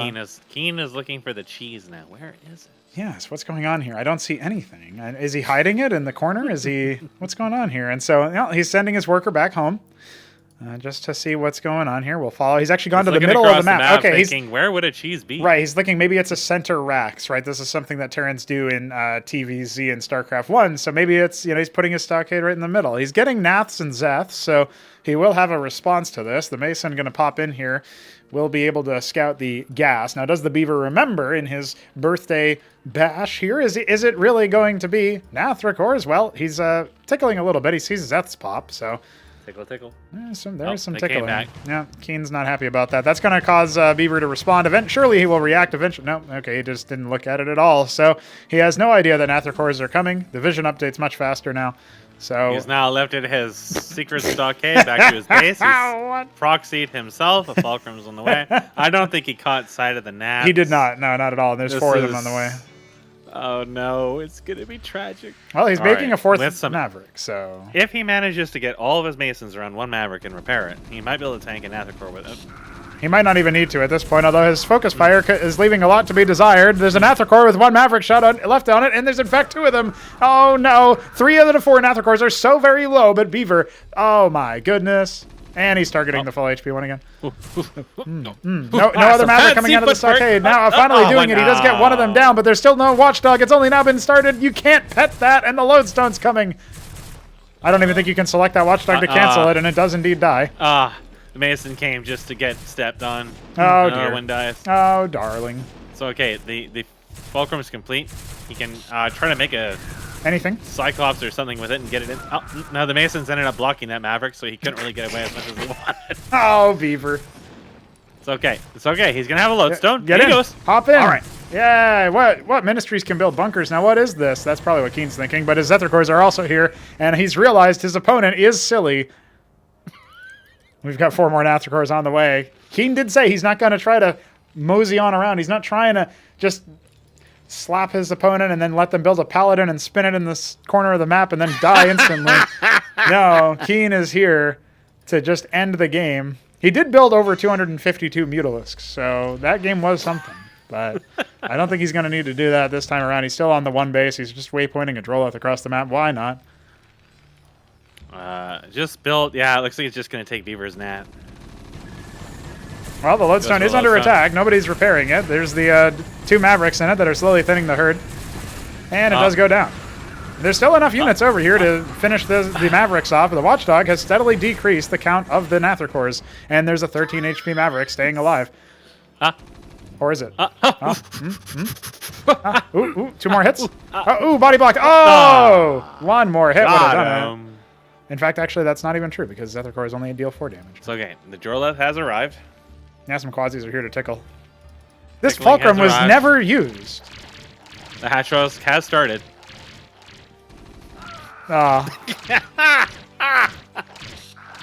Get him. Pull the boys. No boys. No balls. No life. Just train him away. He'll reset. Just like in Warcraft 3, where all the AI will just leash halfway through your base and spin relentlessly. Same idea. It is the same idea, but unfortunately, it does go the way of Keen and Beaver. He left himself a birthday present, and it did not end very well. I don't think he ever got to see it. Well, that was a confusing game. Let's see what the Beaver selects for the next map.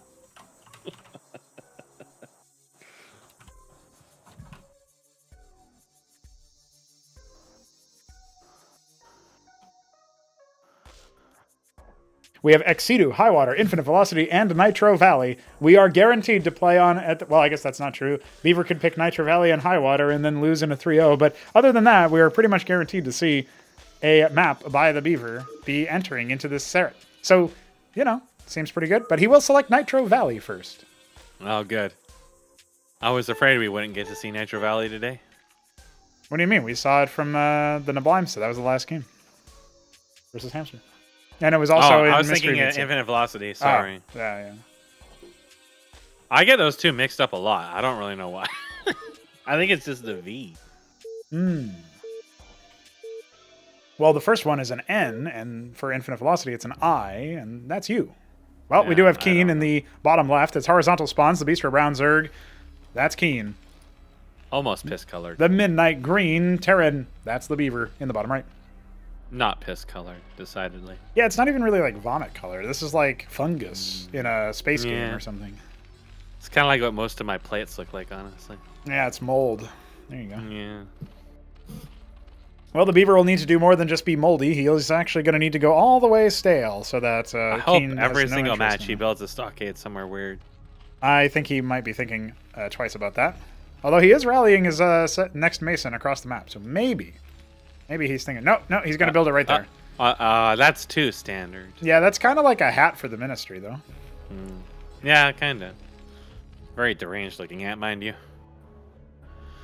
Well, they're both actually going to scout each other, so that's a first, I guess. Yes, it's the first time for everything. They will look like... Well, they get stuck on each other. I gotta go back to that one game. Dodged. Dodged. Hey, it's a hatch first from Keen, looking to go something macro-oriented. Well, if Beaver was going to start spamming out infantry across the map, then today would be a good day to do that. Will he even spot it? Well, he's probably going to scout it afterwards, but yeah, not quite this time around. I mean, there's only so many places they can build something that isn't a hatch, right? I mean, there's all this Kagro on the ground, and that's it. The Zerg do, in fact, shit with it where they eat. Yeah, it helps keep the cycle going. Self-sufficiency is very important. One Maverick is out. You know, one thing I was thinking about is what if in the middle of the map there was just a Kagrant in each spot, and it served no purpose other than allowing you to put like a random Hydrith den in some weird location. Don't tell Enoz this. He's gonna start He'll a put new his fad. he'll put his tech up there. People are already copying his expansion Aura Aris. If he starts putting Hydra's dens in the middle of the map, other people are gonna do it too. He's the trendsetter.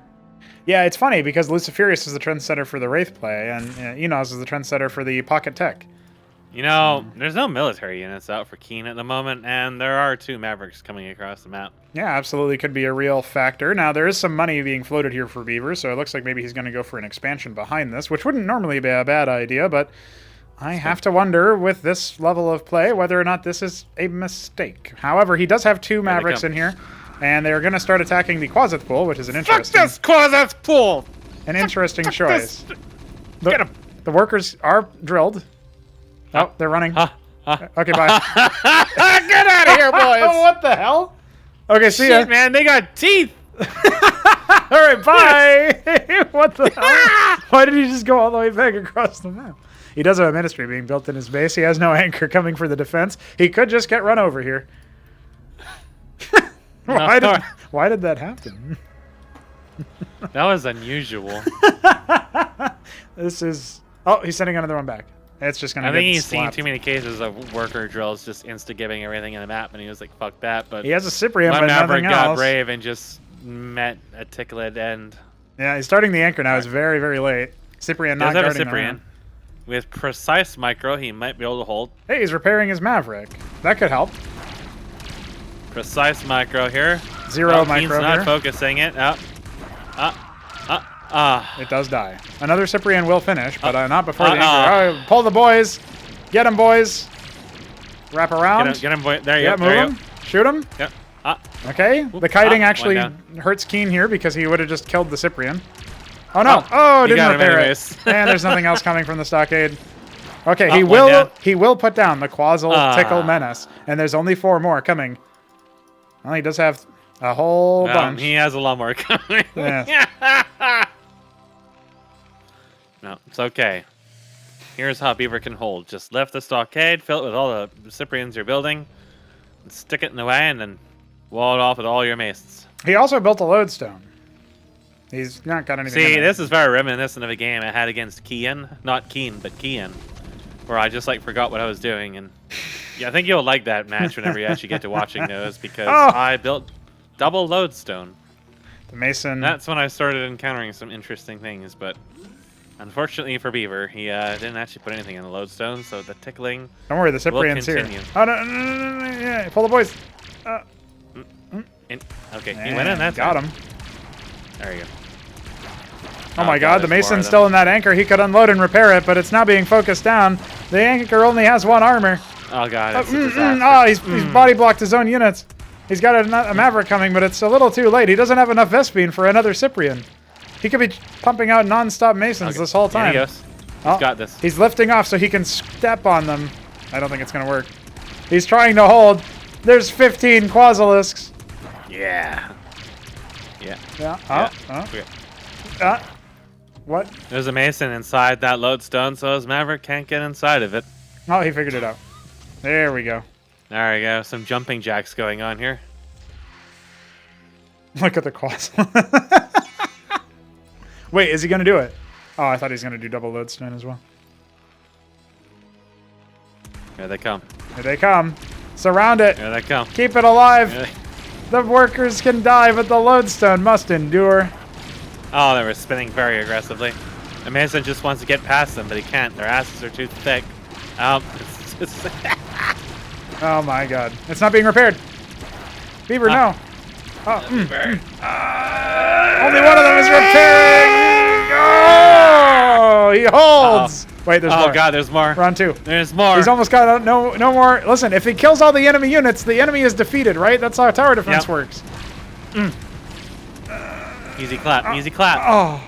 Easy clap. Now he can build another Mason. Now he's starting a campaign mission. All right. I like what I see. This is dead Quasals surrounding us too. Happy birthday, Beaver. It's okay. More are coming. See, why couldn't Keen have this level of confidence as he gets up to 4 hatches? Why couldn't he have this level of confidence against the Shambler? He would have been fine. Well, the Shambler... Typed at him? Yeah, I think so. No, there's no resources to order up anything from the Fulcrum. Somehow he spent it all on saving his lodestone. Workers once again being accosted. Maverick staying alive somehow. This is why he built double ministry. It's the same thing that I had with Kian. Workers died a lot. So what? I just replaced them. I got 2 cubes. That's how it works. Just make more workers. It does seem like a good strategy. We have 6 Quasilisks in the base. We have 6 more coming, alongside 4 more after that. That's 3. That's 3. No, that's a disaster. He really should get a second lodestone at this point. Yeah.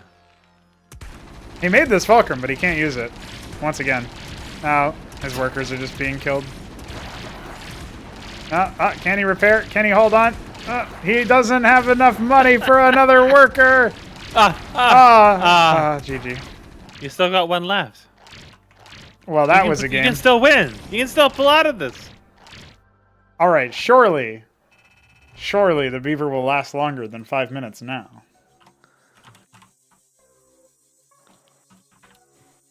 Or will he remain undefeated on his own maps? You have to pick infinite velocity. Infinite Quasilisk velocity. I'm kind of suspecting it's Highwater, but that's just so that he keeps his perfect record.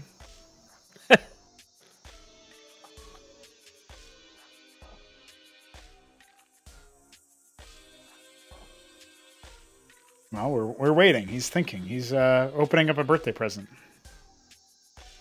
Me too. It's a Quasilisk.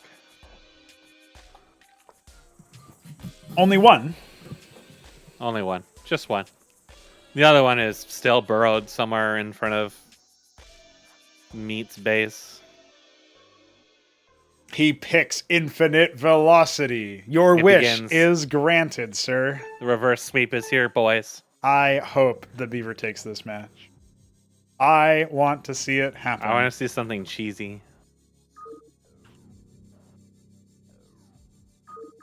All right, let's do it, boys. This could be the last one. This was lightning fast. You know, the interview took longer than some of these.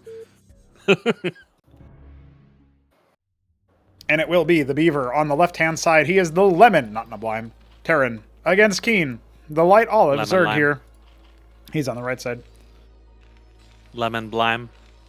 Neblemon. Leblemon. It's a real tongue twister, isn't it? You know. Oh, Keen 6-pulling.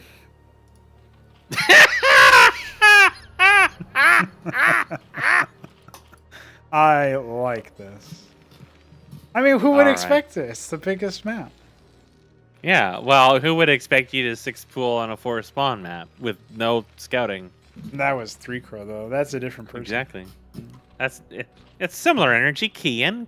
Yeah. When I slur it, they basically sound exactly the same, and I'm sure he gets confused. I'm sure everybody else gets confused. So they can just, like, become the same person momentarily, and he can harness the power. Oh, he's looking at the Niduses. He knows, but does he know that this Atlas is in the way of them? Yeah, we're going to have to wait and see on that one. Is it going to be Zeths, or is it going to be Quasilisks? If it's Quasilisks, they'll hit a lot slower, but they'll be able to do some range damage.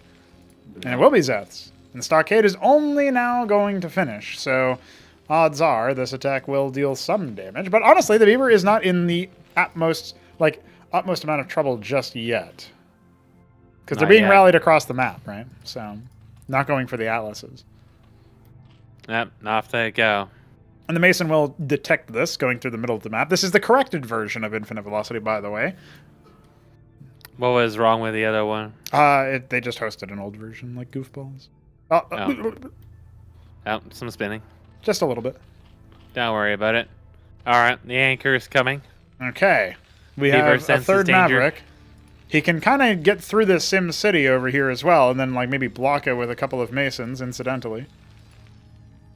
It's taking quite a while to get across this very large map. I wonder if there was a faster way somehow. Nah, don't be ridiculous. All right, what's the reaction here? Mavericks, they stim. They get into the anchor. Okay, he's safe. Crisis averted. A Cyprian on the way as well. I remember last time this happened to Shambler, he immediately rage quit. Well, you know, Beaver did a Huracan-infused cheese against It Depends through the Nidus, and that was how he managed to qualify to playoffs. So I'm just saying, the possibility is still there. We're a minute and a half away from those atlases burning down by themselves. And I just saw the Mason task itself over there just to see if there was any shenanigans happening. By the way, if you harvest Vespine... Oh, shit. Oh, shit. Oh, he made shit. dwarves. No, not even that. It's a bigger oh, shit. The beaver sent a version of the map that's full HP.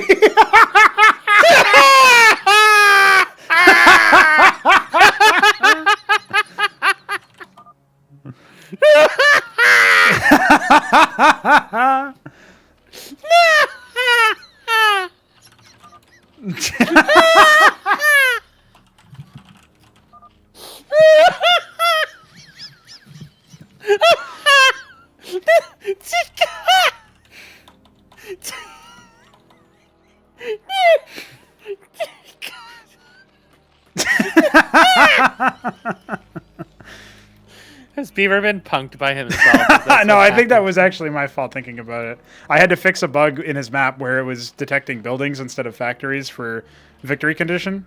And it was also happening to Ex Situ, so I copied Ex Situ's triggers over, forgetting that he used the triggers to set the HP values. Happy Brutalized. birthday, Beaver. Happy birthday, Beaver.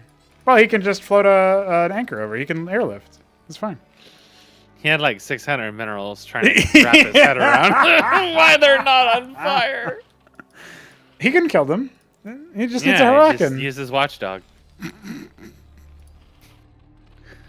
Well, that's funny. Remember when I said this is the corrected version? Yeah. Oh, dear. What a bunch of goofballs. Now it's just a StarCraft 2 map. Attack this to destroy it, you know? Yeah, destructible cocks. Just need slow zones, speed zones, campaign-only specific units, a call-down bar, heroes and account experience, and of course those stupid symbols that spin around your spawning Hey, structure workers and can make it also impossible spray to like a tell what's going cheese on. symbol on the ground if they want to as well. So. What the fuck is wrong with this company, man? Holy shit. Well, I guess we're in forced. This is a no rush 20 minutes enforced game, so Yeah. I think he's fine. You mean Beaver will finally get a chance to use the fulcrum? He's trying to make every match he'll finally get a chance to use it. Well, I don't know. He selected it, but he decided against it. We might remake with the real deal instead after this, but it's funny, you know. It's a he's gets one free one, you know. It's okay. He's making a Goliath. He'll win. He's got this. The Alices gave him their power. They gave him their Hammond. The last of their Hammond went to him. Now he is the Hammond master. All breathing technique to endure the lash of the tickles. Beaver Joestar. Meanwhile, Keen is like, he has probably no idea what the hell that was even discussing about. No, he's having a good time. Just making quasis. The old pastime for Zerg at this point, just make thousands of quasis. He's got the Shambler Zeth over there. Beaver's gonna inch forward here. Huh? Huh? Huh? Ah! Got him. Oh. So much for that timeline. It was nice while it lasted. What timeline? Where the worker or Zath or Quasi or whatever sits there scouting their army for like 20 minutes. Wait, is he doing it? Oh no, he's just using the cliff. No, you can't fit anchors through the Nidus. You can fit a penumbra through the Nidus. You can't fit an anchor through the Nidus. Imagine if you could lift it and then put it through. That would be just really disgusting. I just imagine that Shambler map filled with thousands of invincible Niduses and just fucking anchors just peeking and poking throughout all of them, just randomly instantly killing anything nearby when they're filled with Cyprians or something. Well, he's not destroying it, so perhaps he has some I think he's got a plan later on. long term in mind for it. There's another ministry. Okay, he spots the quasi move out. There's so many of them. Keen's only on 2 bases right now. Actually has 42 even military workers with units. Beaver. A 3rd base on the way. You know, It kind of looks like an angry crab in the middle of the map. If you look at just the minerals and the yeah, it does. The eyebrows are the minerals in the top, and then the eyes are obviously the Niduses. Yeah. It's like an Atreus or an Optecton. Oh. He's encountered the wonders of Cyprians and Anchors. Everyone gets hazed by this eventually. I still remember that 2v2 with Shambler where we got proxied by that, and we just never mined from our mains for the next like 10 minutes until I teched all the way to Optectons, and then Shambler tried so many times to break it, and they just machine gunned down everything he had. Yeah. That was back when you could fit 4 of them in an anchor. Dark times. Yeah. Iral Iris halfway done. Very strong. Atlas just started. Yeah, he's going to take this base over here finally.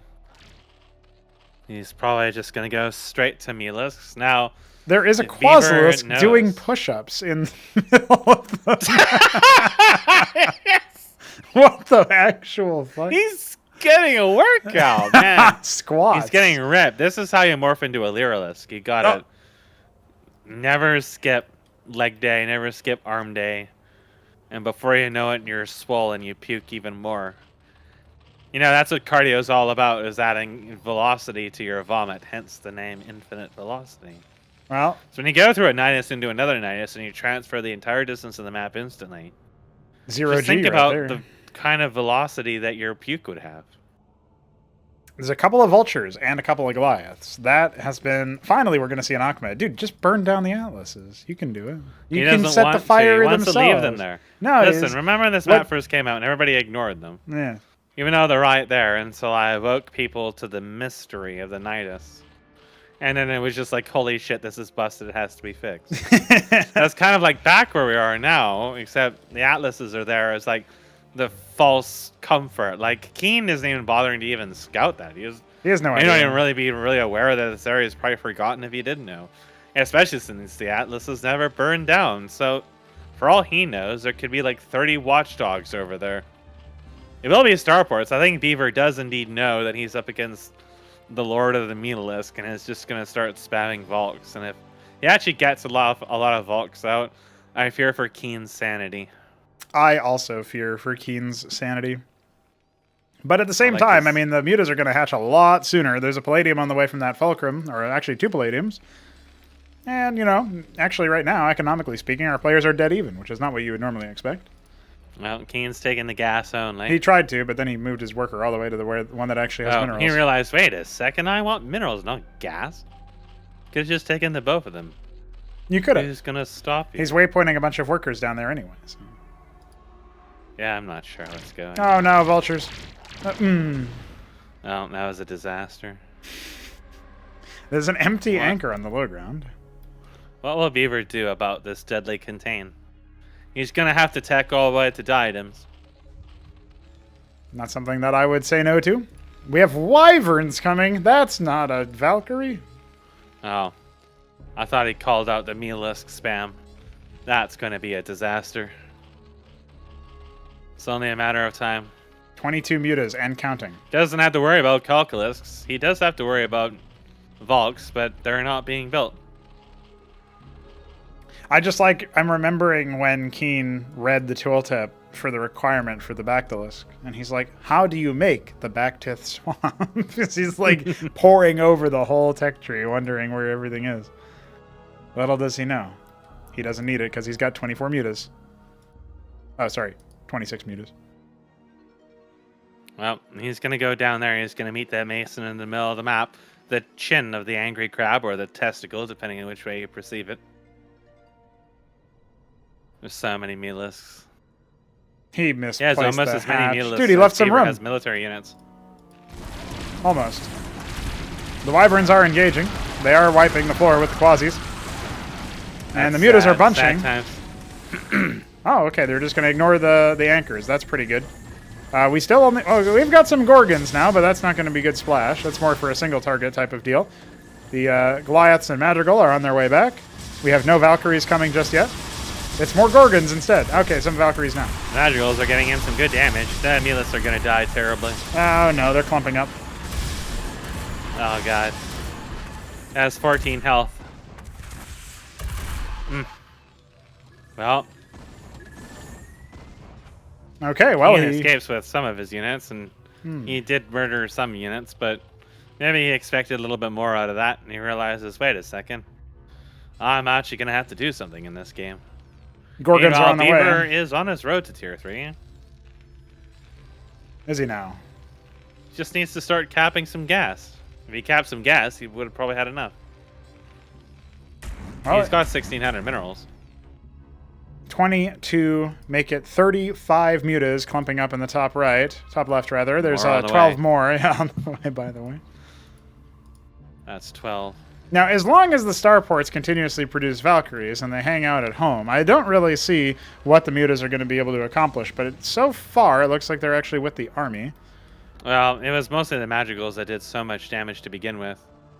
But without them, I feel like Beaver's going to die terribly. Well, what's the reaction going to be? He sees all of them. He reacts relatively slowly. He has no more Valkyries coming. He does have more Madrigals on the way, though. So he's apparently going to concede that base. He has an army halfway across the map. He can use it. He's coming to the land of the ticklers. Well, the Quasilisks won't deal too well versus the Wyverns. That's definitely for sure. Masons are pulled away from the main. We have another ministry being started with all the minerals that are there. And oh my god, the Madrigals are being ignored. He targets the... No, you can't target that instead. Oh, okay, there's 37 so low. HP ones. He's got another Madrigal. It could kill a lot of minas. Well, meanwhile, the base is under attack. This is where all of Keen's spec is. It's happening. One down. Yeah. Every shot kills something. Oh my god, almost every Milos died. It's okay. Look at the front. There's Cleric Goliath keeping everything nice and healthy while the Wyverns and Cyprians deal loads of splash damage. And the mutas are dying as soon as they hatch. Valkyries are here again. And every salvo just wipes out everything. Okay, what is Keen going to do? Is he really going to cede the ground? Is he really going to give it up here? Remember, he hasn't really played against Terran that much, so he really doesn't know what to expect. And the Wyverns are currently mopping up a lot of his stuff and not really being focused down. Finally, the low HP one should die. And I think that will be the end of the push for both players, although Gorgons have arrived and are heckling workers. The Quasis are moving onto another Quasi, and the Wyvern is killing them. No, the Wyvern's attacking the Hatrosk. No, the Hatrosk is blocking it. Beautiful. It's blocking the... God. Now that is an interaction. Okay, the Wyvern is now going to try to escape. Zishi moment. Okay, 10 HP. 10 HP. This is a Zishi moment. That Wyvern had 13 kills. It could have had so much more. Well, the Milos did die. The Mutalisks did die. But the starport is burning down. And there's actually only workers coming right now, so we won't have any military units show up for a little while for Keen. That means he's stuck to just Quasis, and that's not a very impressive situation. Okay, but does Beaver realize? Does he realize? Does he know? It's burning. At 210. Hey, he's taking 6 o'clock. He's landed a couple ministries in a few places. He hasn't yet actually used them. Dude, it's at 190. Keep an eye on that starport. You may witness tragedy and real emotion. His ministry's half HP as well in the main. Tickling going towards that top right. Yeah, his ministry is kind of low, but it's not in the red. The starport is actually burning down, 160. Meanwhile, what is Beaver thinking right now? He has no gas. He's thinking, I must murder this base. He's got 4 Gorgons over there waiting. And one of them is attacking an egg. Fuck this egg. What is going on in this game? Well, the Quasis are all marching back to the top right, completely conceding any map control or tempo that they could have had. And the rest of the workers just burrow. Listen, it's 104 HP and dropping. Oh, it's down to double digits. There are Masons all over the place they could repair. Think of the children. Beaver. Think of the air units you could make out of that in the future. Beaver. 80. Beaver. Oh, no, it has less HP than the number in Beaver's name. Oh, no. Okay, Keen finally decided, hey, I want that gas base after all. It could go to tier 3. 50 health, by the way. I know, I have it selected. There is a mantle. There's 3 mantles on the way. 40. Well, those larvae will die terribly. More Quasis on the way. Are coming. They're coming. Oh my god, there's so many. Oh, it's gonna be brutal. 14 It's health. gonna pull Beavers away at the last minute to try to repair the starport before it dies. 5, 4, 3, 2, you. That's going in the hype video next time Beaver's featured. What the hell is happening over here? The Quasies are confused. How can we tickle something like that? It's in the perfect spot so that some of us can attack and other of us cannot. Now we have to go to the low ground. Oh, Keen.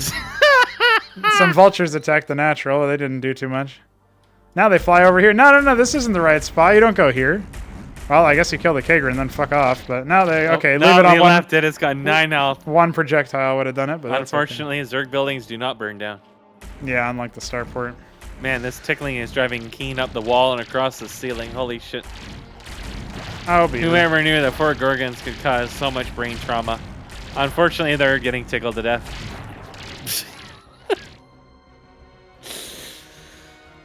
Now, Beaver's going to look back at his base. By the time he does, he's not even going to see any rubble. He's just going to wonder, what happened?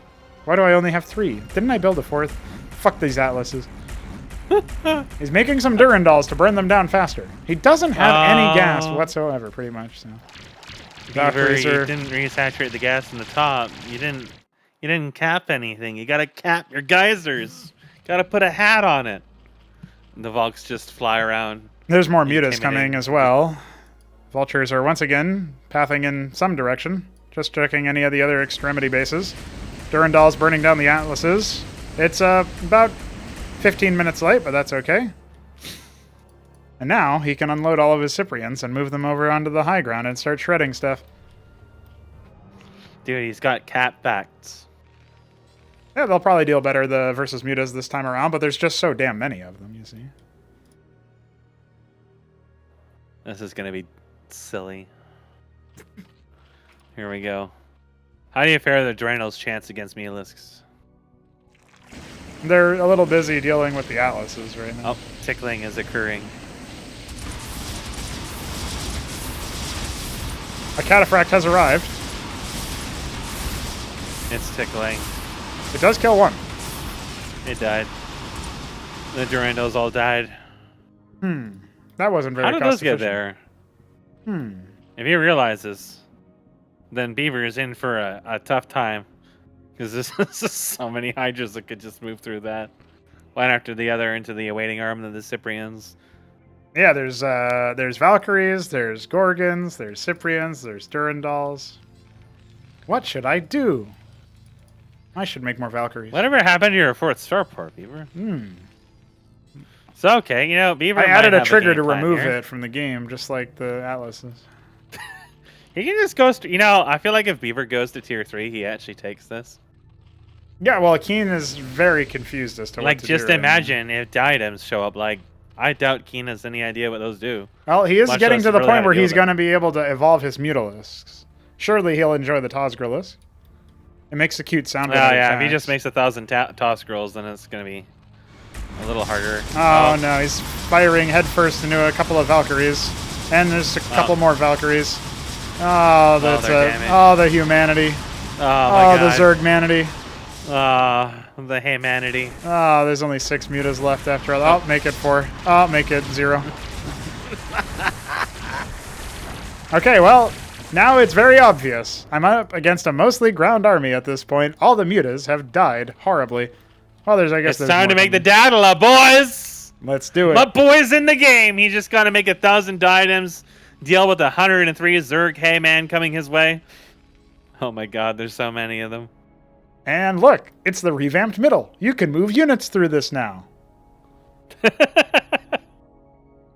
Is that what was... Oh, yeah. Yeah, there used to be a little nook in there. Yeah, the low ground, and it always screwed up with pathing for whatever reason. It's all right. I think Beaver can kind of hold this. Well, if he morphs all those Hydras in a backlist, then it's fucking Jover for sure. It depends on what these mutas do. Keen doesn't really have enough money to mutate. There is a lot of Durandals and a lot of Vulks. Oh, here come the Vulks. Oh, no, it's dead mutas. Oof. Well, the Durandals can maybe hold off the Horde for a little bit here. The Obviously, the Madrigals are going to start to make mincemeat out of it. This is what Tier 1 versus Tier 2 kind of looks like, particularly when it's involving Terran. The mutas are coming back here. Oh, boy. Well, they did burst down one of the anchors. They can go after the other one. The Cyprians are falling. There's nothing in that anchor. Put a Durandal in there or something, will you? Oh, yeah, it is empty. The Quasi still want to tickle it, though. That was disgusting, by the way. Well, this is not looking very cost efficient, but oh! Well, he started to morph those into Tozgirls and then decided to cancel it. Maybe he double tapped the button. There we go. He probably double tapped it. Well, the base. Daedalus nearest completion. It'll be Beaver's time to shine soon. He can take this. I know he can. The Nidus remains oh no, it was destroyed at some point. It probably got caught up in all the splash or something. I think. I don't know. I don't think Keen destroyed it, but he might have. Maybe Beaver destroyed it. What do I build? What does this race even have? What a weird project this is. I need to build diadems. That should be what's going through Beaver's head right now. Just thousands of them. Well, he does have some pretty good practice in that FFA that I ended up clutching out against him. So. That was unbelievably stupid. If he just replicates what he does in that, I swear he takes his penumbras and diadems would just be something that just completely unheard of for Keen. He would just have a hard time dealing with it. Wait, he saw what Neblime did. He built all of his advanced production down here on the low ground. He's thinking, wait, I can do that too, but he's going nanite assembly instead of going. Maybe you'll see Magnetars after all. Oh, are we gonna get the Keen effect? 6 o'clock is under attack. And by under attack, I mean he already built his fucking Hatcheros there, and this had one Mason and then died. Yeah, I'll take that. Magnetars are definitely not bad against this. It's just, will Shambler see it enough to type? Gezkath Grotto happening in the middle of the map because that's where I put my expensive tech. This guy has seen the Enos build and he has one-upped them. Yeah, that's definitely an Enos moment. Like beyond an Enos moment. Enos is blushing right now. Enos has some catching up to do here. Yeah. There's still 2 vultures over there in the top right. There's still a whole host of Valkyries in the top left. Beaver really needs to cap his gas. If he caps his gas and just pumps the fuck out of heavy air, he can take this for sure. Well, he only has the 2 nanite assemblies, and they're not even done yet. So it's gonna be a little bit. He's adding more mantles of all things, and a 3rd nanite assembly is nearing completion in the top left. So I think he's gonna be okay if the game goes long enough for Keen to actually use the Gezkath Grotto. Well, Keen is making 1 million Skithra cores. I wonder what they're for. He's not mutating them. They turn into Vithrilisks. He might recognize that icon. It's got a. He's reading. Oh, the Gezzies are coming. You know that it's got a funny looking name, but I recognize the icon. I don't know why they wouldn't just call it Ultralisk.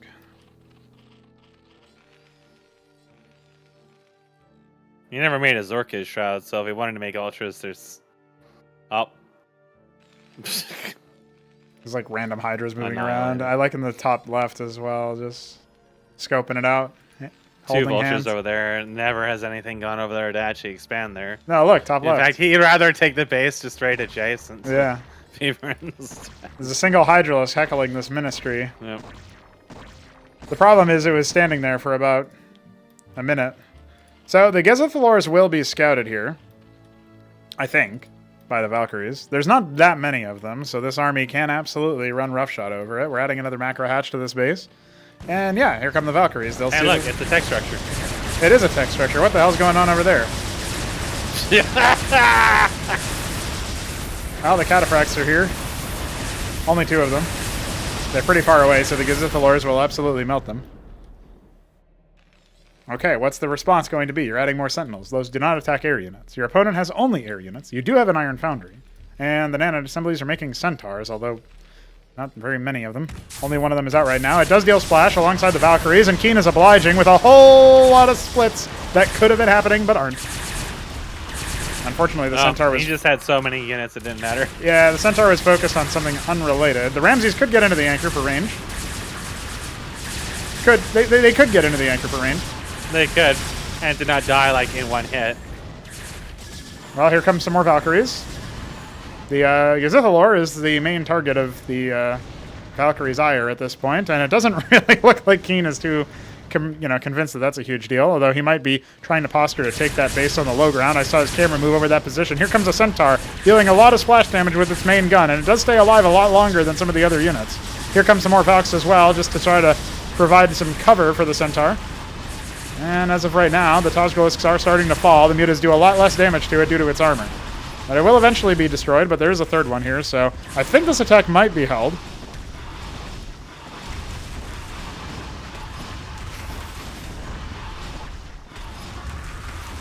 It's taking its time.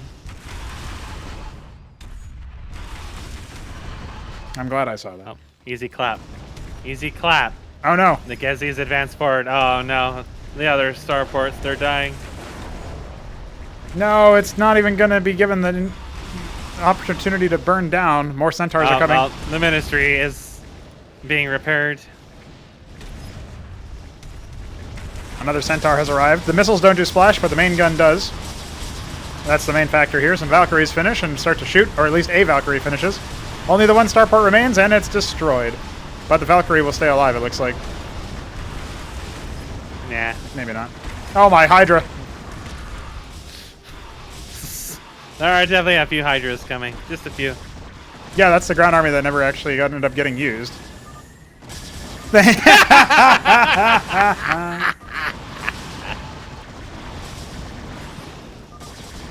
His pain finally ended. He was in such extreme pain after the Atlases did not burn down. He couldn't handle it and destroyed his head cannon. His soul burns. We'll see what Beaver wants to do if he wants to remake with the fixed version, since clearly that's a bit of a goof. It was a gaff to not have the right victory condition, and then I gaffed the gaff by fucking up the triggers. Absolute slappening. If it had been scouted in the early stages of the game, I just would have immediately remade, right? But neither player looked at it, and we didn't have vision of it. So it was kind of a meme. We'll see what he ends up wanting to do there. Does he want to get... No, he says that he'll accept his defeat with honor. GG's. Well, in that case, not in bullying if you are down for an interview. We'll see if he wants to say much more here after being slapped. That was an interesting match just because it kind of introduced Keen to what Terran can do, which might be impactful going forward.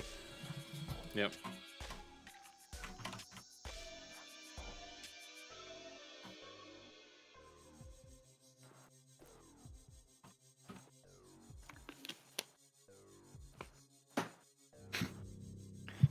Well, I am surprised that... I didn't see him.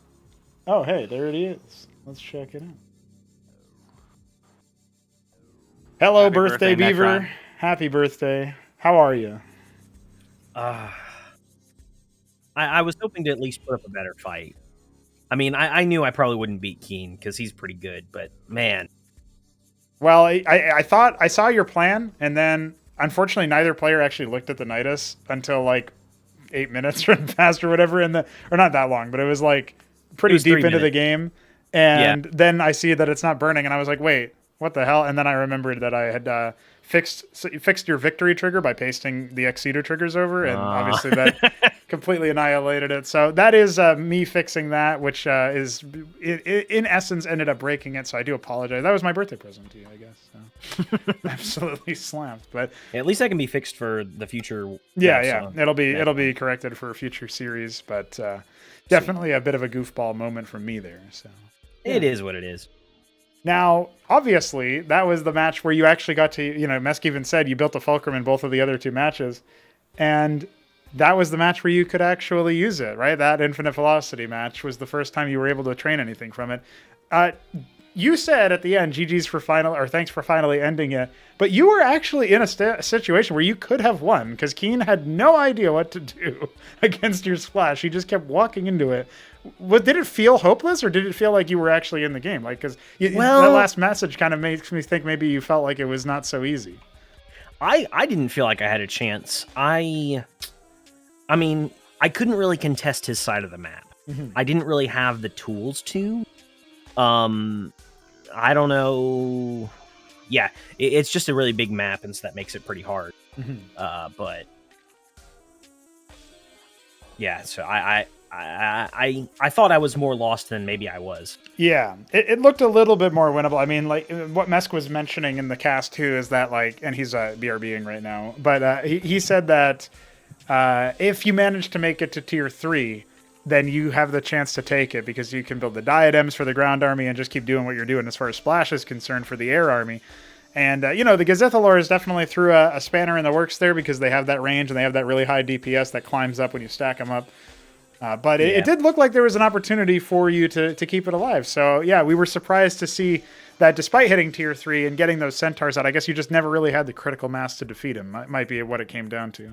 Yeah, those Gazithalors, I kind of thought he was toying me after I saw the Gezkath Grotto like at his forward most turns. Yeah. I was like, okay, come on. But yeah, I actually was able to deal with the Tozgros, which was kind of nice. Yeah. But I really didn't feel like I was able to put any pressure on his side of the map, and so I just kind of fell apart, I guess. Gorgons drove him up the wall. Yeah, he had no idea what to do about the Gorgons, because I think he might have been saving Vespine or something. I mean, maybe we'll talk with him before moving on to our next set, since that one ended up the way that it did. But it's just a situation where you look at that and you think, oh man, like Terran stuff can be really powerful, and how do I even respond to it? And like you had 4 Gorgons, and I think the Valkyries maybe dissuaded him from going mutas as a response, because he thought they would just get shredded as they had been by the Valks. But like he could have overwhelmed that position seemingly pretty easy, and you just keep moving around and killing workers and quasis. 4 Valks is not all that much. Yeah. But yeah, I like Gorgons. I think they're pretty good. They just don't really get much use, I guess. Right. Yeah, it's an interesting situation, because you would expect them to be maybe spammed out a little bit more, but it's like they skip over those. They use Wyvern for anti-ground, Valk for anti-air, and they just forget the Gorgon exists. The Gorgon is like the Maverick of the Starport. You got to think of it like that. that. Sort of, actually. So, yeah, interesting stuff, though. Well, I will say that there were some very silly openers to the games. I'm sure Mesk has some questions for you regarding a certain starport that went missing in the middle of that, but I'm more concerned about why did you feel possessed to put your stockade in the north of the map on Sideshow? What was going on there? So it's the same sort of thing I did versus, I believe, was that Neblime or Mist? I Mystery Mead again. It was Mist. Yeah, you put it on Derelict, like next to your base. So it's the mind game. Yes, okay. So you make him think you're cheesing him. Yeah. So that he doesn't do like fast eco stuff, so that you're on level playing ground. Because it could be a cheese, could not be. Right. And I mean, I think it did decent because he didn't actually take a fast expand. I just kind of died to... I guess I went Fulcrum when I maybe shouldn't have. I'm not really sure. You didn't have that many units to actually hold back the push, yeah. Yeah, man, Quasis have been the death of me the last few games. Right. Just Quasi pushes just slaughter me.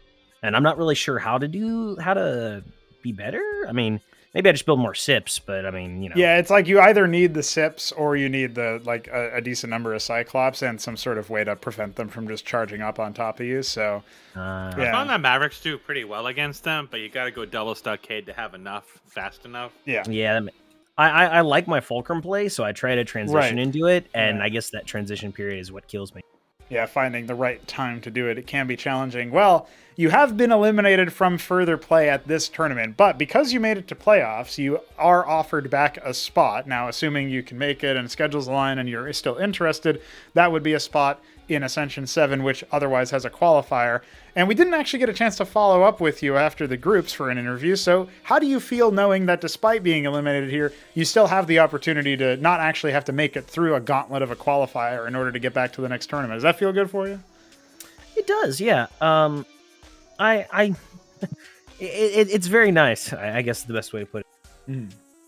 Yeah, I always try to make sure people recognize that it's an option and not like obviously if you can't make it, you can't make it. So if it goes that way, then that's fine. We just open up another spot from the qualifier or whatever. But generally speaking, like I have a feeling that a lot of the people here, obviously you made 2 of the maps here. This was the only time somebody could defeat you on your map. It took to tier 3. The Beaver held on his own maps, his home territory. I feel like there's a storyline there. Maybe you can. bring that back if you decide to participate in the 7th tournament as well. So obviously that's a ways off, so no need to make any promises. But you feel like it's likely right now? Right now, as far as you feel like, or what are you thinking? Like going into the yeah, next you planning on re-upping, so to speak?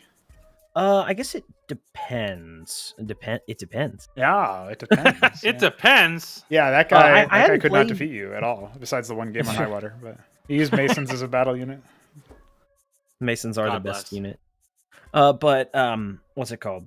I hadn't actually played Cosmonarchy for a while. I'd just been like making maps for it. Right. So this experience has been kind of eye-opening for me. I've kind of realized some flaws in my maps. Oh, okay. Interesting. But like, I don't know. It's taught me some better play. So if I'm feeling up for it, I'll definitely sign up. But it's given me, I guess, a new fire for the game. There you go. And maybe you can take some of the information that you've gathered from playing recently, and you said you exposed some flaws in your maps. So while you're here, do you have anything in particular that you're thinking of? Like I know you mentioned just now, because Infinite Velocity is such a big map, it made it hard to pressure the other guy. So is that one of the things that you'd be trying to think about correcting or thinking about doing differently in future maps, or what do you reckon there? Just improving layout overall, I guess, because that's just. Yeah, a lot of my layouts are very closed in my maps, so trying to kind of change that a little bit, I guess. Allow for more openness in play, not just like kind of air domination.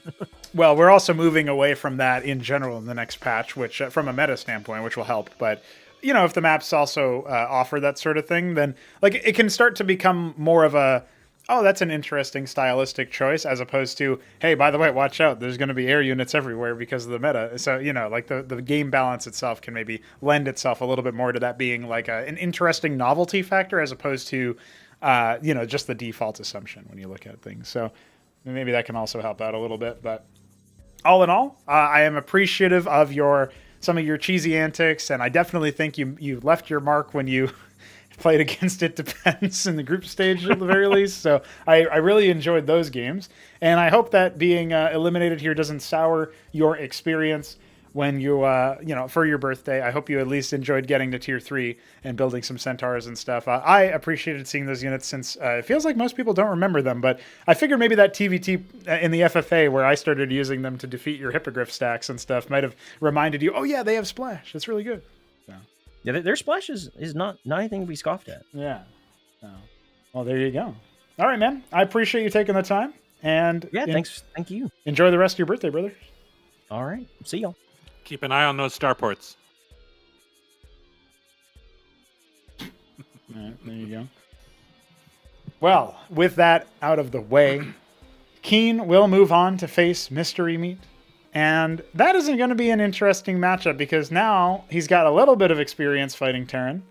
And Mystery Meat is playing random. So there's a chance that he ends up going Terran. I still think Mystery Meat's super favored in that match, but it does depend on some practice that is going to be had in the future. Did you feel like you could learn much from that setup there, Mask? Like when you look at that set of games, anything really stand out to you as far as that is concerned? I wasn't aware Centaurs had Splash on their main gun. I thought it was on the missile. It was swapped at one point. You're going to see me try to use them against Kian in one of our games. Ah, okay. So if you ever watch that set, you'll see some different stuff in them. But Gotcha.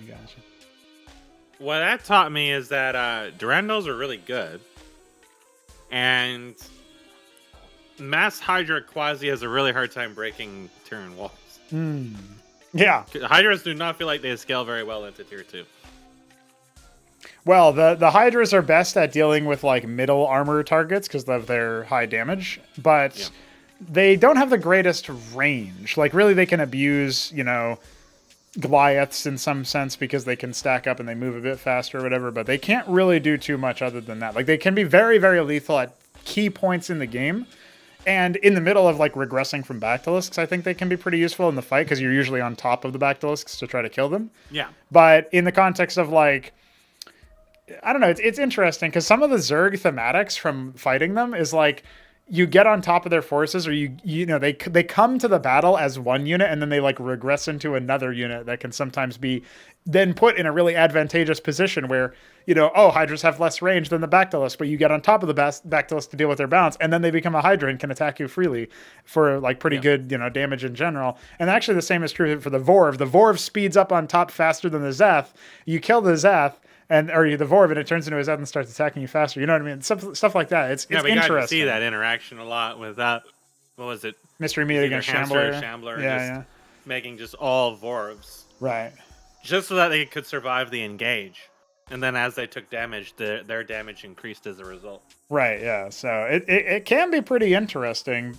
I am looking forward to sort of seeing what happens in the future going on from this point forward. But the main thing I look at this and think, okay, we still have 3 Crow against Btyb to deal out with. One of those guys is going to be going home. But now we're getting to the point where, like, I think all the series, you know, they're getting to the point where all of these series are going to be somewhat close. Like, 3 Crow versus Btyb, I expect to go at least 4 games, although Btyb could maybe underperform again, but I feel like he'll be able to shake that off. He's got, like, a lot of experience versus 3 Crow. If it's like a PvP match, I favor Btyb. If it's anything else, maybe you have to give it to 3 Crow with his crazy Solarian antics. But going forward after that, like, maybe 3 Crows learned a thing or two if he makes it past Btyb and goes up against neblime. And that could still be somewhat of a scary matchup, particularly since neblime looked pretty weak in the macro game against Hamster. Like, I don't know what's going to happen there. So, like, we're getting to the point where all these matches could actually go either way, and in a way where it does have meaningful consequences for the future of the tournament, like, later on down the line, right? I think it has meaningful consequences for how they're training, because, for example, specifically with 3 Crow versus neblime, neblime knows about the Solarians now. He knows how to recognize it, he knows how to deal with it, and, you know, he's going to see that coming. So 3 Crow's going to have to think about, okay, so I need some other bullshit I can pull against this dude to similarly catch him off guard. And, you know, in the case of like Btyb and him, I think they're fairly close to each other in skill level. It's certainly a lot closer than Keen and Beaver were.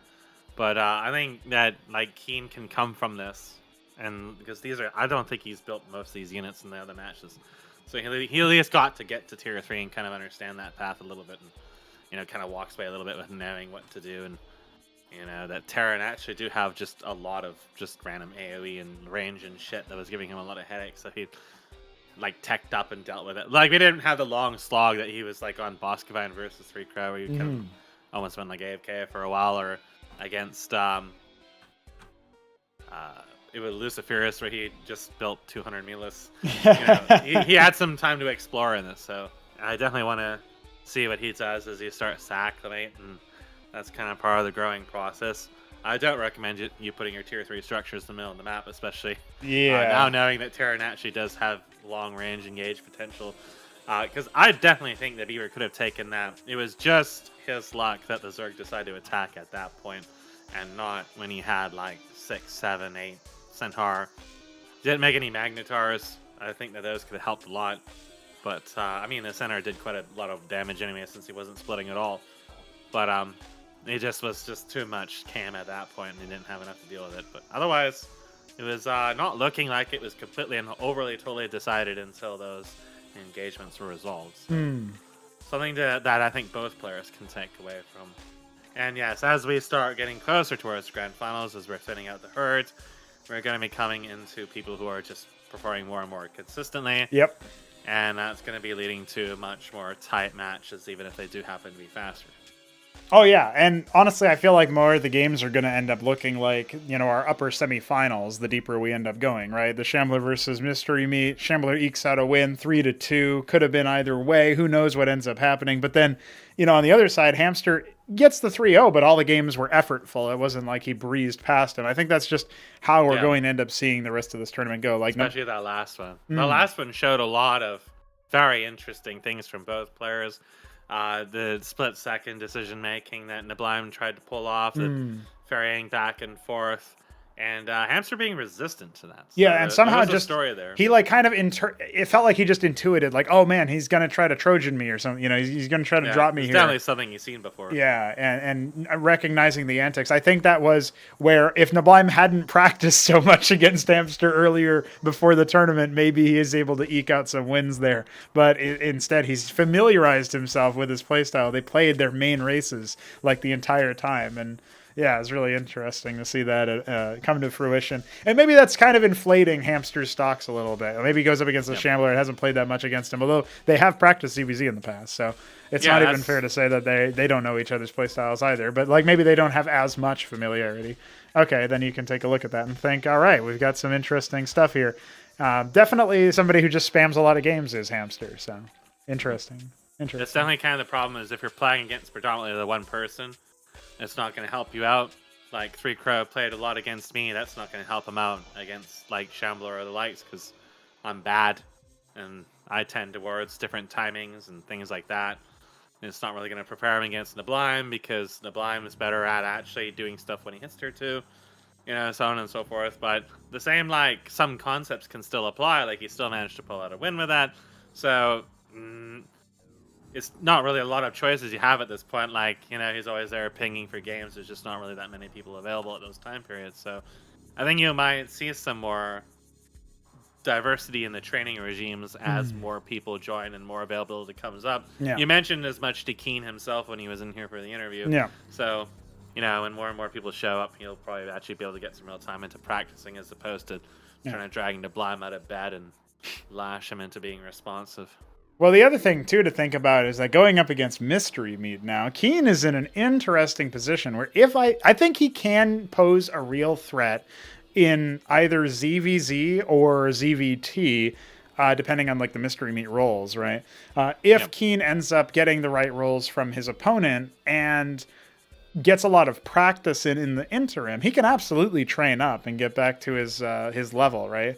You know, against the Beaver, he I think after the first game, maybe the first 2 games especially, he felt like, oh, I don't really have to try that hard. Like, this guy's definitely, you know, like below my skill level. Okay, I'm going to relax. That's why he's just sort of like, oh, I guess I'll build this and then do that and just put us in the middle of my 4th base or 5th base or whatever. And, you know, that's whatever. But he's learning some of the interactions. He's figuring things out. And actually, these longer games where his opponent does try to go up to tier 3 and show him more of the tech tree, it's like inadvertent training. You know what I mean? It's against somebody who, okay, they might be below your skill level. They might not be able to control the units as well, but at least you're kind of aware of what those units do. So, and then you get to engage them and interact with them and see, oh, well, this didn't work too well against that. So it's some kind of information. Yeah, very interesting things. Now, the other thing that we have to ask ourselves is the next series between 3Crow and Btyb just going to be an utter cheese fest? Because that's another angle that it could become. I hope so. Yeah. That'd be a good way to end the day, is they just never a standard game, just pure cheese back and forth. Well, God, I hope. I hope so too. Let's take a moment to collect ourselves, use the bathroom, get some water, all that good shit. And until then, we will be eagerly awaiting the potential cheese fest that is going to happen between 3Crow and Btyb after this break.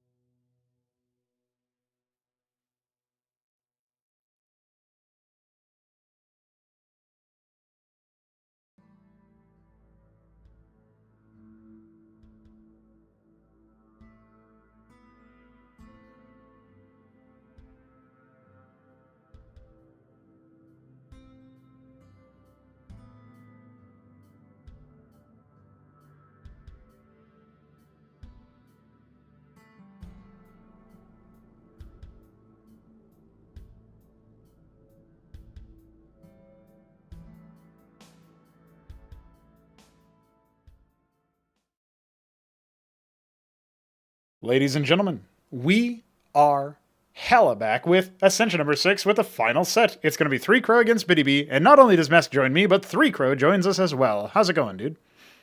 Hello, everyone. Hope y'all are ready to see Btyb get put down. Interesting. Well, I'm just about to make our lobby for our first match as the pick ban has already gone, and I see you have selected Derelict as your first option.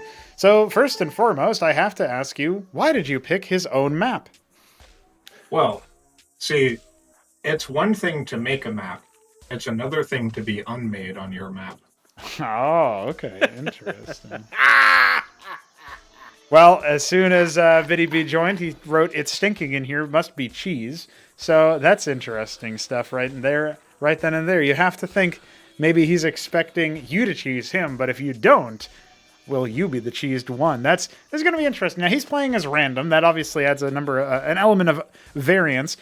One thing that isn't so variable, however, is Neblime's playstyle. You ended up falling to him 3-1, but you did take a game using the Solarians. Are we expecting to see that this time around as well? I don't want to give Btyb any hints going into the match, but I may or may not be the steward of his doom. Here we go. Okay. I mean, you got some cheese up your sleeve. That's what I had for you in the hype video, the pioneer of extreme cheese. And it looks like Btyb's expecting that already. For all we know, depending on what he scouts, you've got your own set of plans. Obviously, you were just practicing with Neblime himself. So without giving too much away, once again, as you mentioned, did those practice games go well? Do you feel ready and prepared for this set? It was definitely some good warm-up time. I still struggle because Neblime is very mechanically apt as a player. We have a lot of cases where we start getting even, and then I'll fall a little bit behind because I start getting tired, and he pushes the advantage. I see. Well, you're going up against a man who's tired all the time because he's a dad, so maybe that's not going to be as much of a disadvantage in Btyb's case. Ranking Btyb as a player, he's kind of an enigma to me because I did not at all expect him to do what he did in group stage, where he ends up going for the 4-0 undefeated. Luciferius too high, Keen too, I don't know what Keen is, but he's also another enigma. And then the 4-0 happens, and he just happens to random his way straight into a first seed of playoffs, topping his group. Then he comes in and he fights against Hamster, and admittedly, Hamster also 3-0'd Neblime, so maybe in retrospect that doesn't look too bad, but it doesn't really look like much of a fight. How do you break Btyb down as far as a player goes? And essentially his skill set, what he's good at, what are you worried about? Are you worried about anything with him? Do you just feel like you got this? What's your mindset going into it? I see in the games that I've played with Btyb, I do see situations where he's prone to making the mistakes that we all make when we're getting started with the game, right? Where you have an opponent who's really good at doing early aggro on you, and it destabilizes you, and then you struggle to catch up. And your opponent gains enough of a lead off of your destabilization that you can't recover. And there were a couple of games where I caught him like that, either with cheese or just I proxied him one time. I think I did double gateway or something outside of his base. Yeah, well, that could definitely be a factor, right? It's when you're thinking about it that way, if maybe you can turn that aggression onto him, or maybe if as long as you stay safe in the early stages of the game, you're fine yourself, because well, we all know what you've got cooking up. At least one of the couple things you've got cooking up, so must be something there. Yeah, I will say, go ahead. He has taken games off of me too. Right. So you're saying it's a possibility that this goes the distance, but do you still think that you're the one favored to take this set, or how are you breaking it down that way? I'm going to be a bold man today. I'm going to say I think I am favored to take the set. Okay. I will be excited to be proven wrong. Wow. Let's see if that's how it goes down. Mesk, you've been playing a lot of games against 3 Crow. You yourself have given a lot of context and analysis going into some of these things. How do you feel about his chances against Btyb? Do you also agree with both of us that he is favored to take the set over the beleaguered deputy dad himself? Well, I think their skill sets are closer than Keen and Beaver. There is a massive difference in the practice regimes that is going on between the players, and has been going on for a while, where Trico has been spamming out the games, getting it under his belt. I mean, I think we played 6, 7, 8 games in the one day or something like that, and that wasn't even the whole day that I know he was playing earlier. Whereas obviously Btyb is busy and dadding and stuff like that and doesn't have as much time to put in. Btyb has surprised me in his ability to be aggressive and dedicate to that aggression. Like I said before, it's shown that he has improved as well, for sure. But again, fighting against 3Crow in those matches, there was only a couple times I was able to take matches off of him. I wouldn't say it's exclusively due to the Solarians being strong. It was also just because he's tidied up his mid and late game a lot. He was able to macro better than he was in the past. He was just more in the game. I definitely think that Btyb is going to be looking to try to close these up early, either through cheese or through early game aggression or something like that. Or he's going to be absolutely at a disadvantage. What I'm also hoping to see is infinite attack stewards being yanked by Amphibians. Yeah, I don't think we can even see that to begin with, because that would require the game going long for both players and for Btyb to roll Protoss, and then it still might crash the game, so you never really know what's going to happen. You never really know. That sounds like a bug I want to see at least once. There you go. There you go. All right, well, 3Crow, you're about to get started here. Do you have any final words for us on your way out? Are you thinking you're going to be vanquishing Btyb and not just favor to take the sub? You're going to start it off on his own map, the humanity of it all. What do you have to say for yourself? Well, I think when Btyb sees his win-loss ratio, he will find himself derelict. Got him. Absolutely got him. Well, good luck. Have fun. And don't die, don't suck. That's what Btyb would say. Except with far less characters. And I'll see you around, 3Crow. See you on the field. See you on the other side. And with that, Mesk, we are all by our lonesome, getting ready My man's got to some cast sass. Imagine if he got it slapped out of him. Imagine if Btyb took out the belt. That would be just very disappointing coming into it with all the things that he just said. I know, yeah. I'm kind of like half expecting that, but we're waiting on the readies from our players. We've got Btybs. Now we just need 3Crows, and that means we are about to kick things off. Our final set, 3Crow as Protoss against Btyb as random. Mesk, are you ready? I am ready.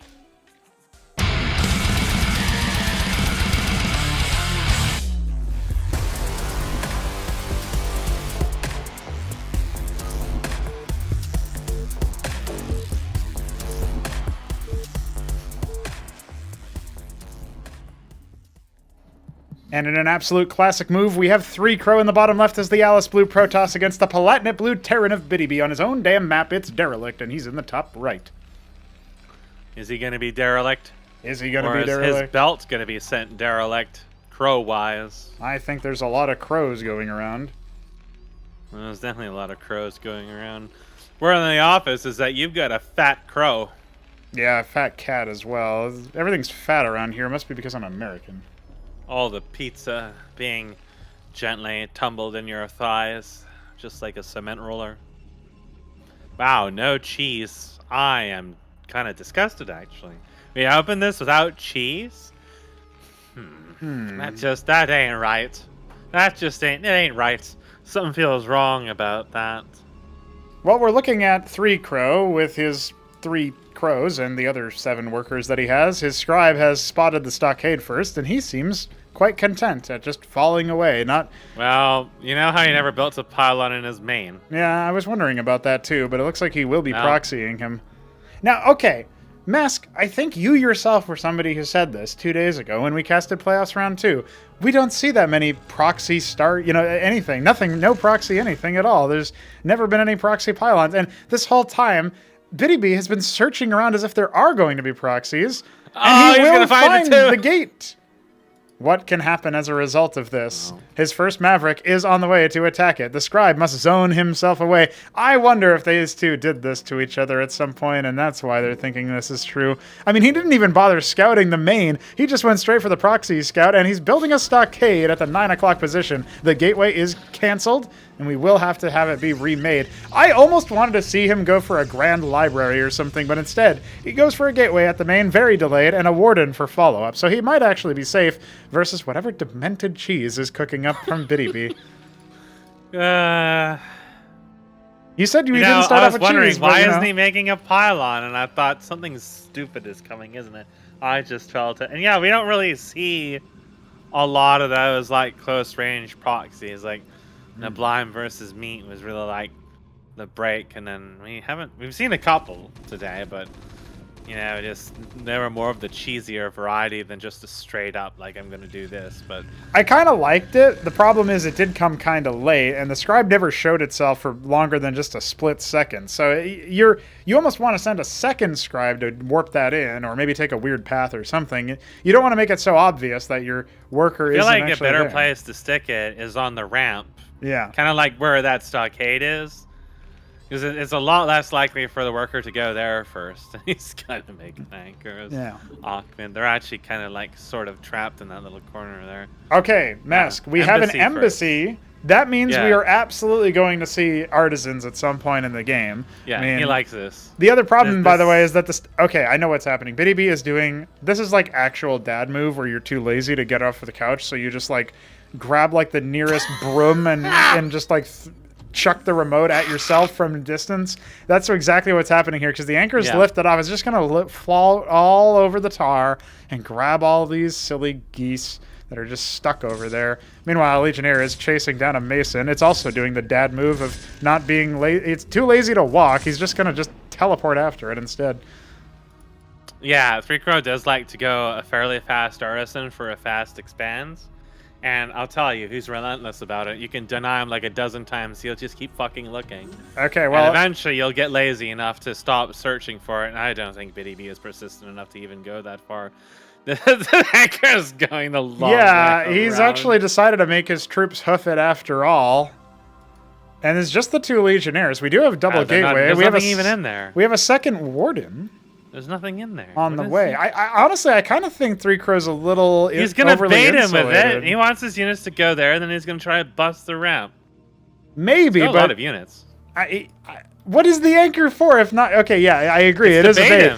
It is a bait, but do the Legionnaires even bother responding? Like, there's double warden back here. I mean, yeah, but it could still hypothetically deal damage to you. There they come. They're coming. They're coming, but there's nothing in there. Yeah, 3Crow's going to stand underneath it like, hell yeah, I got him. He's got nothing. He can't even let. Meanwhile. Hey, now they can use that anchor. No. Well, trying to stack on top of the Hurricanes, that's not going to be super good for you, but he does kill one of them. That actually does reduce the DPS power of the, this army a little bit. Unfortunately, they... This is getting stupid in a hurry. Oh, yes. I think he wanted to go positrons, but will he even manage to get one out? He's not going to be able to get that gateway out. He's adding a third warden to the equation. I don't really know that this fight can go the way. He's going to make an Incantor now. This is good. It's good. The Incantor is very good. Well, he can probably actually get... This Maverick is just spinning. Achmed can't get in there to get some of that. Okay, anchor's burning. Much needed. Okay. Achmed. Okay. All right.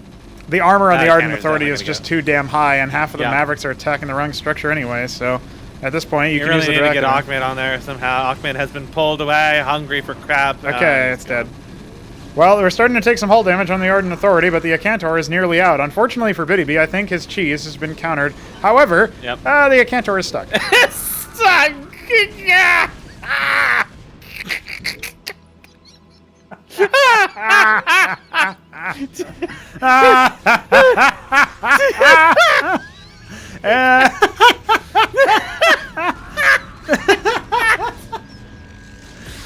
Oh my god. It's spinning. But even after he lets it out that way, it's not like you can go out. It's not gonna get out. It has to go all the way around your workers. Oh my god. Wait, does it? Yeah.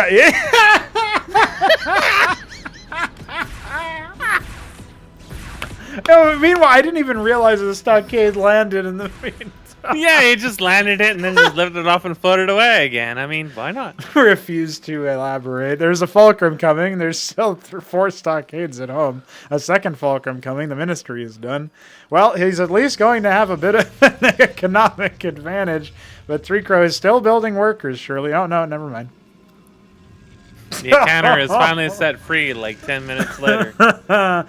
Oh, well, with the embassy, you do have to be watchful. There could be envoys to lug that fat worm that keeps getting stuck everywhere. In fact, that's what I thought he was going to go for, but his SimCity was one of the most autistic things I've seen today.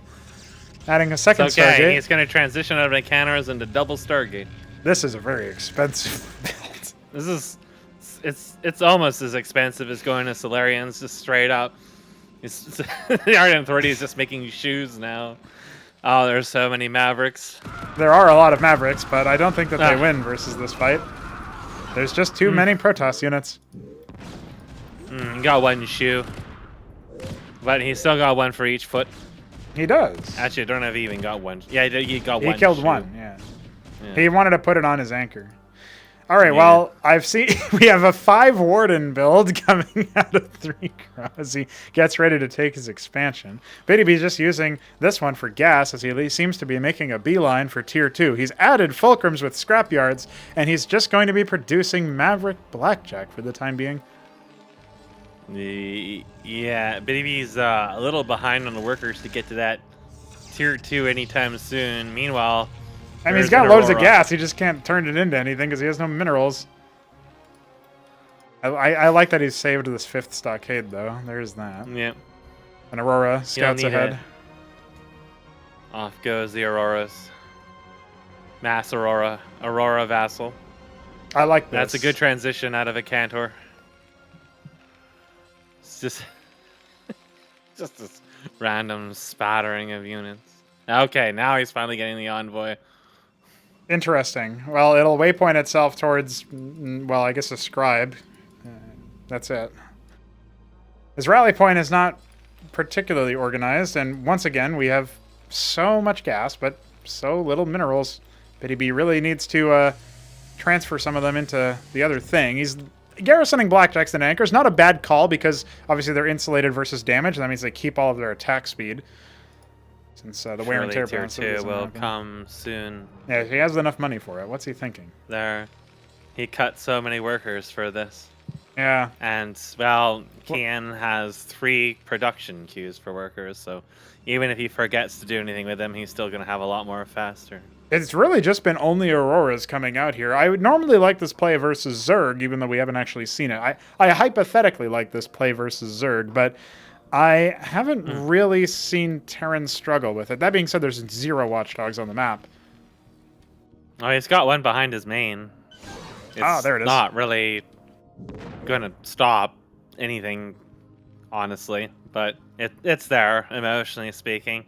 Yes, it's there for support and to be pet as well. Now, there's no anchors on the high ground, so this Acantor will obviously just outrange the ones on the low ground. The Blackjacks will start softening up some Zealots at the very least. It's wiggling. It does charge forward. It has 8 range. Up. No, just land it. Land it. You have to force it backwards then. No, or at least lift the other one. Okay. Took very many unnecessary hits there. Now it's low enough that the Auroras can try to finish it off. And if you're over unbuildable terrain or unpathable terrain, then the units don't even pop out. So, unfortunately for 3 Crow, it does land and starts to get repaired. Fortunately for 3 Crow, it's not actually going to stay alive. So, well, there you go. I think that's pretty much game. What else can you do versus it? Because there was like one envoy that walked over. There was the envoy that pathed over here to unload something, and it killed everything in the top as well. Maybe that was another Cantor. That's going to be GG. And yeah, well, I guess I can't say that I'm too surprised, but God, that was the silliest way to get to that outcome. That was so goofy. The first, like, 3 minutes of that match were like a fucking Monty Python skit or something.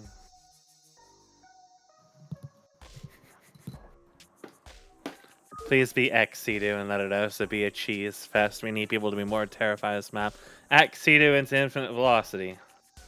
That'll be my plan. My plan of attack. I hope so.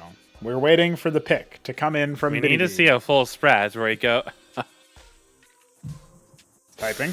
Sorry, I had it a is flash. Ex Situ. I had a flashback to Matrixes and Dracodons of days yore.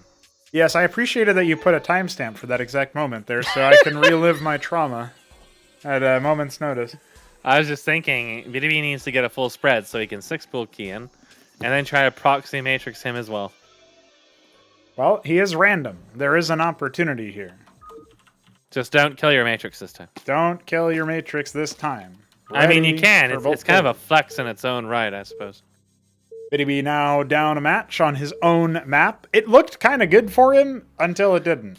And 3 Crow is he didn't really have a response for the encounters at all, and then It's he Terran just again got for Btyb. pumped. He is the Royal Blue Terran on the right-hand side, and 3 Crow is the yellow Protoss on the left, sending out a fairly early scout. Suspicious. He's the color of cheese. Sussy baka. Is he going to do this every single match? I mean, you might as well. Now, on Ex Situ, there's a lot more spots for you to hide a proxy forward gate or something, which is one of the reasons why if you don't end up scouting on that situation, you will get bopped.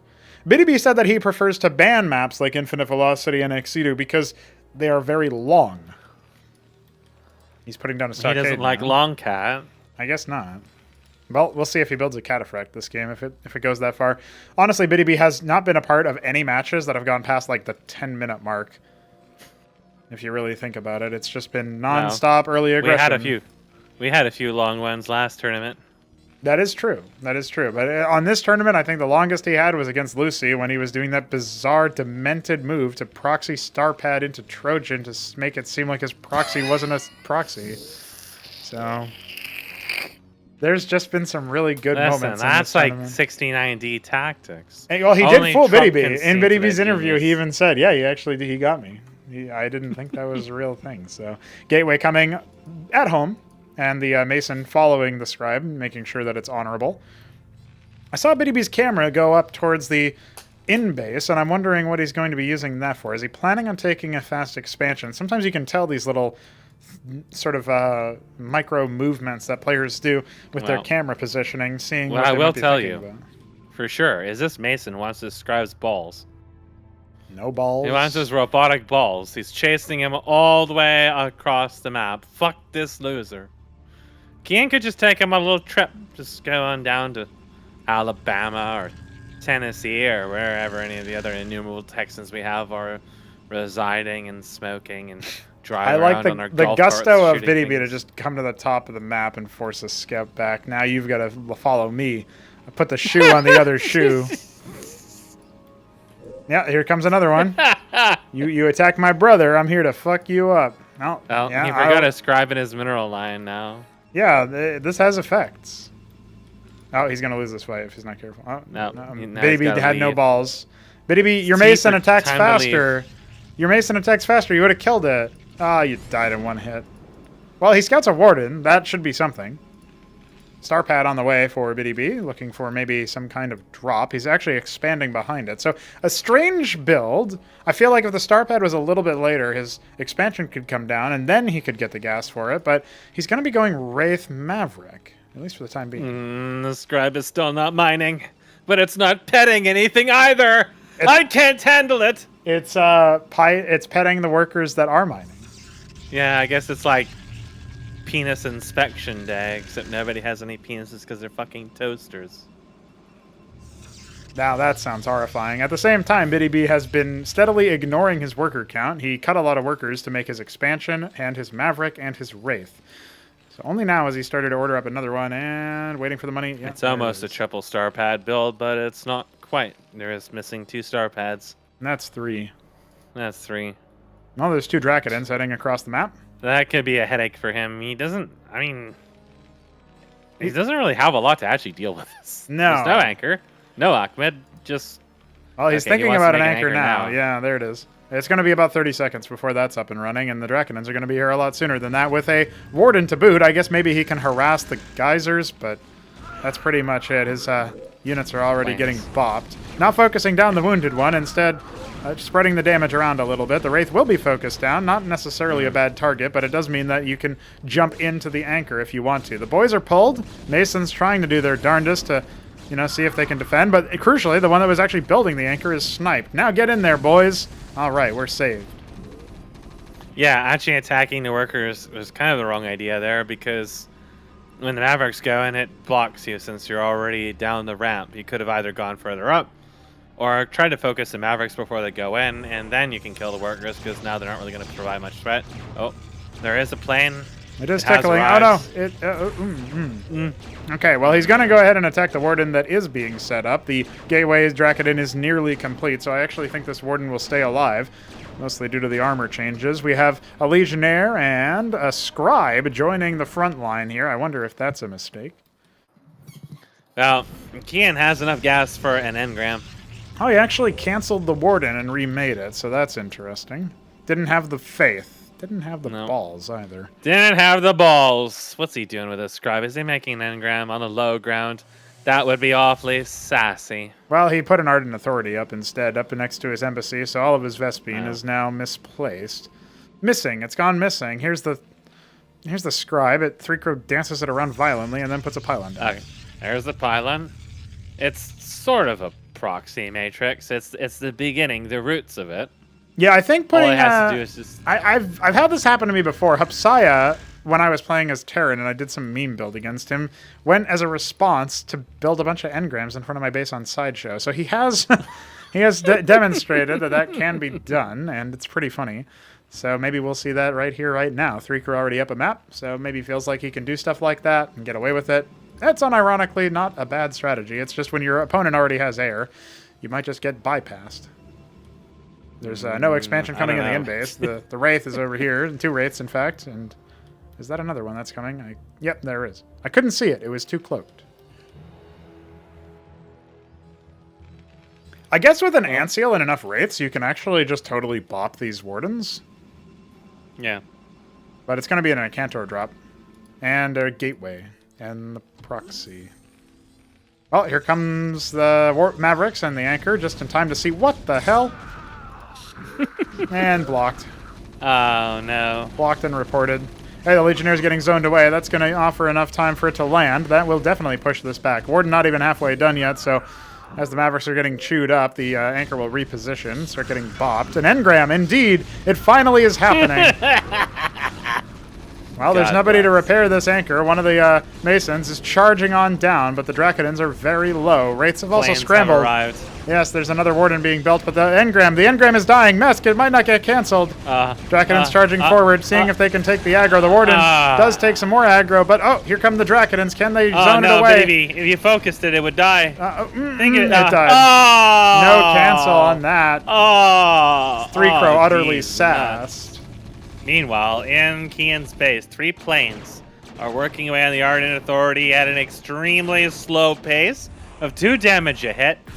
Not seeing much success there, so he goes for something slightly less tanky. Remember, the Ant Seal is now out of energy, so he'll trade it for a Dracodon, but he needs to walk away and recharge if he can. There's not really anything being made back up here. Another gateway has been spawned by this scribe as more Wardens are being built. You know, the Wraiths are actually being occupied by this. They could be joining their fellow men. At this point, obviously, the Wraiths could be coming on down to try to snipe another Warden. It looks like they will go for it. The Envoy just went off on its own merry way, being ignored by this little task squad as it begins tickling the Warden to death. Yeah, the Acantor is conspicuously missing, and yeah, indeed, I think this is the beginning of the end. There were no additional Wraiths dispatched, and now the Ant Seal can just awkwardly sit there in the corner. There are many Fulcrums en route as Btyb acquires easy money! Easy money. But does he have anything that can deal with the Acantor? I mean, I guess he's got Wraiths. I don't even know what's going on in front of Btyb's base, to be honest with you. Meanwhile... Here it is. It has deployed. Get it! Fuck it up! Oh my god, it got 5 kills. Health. Oh my god, it has 9 kills. Oh my god, it has 15 kills. Oh my god, it has 20 kills. That's alright, Btyb has another ministry. And a third on the way. That was disgusting. I think that might have been the most neblime hate crime thing possible. Yeah, that's definitely a neblime hate crime. Dude, you can't have a problem making Masons if they all died. Well, the problem is he's not continuing to make them. He's got 200 minerals. Yeah. That could be 4 Masons. He's making a 3rd ministry. He's going to wait for it to complete so he can make him in queues of 3. I guess he does give us 3s sometimes. Well, Neblime is getting bopped by these Wardens that have been set up shop. And finally, another engram has been started. It's over there somewhere. Every time they pop out of the Anchor, they get tickled by it. And now he's trying to outrange it with the Vultures, but The vultures do It's not outrange not you. working. They're also 5 range. He needed Goliaths. He's not making any Goliaths, so he doesn't have the solution. Meanwhile, that Anseal is still sitting over there. Another Wraith has finally joined it. What's up, brother? But now they're gonna...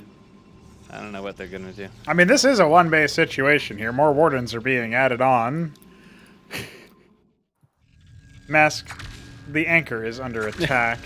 Oh, no.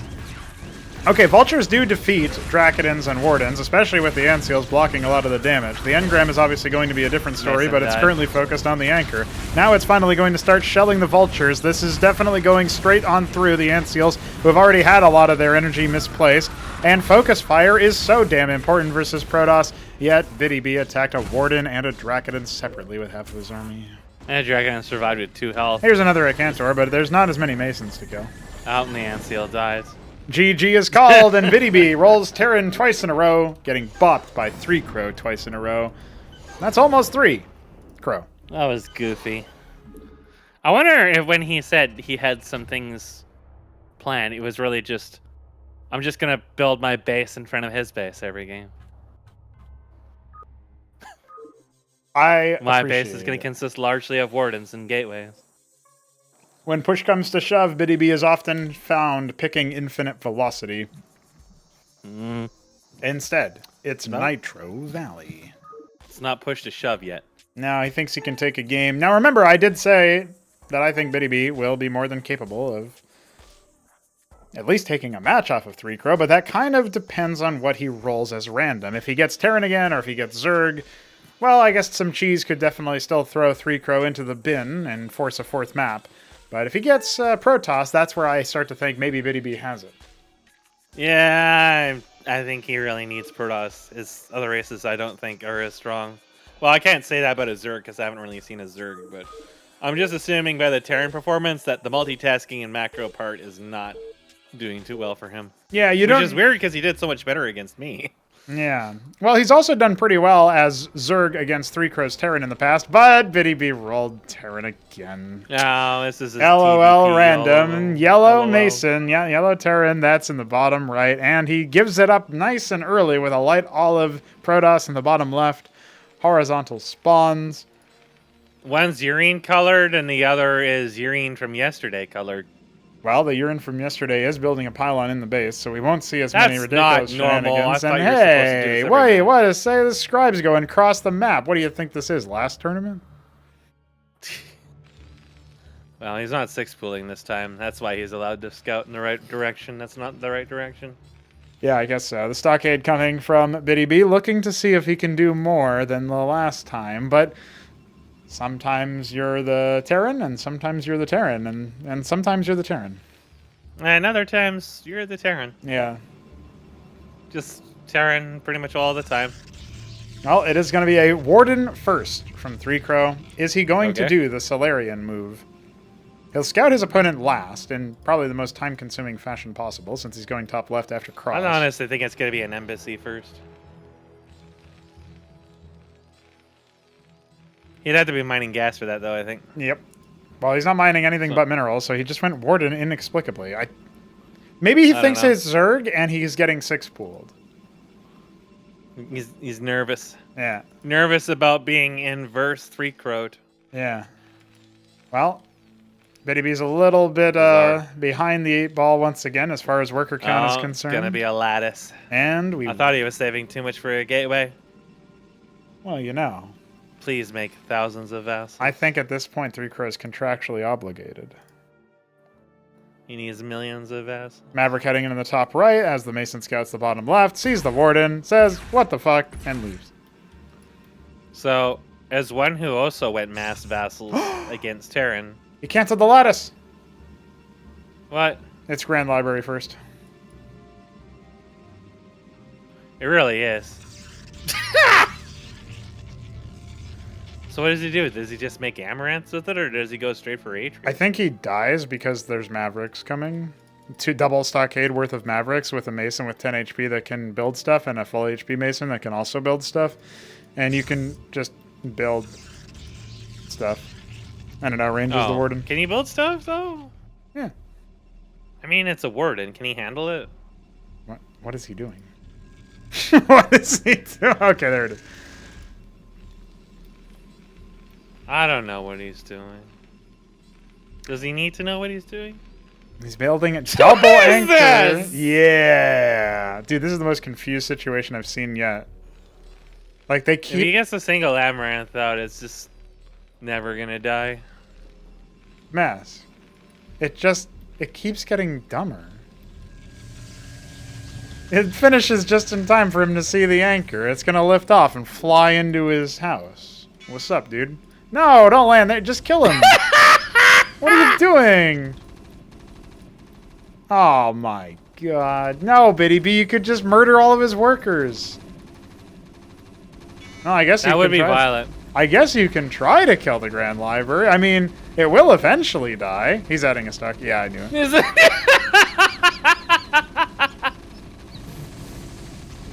Okay, well, the Atreus is going to fall. Well, the scribe fell. And the scribe tried to do something. Like Amaranth on the The way. Atreus it gets has canceled. arrived. Now starting to take HP damage. The Atreus appears to outrange my anchor. Who could have predicted such a feat?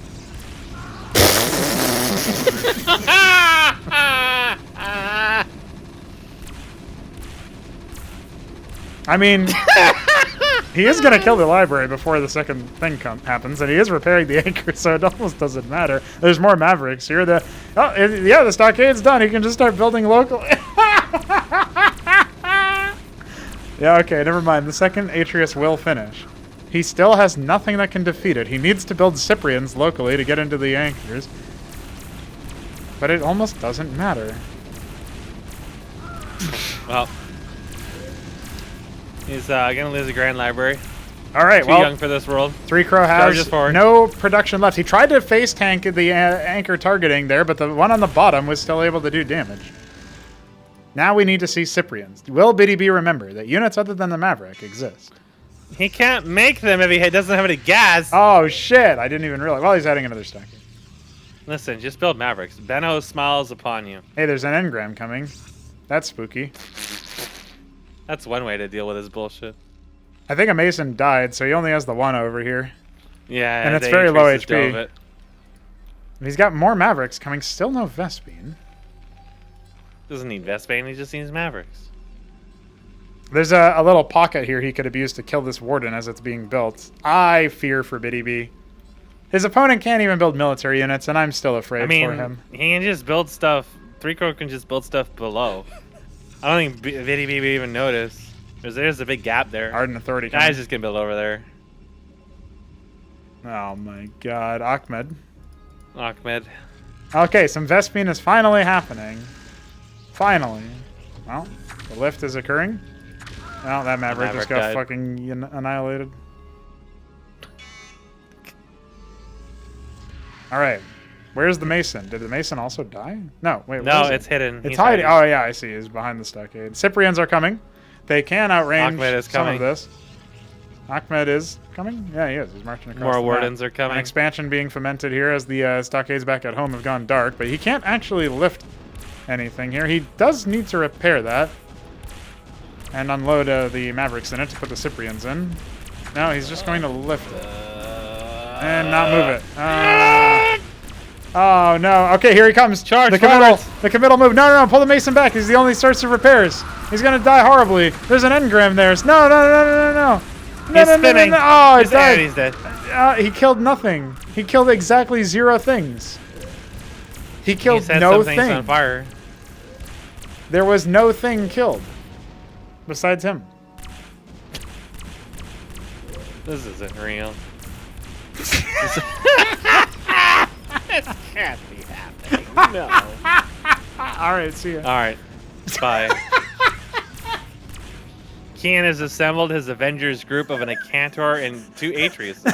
And then Graham, don't forget the engram. He's gonna build an Aquifer too because, well, I have all this money I can't do fucking anything with. I may as well. You know, There's the we embassy, were finally. concerned if this would be a cheese fest or what, and by God, is it delivering? It is just deranged. Keep in mind, his rally points are still over there. So, okay, never mind. He corrected the Mavericks, but does he correct the rally points? My soul burns. No, my soul burns. So clearly he wants tier 2, but he only has the one base. He could be He's gonna expanding. build a watchdog there that's gonna just be instantly avoided by the envoy. Yeah, the embassy is not quite done yet, but It's gonna need another 30 of them. Okay, he fixed the rallies. All is good and well in Btyb land. Maybe slightly more autistic than before. he's adding more watchdogs, which is a good idea. If he can just make like 3 more, then maybe he can prevent the inevitable from occurring. But I have a feeling it's just going to be a Cantors again. Yeah, there's one at Cantor right now, but he's not making. He's just using it. Oh, he canceled it. He realized. Wait a second. I didn't. There it is. There is the envoy. Okay. That's the other kind of scrub. Well, he's got an anchor. He's going to go ahead and garrison that at the choke. The natural is done, but just has 1 worker on it right now. Not going to the Neblime School of Victory. Lodestone is, of course, on the way. He can put some Mavericks in there. Maybe they can slowly kill the Acantor. Very slowly, not before it kills half of his shit again. Mask. What happened to this game? Tism happened. He can't afford tier 2 gas-wise, but not mineral-wise, so he's cutting everything. This is a familiar sight. Yes. Sometimes when I'm in this situation, I just yank everything off the gas. Yeah. And just quickly get the minerals and then throw them back on. It's the little things. Getting tier 2 first is important, but at this stage, I'm not sure it's even going to save him. This Kenor is going to be hungry for murder, but there's only a handful of workers over here. Yeah, he can't really murder too much. However, So the Mavericks are stimmed over. This is actually a really good response. He's going to force the unload. Does kill that. And, of course, the Acantor gets maybe 2 shots off. Just kills a couple of Mavericks. That was actually the best way it could have gone for Btyb. Yep. Especially Maybe since he could have killed it before it dropped, but I mean, that's certainly a lot better than his workers dying. his another Acantor is on the way. Remember, only one of them fits in an envoy right now. Atlas is about 25% done. Some Dracodons are coming. Kian can very comfortably go tech right now if he wants to. Yeah, there it is. And Argosy is indeed on the Surprise way. level 0, just as soon as I said that, just Yeah. instantly shits it out. Adding a Fulcrum, but Btyb still not producing workers. Very, very far behind in If that front. Btyb doesn't, like, immediately build Sundogs, I don't think he has the... I mean, we kind of advised him. I told him to spam Mavericks and Watchdogs, but he has to know it's coming first. And, I mean, Kian's builds have just been kind of all over the place where he transitions from Icanor to Auroras. Okay, here's another So, unload, but it's targeting Icanor Mavericks instead. One of them is slow and just gets bopped. Shields are kind of low right here. The Watchdog might be able to do some damage. It looks like it'll just soften it up a little bit. And another Fulcrum coming. So a good worker transfer. They go to the natural, and that's not where 3 seems to be interested in attacking. He built the Ardent Authority for 2 Acantors and then nothing. We've seen very poor tech efficiency coming out of 3 where he builds these structures that are fairly expensive, and then he pivots completely to the other thing. Oh. But a Solarian is There's on a route. Solarian. That's going to be it.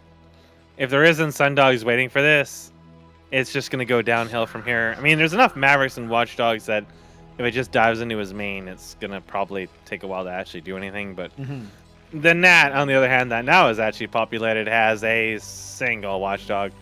Yeah, it's actually migrating somewhere else right now. So Well, they do that. It is seasonal. yes, there was nobody to pet It goes to the Quasi hole. Yeah, that's right.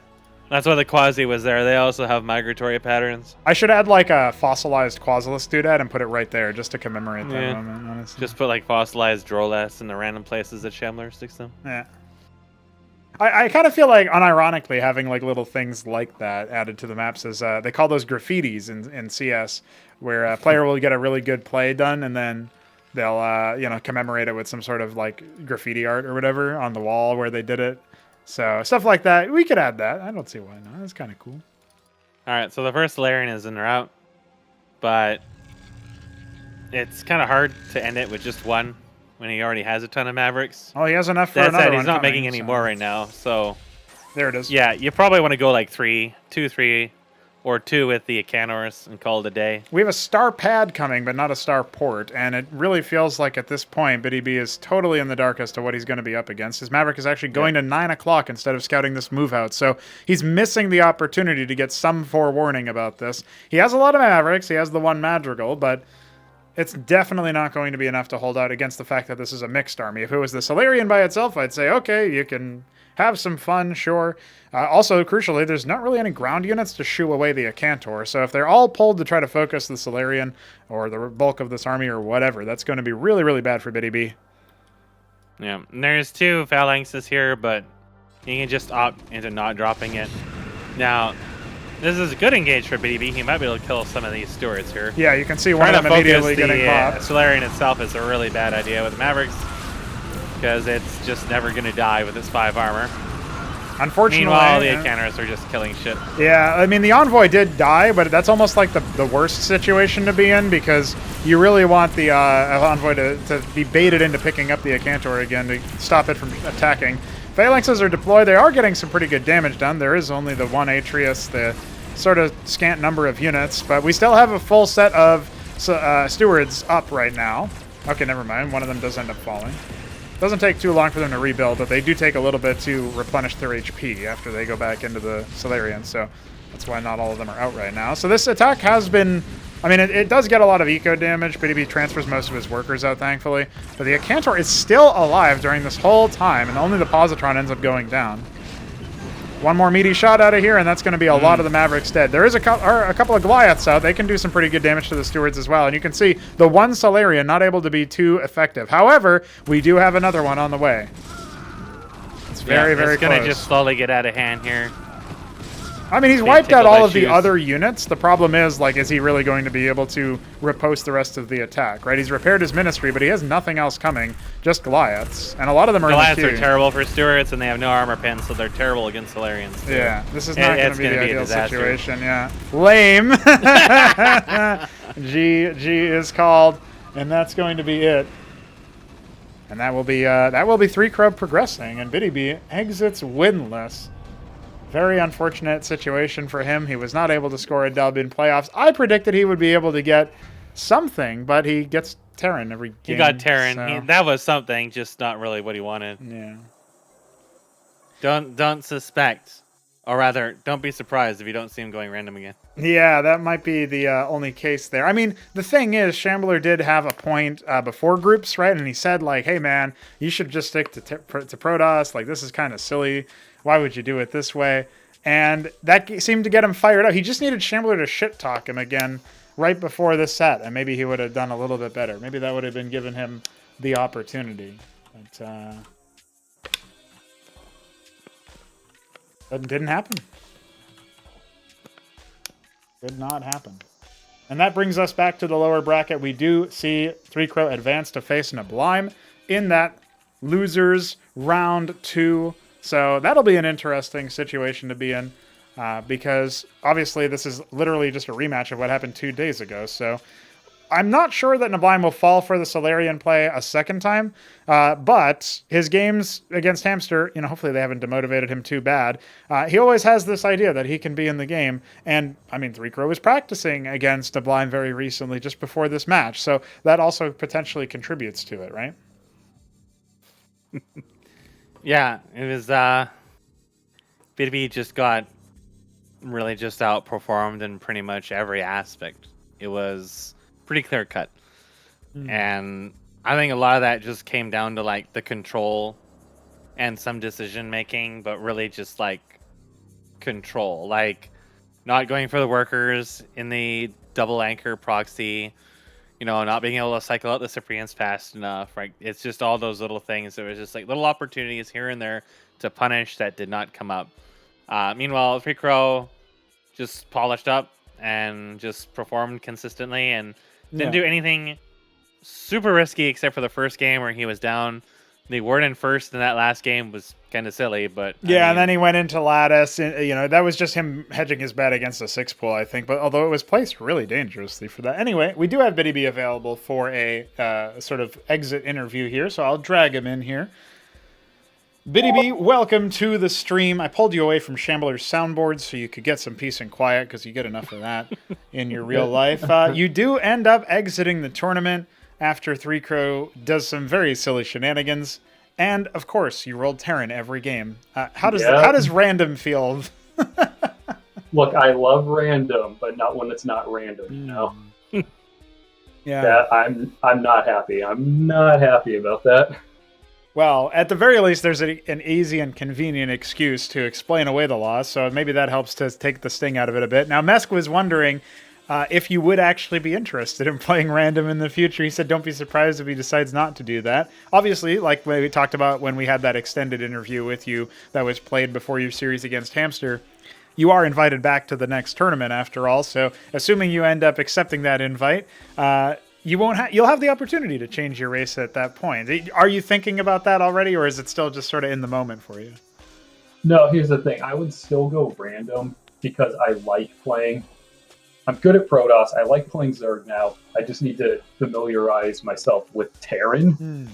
It's just, that was the one race I didn't want to get, and I got it all 3 times. Right. Yeah. Yeah, well, it looked pretty good for you to force a 4th game. In that last match, you end up with the anchors inside his base. You're building stockades inside his base, for God's sake.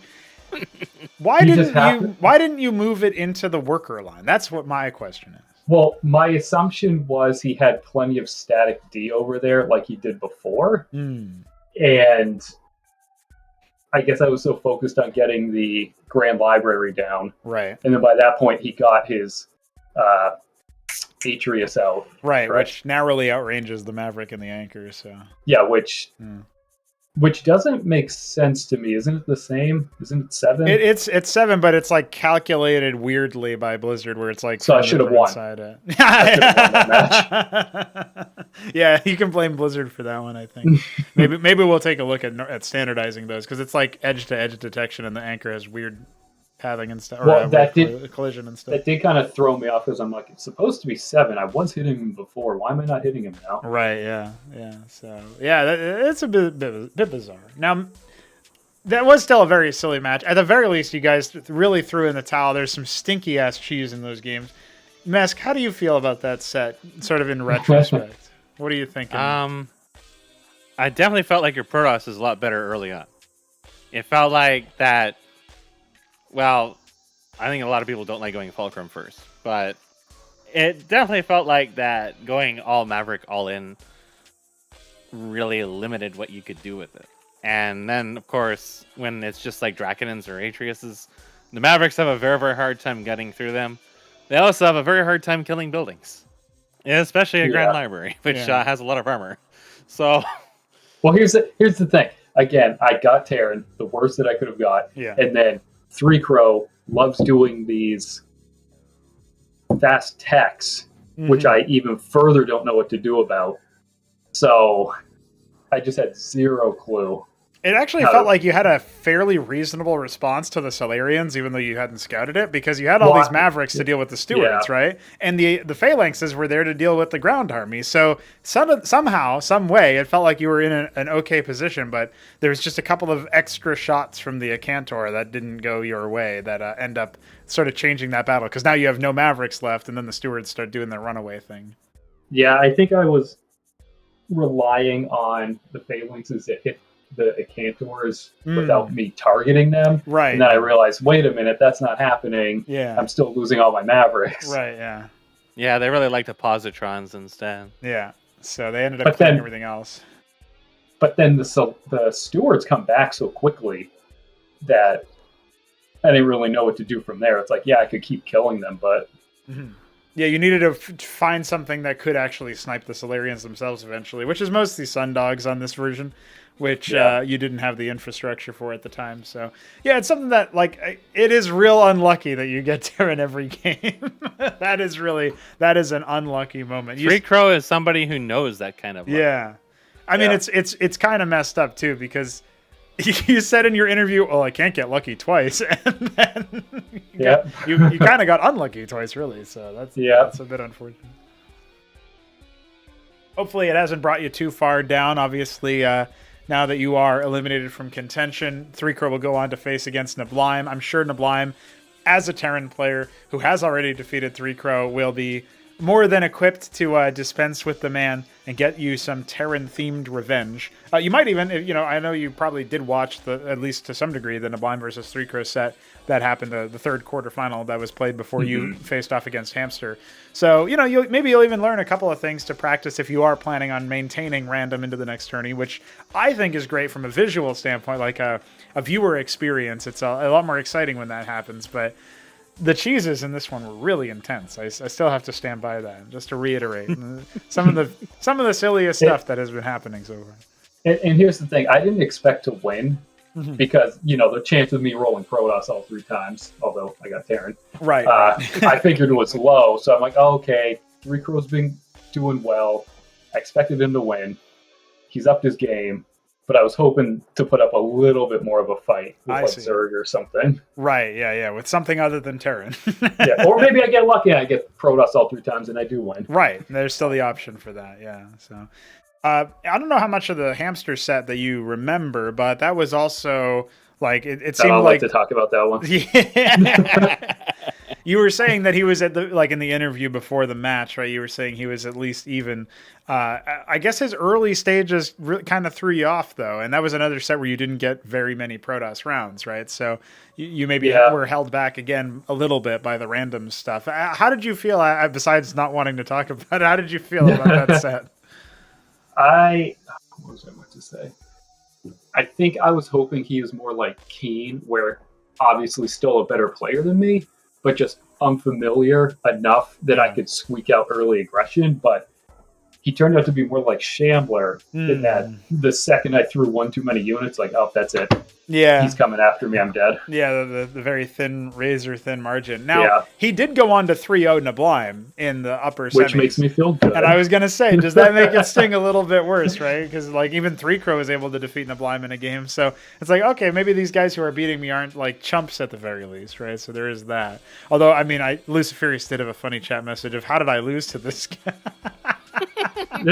So it goes both ways, I guess. But hey, man, like, the people who have defeated you thus far at the tournament have been upping their game, have been going up.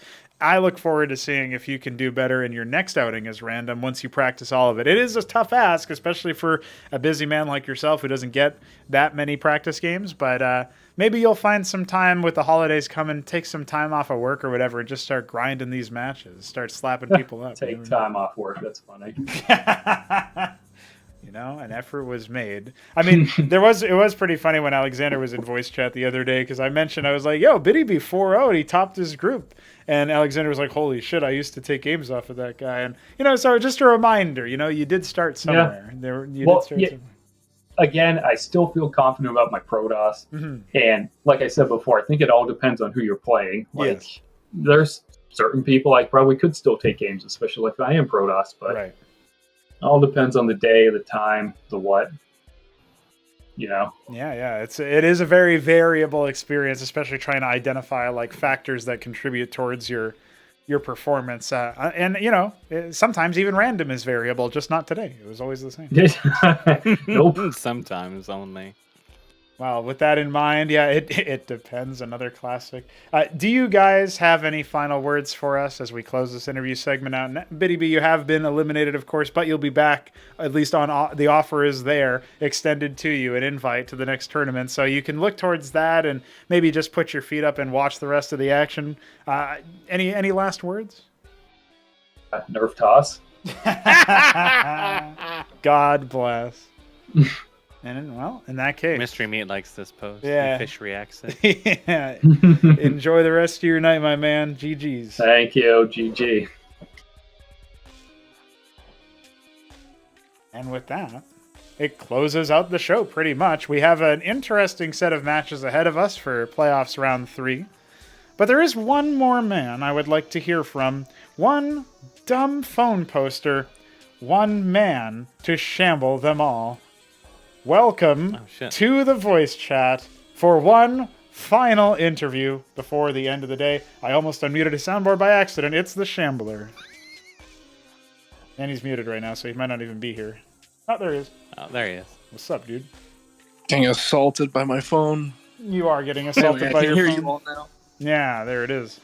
All right, so welcome, sir. You did end up defeating Mystery Meat finally, and Mystery Meat said in chat that the stars aligned 10 different ways for you, and you have no honor. So you definitely got him typing for a change. How does that feel? Yeah. It's oh, it feels great. Just drinking the salty tears of my enemies. Yeah. Well, you've set up a match between yourself and Hamster. I want to give you more time to gloat and add to the shit talking and stuff, but before I do, can I just get your read on what this new Zerg guy, Gerbil Hamster thing is? Because he's just 3-0ing everybody. Obviously, Btyb, okay, maybe Btyb is a little bit on the weaker side or more variable because of random. We just talked about that. But Hamster 3-0's Neblime in macro games, which is supposed to be Neblime's strong point. What's going on? Did you have a chance to watch those games? Have you had a lot of chance to play Hamster? What's your read on this dude?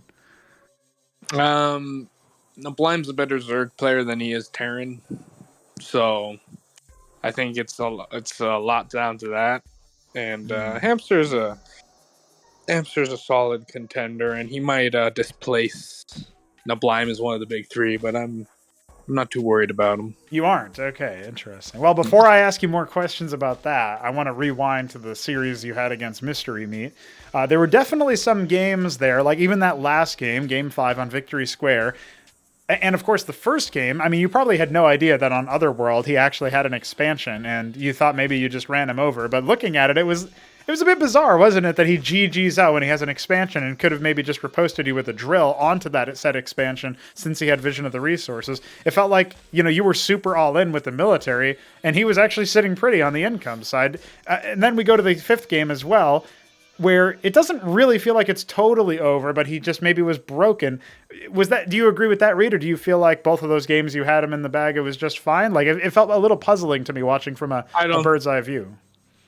I don't think it was bizarre to GG in his situation because let's say he does drill, right?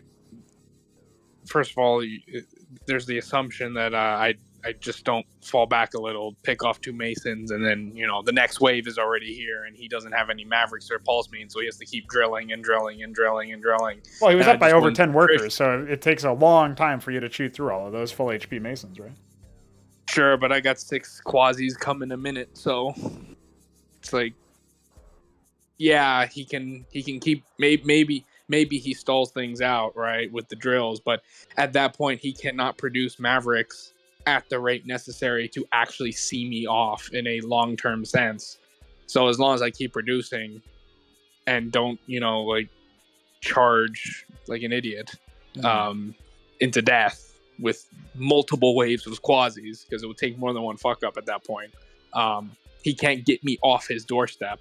And as long as I'm on his doorstep, he has no initiative. I'm under no threat. There is no reason not to continue throwing bodies, because in the end, every worker kill is a worker kill, and he would be ground into the dust. I don't think it would take that long, even if he didn't GG at that point. But even assuming, a pretty bad scenario where I just, fall asleep on my keyboard, that's still on the table. So it made perfect sense from my perspective. If I was in his situation, I would have GG'd, Okay. And do you think the same is true in the fifth? Because you had all this tech, but you had no money to spend it. Which one? That was the last match. It was Victory Square. He GG's when you have like a wounded Zarkavra core and a wounded Ultra core. And that's pretty much your whole military on his side of the map, Well, that is my whole military, but I'm Zerg, so that's going to be another 7 Ultralisks barreling down while he it takes much longer to build an army because he's Terran. That's the whole advantage of Zerg, is that on the logistical side of things, they're so superior that they can just you can just do an even trade and then just come back and with an army that is going to be twice the size of the army that he rebuilt. So that made sense as well. Victory Square in general, I think, is pretty Zerg favored. That map's going to be so autistic when I play it with Hamster. That's assuming it doesn't get banned, I suppose, but he seems to be fine on it. Oh, it's going to be so Tismic. My God. But in a good way. Yeah, I wasn't confused by Mystery's Okay. GG's. It seemed very logical for the position he was in.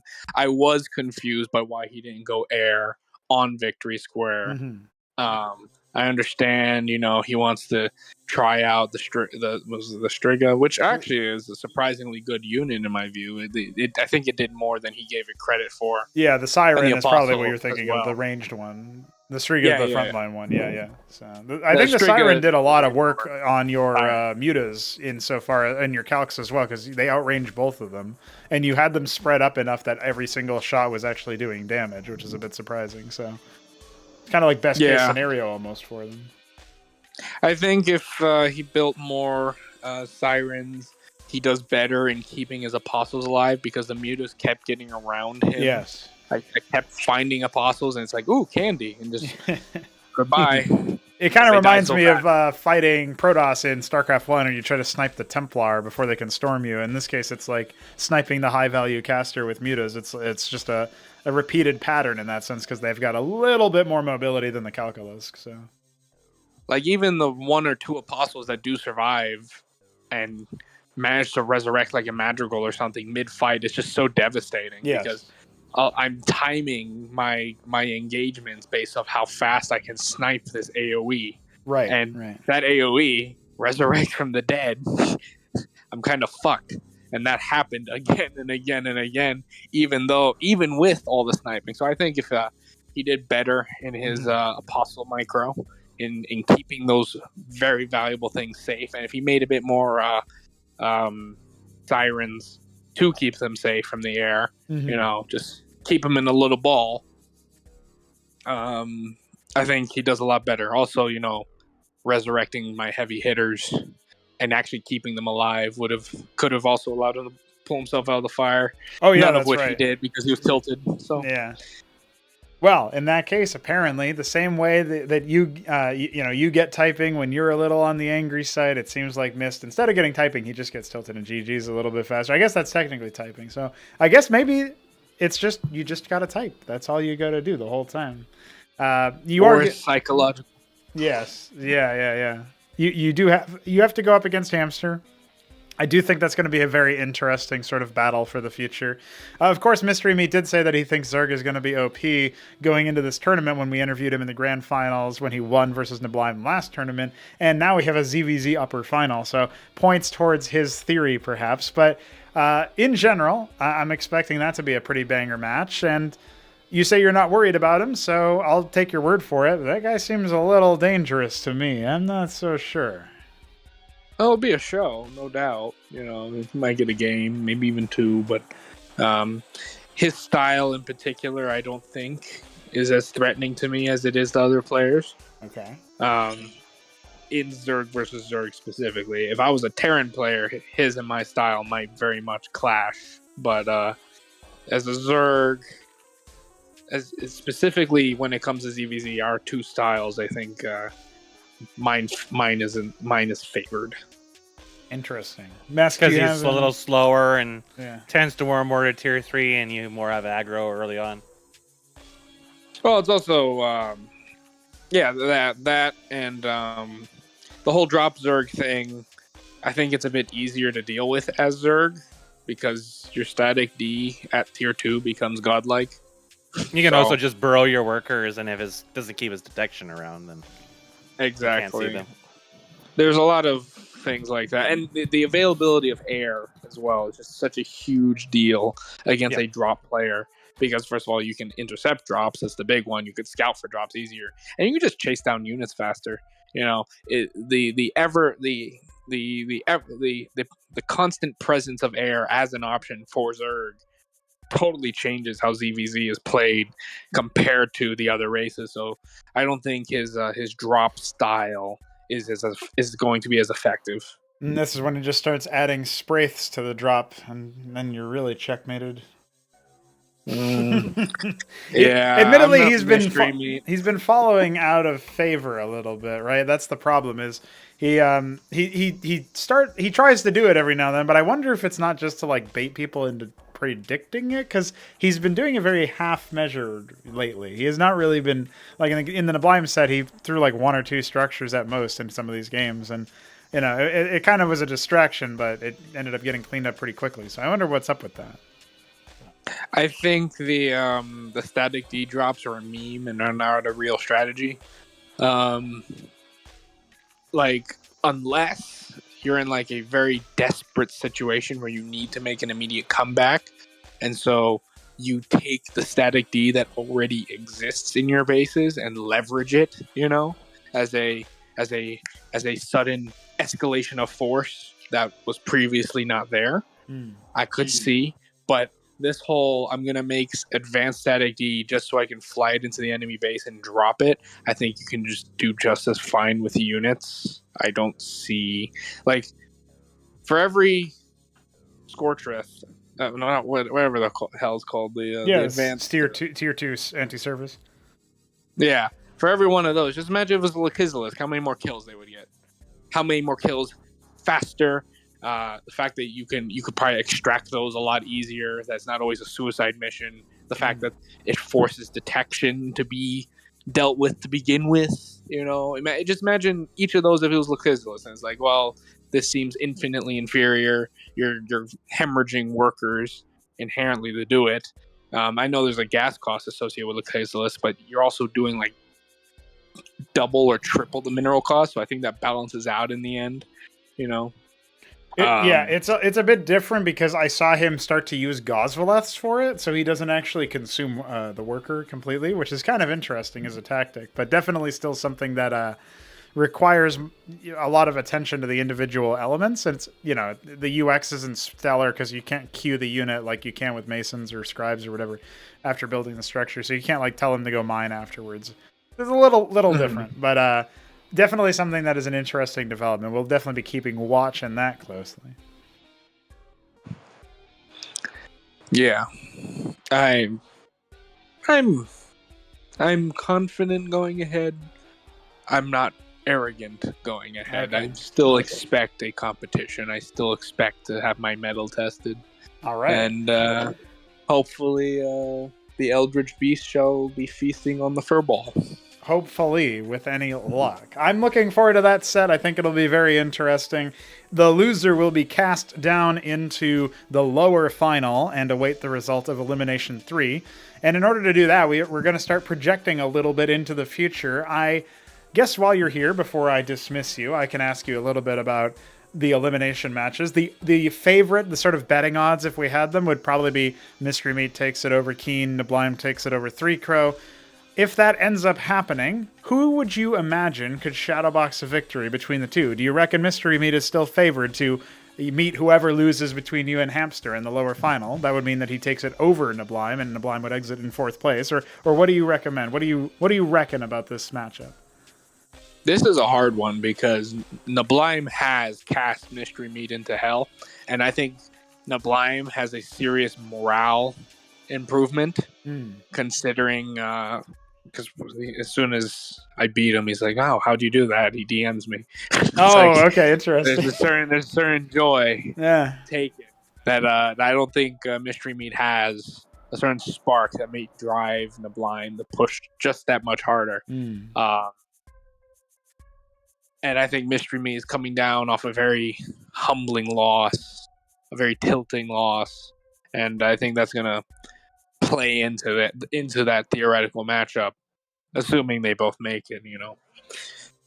Keen doesn't hit the books, and and really gets it out. I hope he does. I want Keen. I want my fellow Zergs to crush these upstarts so that I can crush them and the cycle can continue ad infinitum. But I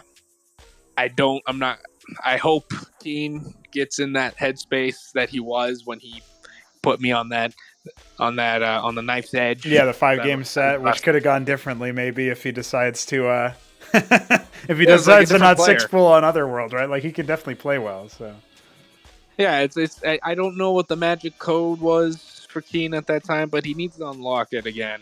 But that's a bit of a tangent. In terms of Mystery Meat versus Neblime,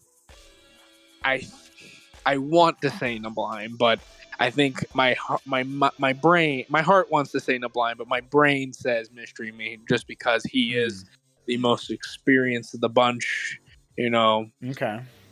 And the nature of the double elimination bracket is such that if that happens and Mystery Meat takes it over neblime, he goes in against Hamster, and Hamster did capitulate in the group stage to Mystery Meat. Maybe with more practice he could be a bit more even, but do you think that Mystery Meat will meet you in the grand finals then? Is that your prediction? Is this going to be the match to end all matches?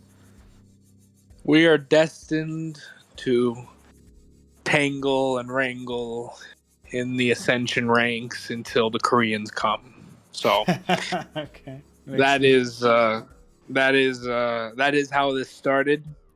There was a brief interruption from ZVZ-tisms that I've emerged from now, pure and undaunted, and it shall continue probably to be like that until the end of time. So I do expect to see Mystery again. Okay. I relish the chance to humble him again, and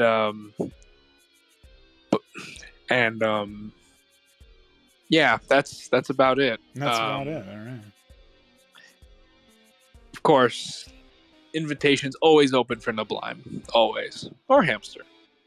If he can survive the beating I'm going to put him through. I'm looking forward to seeing that. Mess, do you have any questions for Shamble Wamble? Any thoughts, any musings on the future of Ascension 6's playoffs? When am I going to see you proxy hatch people? Never. Never? Meme strat. No balls! I only do it to people who only go ministry first. So when that becomes that's meta. what I did. I have been thinking, though, if I ever take a gander down the Protoss, I might just start doing proxy Stargates and go like closet, get like 6 of the fast little shits, the Auroras, and just fucking I go gateway the whole time, so they have no reason to build any sort of anti-air. Yeah. And I just have this little stack of Auroras in the corner. I just put them in the main mineral line. Because they don't take that long to build. They're fairly cheap, and they're always useful. I've actually found Auroras to be very useful. Yeah. They're just so fucking fast. Yeah. And they burn watchdogs. Yeah. Well, especially if you get it right on top of them, so that when they invariably, a couple of them die, they're dealing splash to the Masons and all sorts of shit. So. Yeah, I think that's sort of there's this move that neblime did in the big practice matches. I don't think you got to casting them, but he would just do secret wraiths. Like it looks like all bio all the time. Oh, okay. The dropships up, and then he gets like a hit squad of like 12 wraiths, hides them in the corner, and then fucking comes in and snipes your pylons, and it's like, what the fuck happened here? Yeah. Suddenly, so you're just I think out, that pause is very much a possibility. It might even be slightly meta, especially on the 4-spawn maps. Right. Because you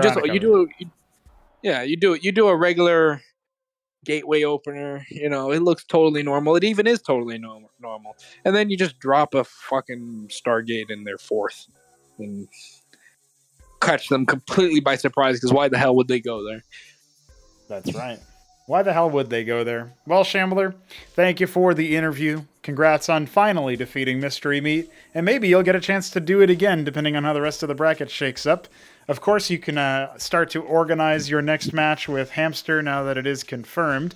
And we'll be hopefully back to play out and cast those matches in due course. Maybe we can do the same kind of schedule we do like Wednesday or Thursday for playoffs round 3. And then the finals can be streamed as live as they can be, or as from replays if the need arises, and that will be on the next Saturday. And then we'll have banged out this tournament in 3 weeks, which is 3, so that's very exciting. And that's 3. That is 3. All right, man. I'll be seeing you around. GG's. See you. And Mesk, that does close out our show pretty much. We are in a situation where we're staring down the barrel of some very exciting matches. I really think that Shambler should put a little bit more stock in Hamster's moves, but admittedly, we didn't really see too much from him in ZVZ, so maybe he's right. Maybe everything will go swimmingly. They'll just soar on into the grand final, no problem at all. What do you reckon? I do kind of agree that I think Shambler has an edge in that based on the aggression. Hamster was a little slower in deciding to really like commit out and aggress. But I also think that there was some chances for me to pull out of those games. I mean, I was in worse cases against Shambler and I won. Yeah. So I know definitely that there's a lot of variables to consider in those games, that if you're not completely out and the economic situation is not as you really remember it to be, that can turn around.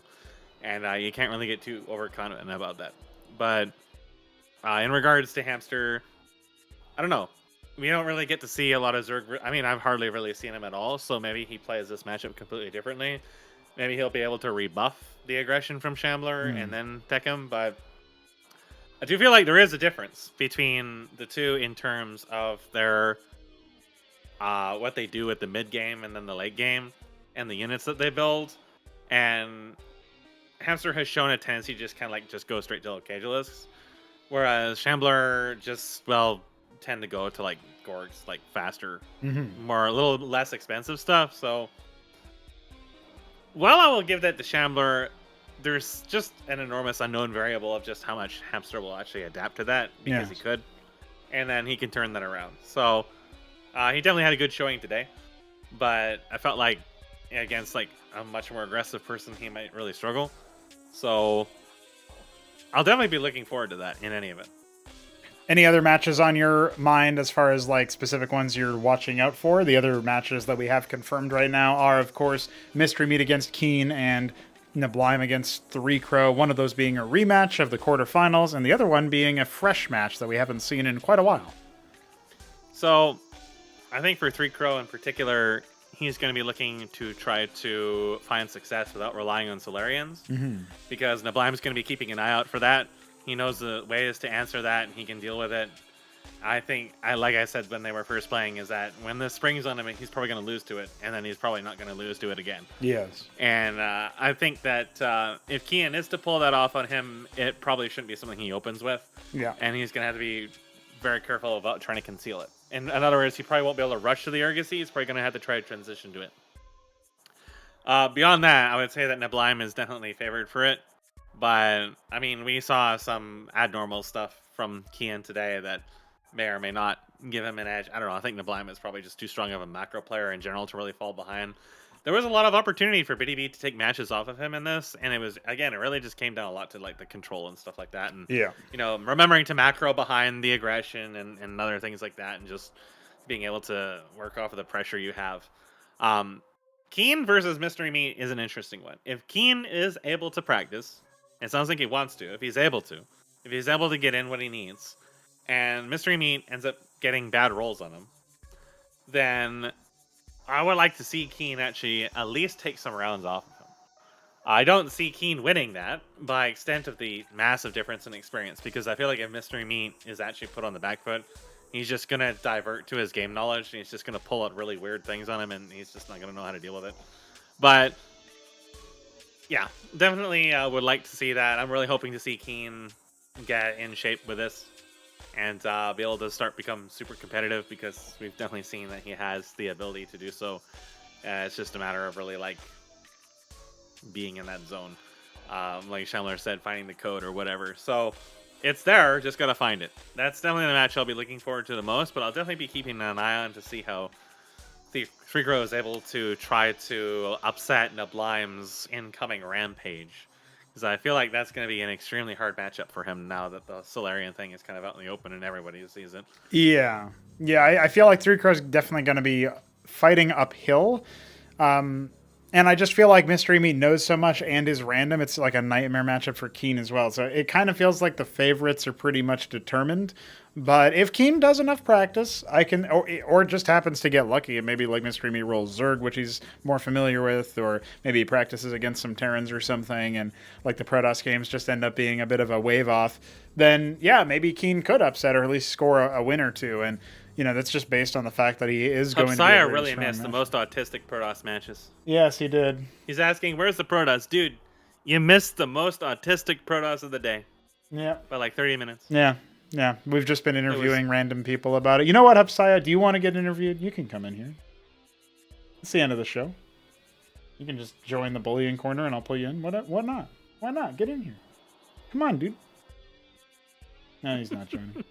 Unbelievable. He has, however, signed up for the next tournament. Yes, he has. That's going to be very interesting because you know, when we're thinking of it from those terms, that's one of the reasons why I was debating making the qualifier double elim, because I could imagine a world where people are like, "Oh, I'm it depends. I have played a total of 5 matches and I'm going to qualify to the next." And then there's the Subsaya guy who's a Grandmaster Protoss player and he just fucking steps on you. Dude, just dinner stream. Yeah. That is true. That is true.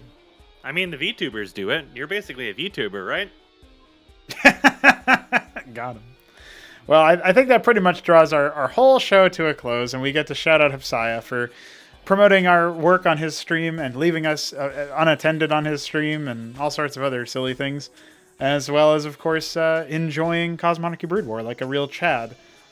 So that's always nice. While making dinner, indeed. So this is our upper bracket, and of course we also have our lower bracket to look forward to, as mentioned before.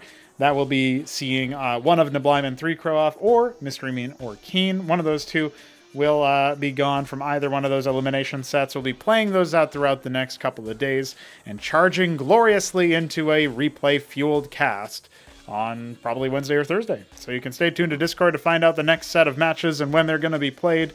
I'm very much looking forward to also seeing who's going to take home the whole tournament. I feel like Mystery Meat could be on the redemption road, even though he's starting off in the lower bracket relatively early as opposed to before where he was in Elimination 3.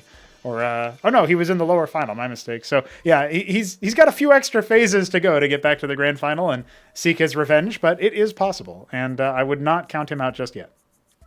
He also needs a little bit of luck. I wonder if he's going to bother doing the random thing again. If he's just going to be like Btyb and just be like, I'm just going to go random, even though it probably cost him a lot of headaches in this. Yeah, I think there's a lot of potential for him to get a bad roll, and as long as he can work on his mental game and not tilt, then maybe that's fine. But you know, it's kind of interesting. I mean, the Nitro Valley game being the one that hashed and him feeling like he was gonna win, and then he wins it anyway, and then still feels tilted from it. It's just that was a bit puzzling to me. So maybe we'll get a chance to interview him and talk with him about that ahead of his elimination series versus Keen. But that requires us to schedule our matches. So let's go ahead and do that and close this one out. Not with a bang, because I don't have a fancy punch out yet, but we will eventually. Instead, you get to listen to the Enos music, and we'll close the show. Mesk, play us out with your classic words. Smoke weed every day!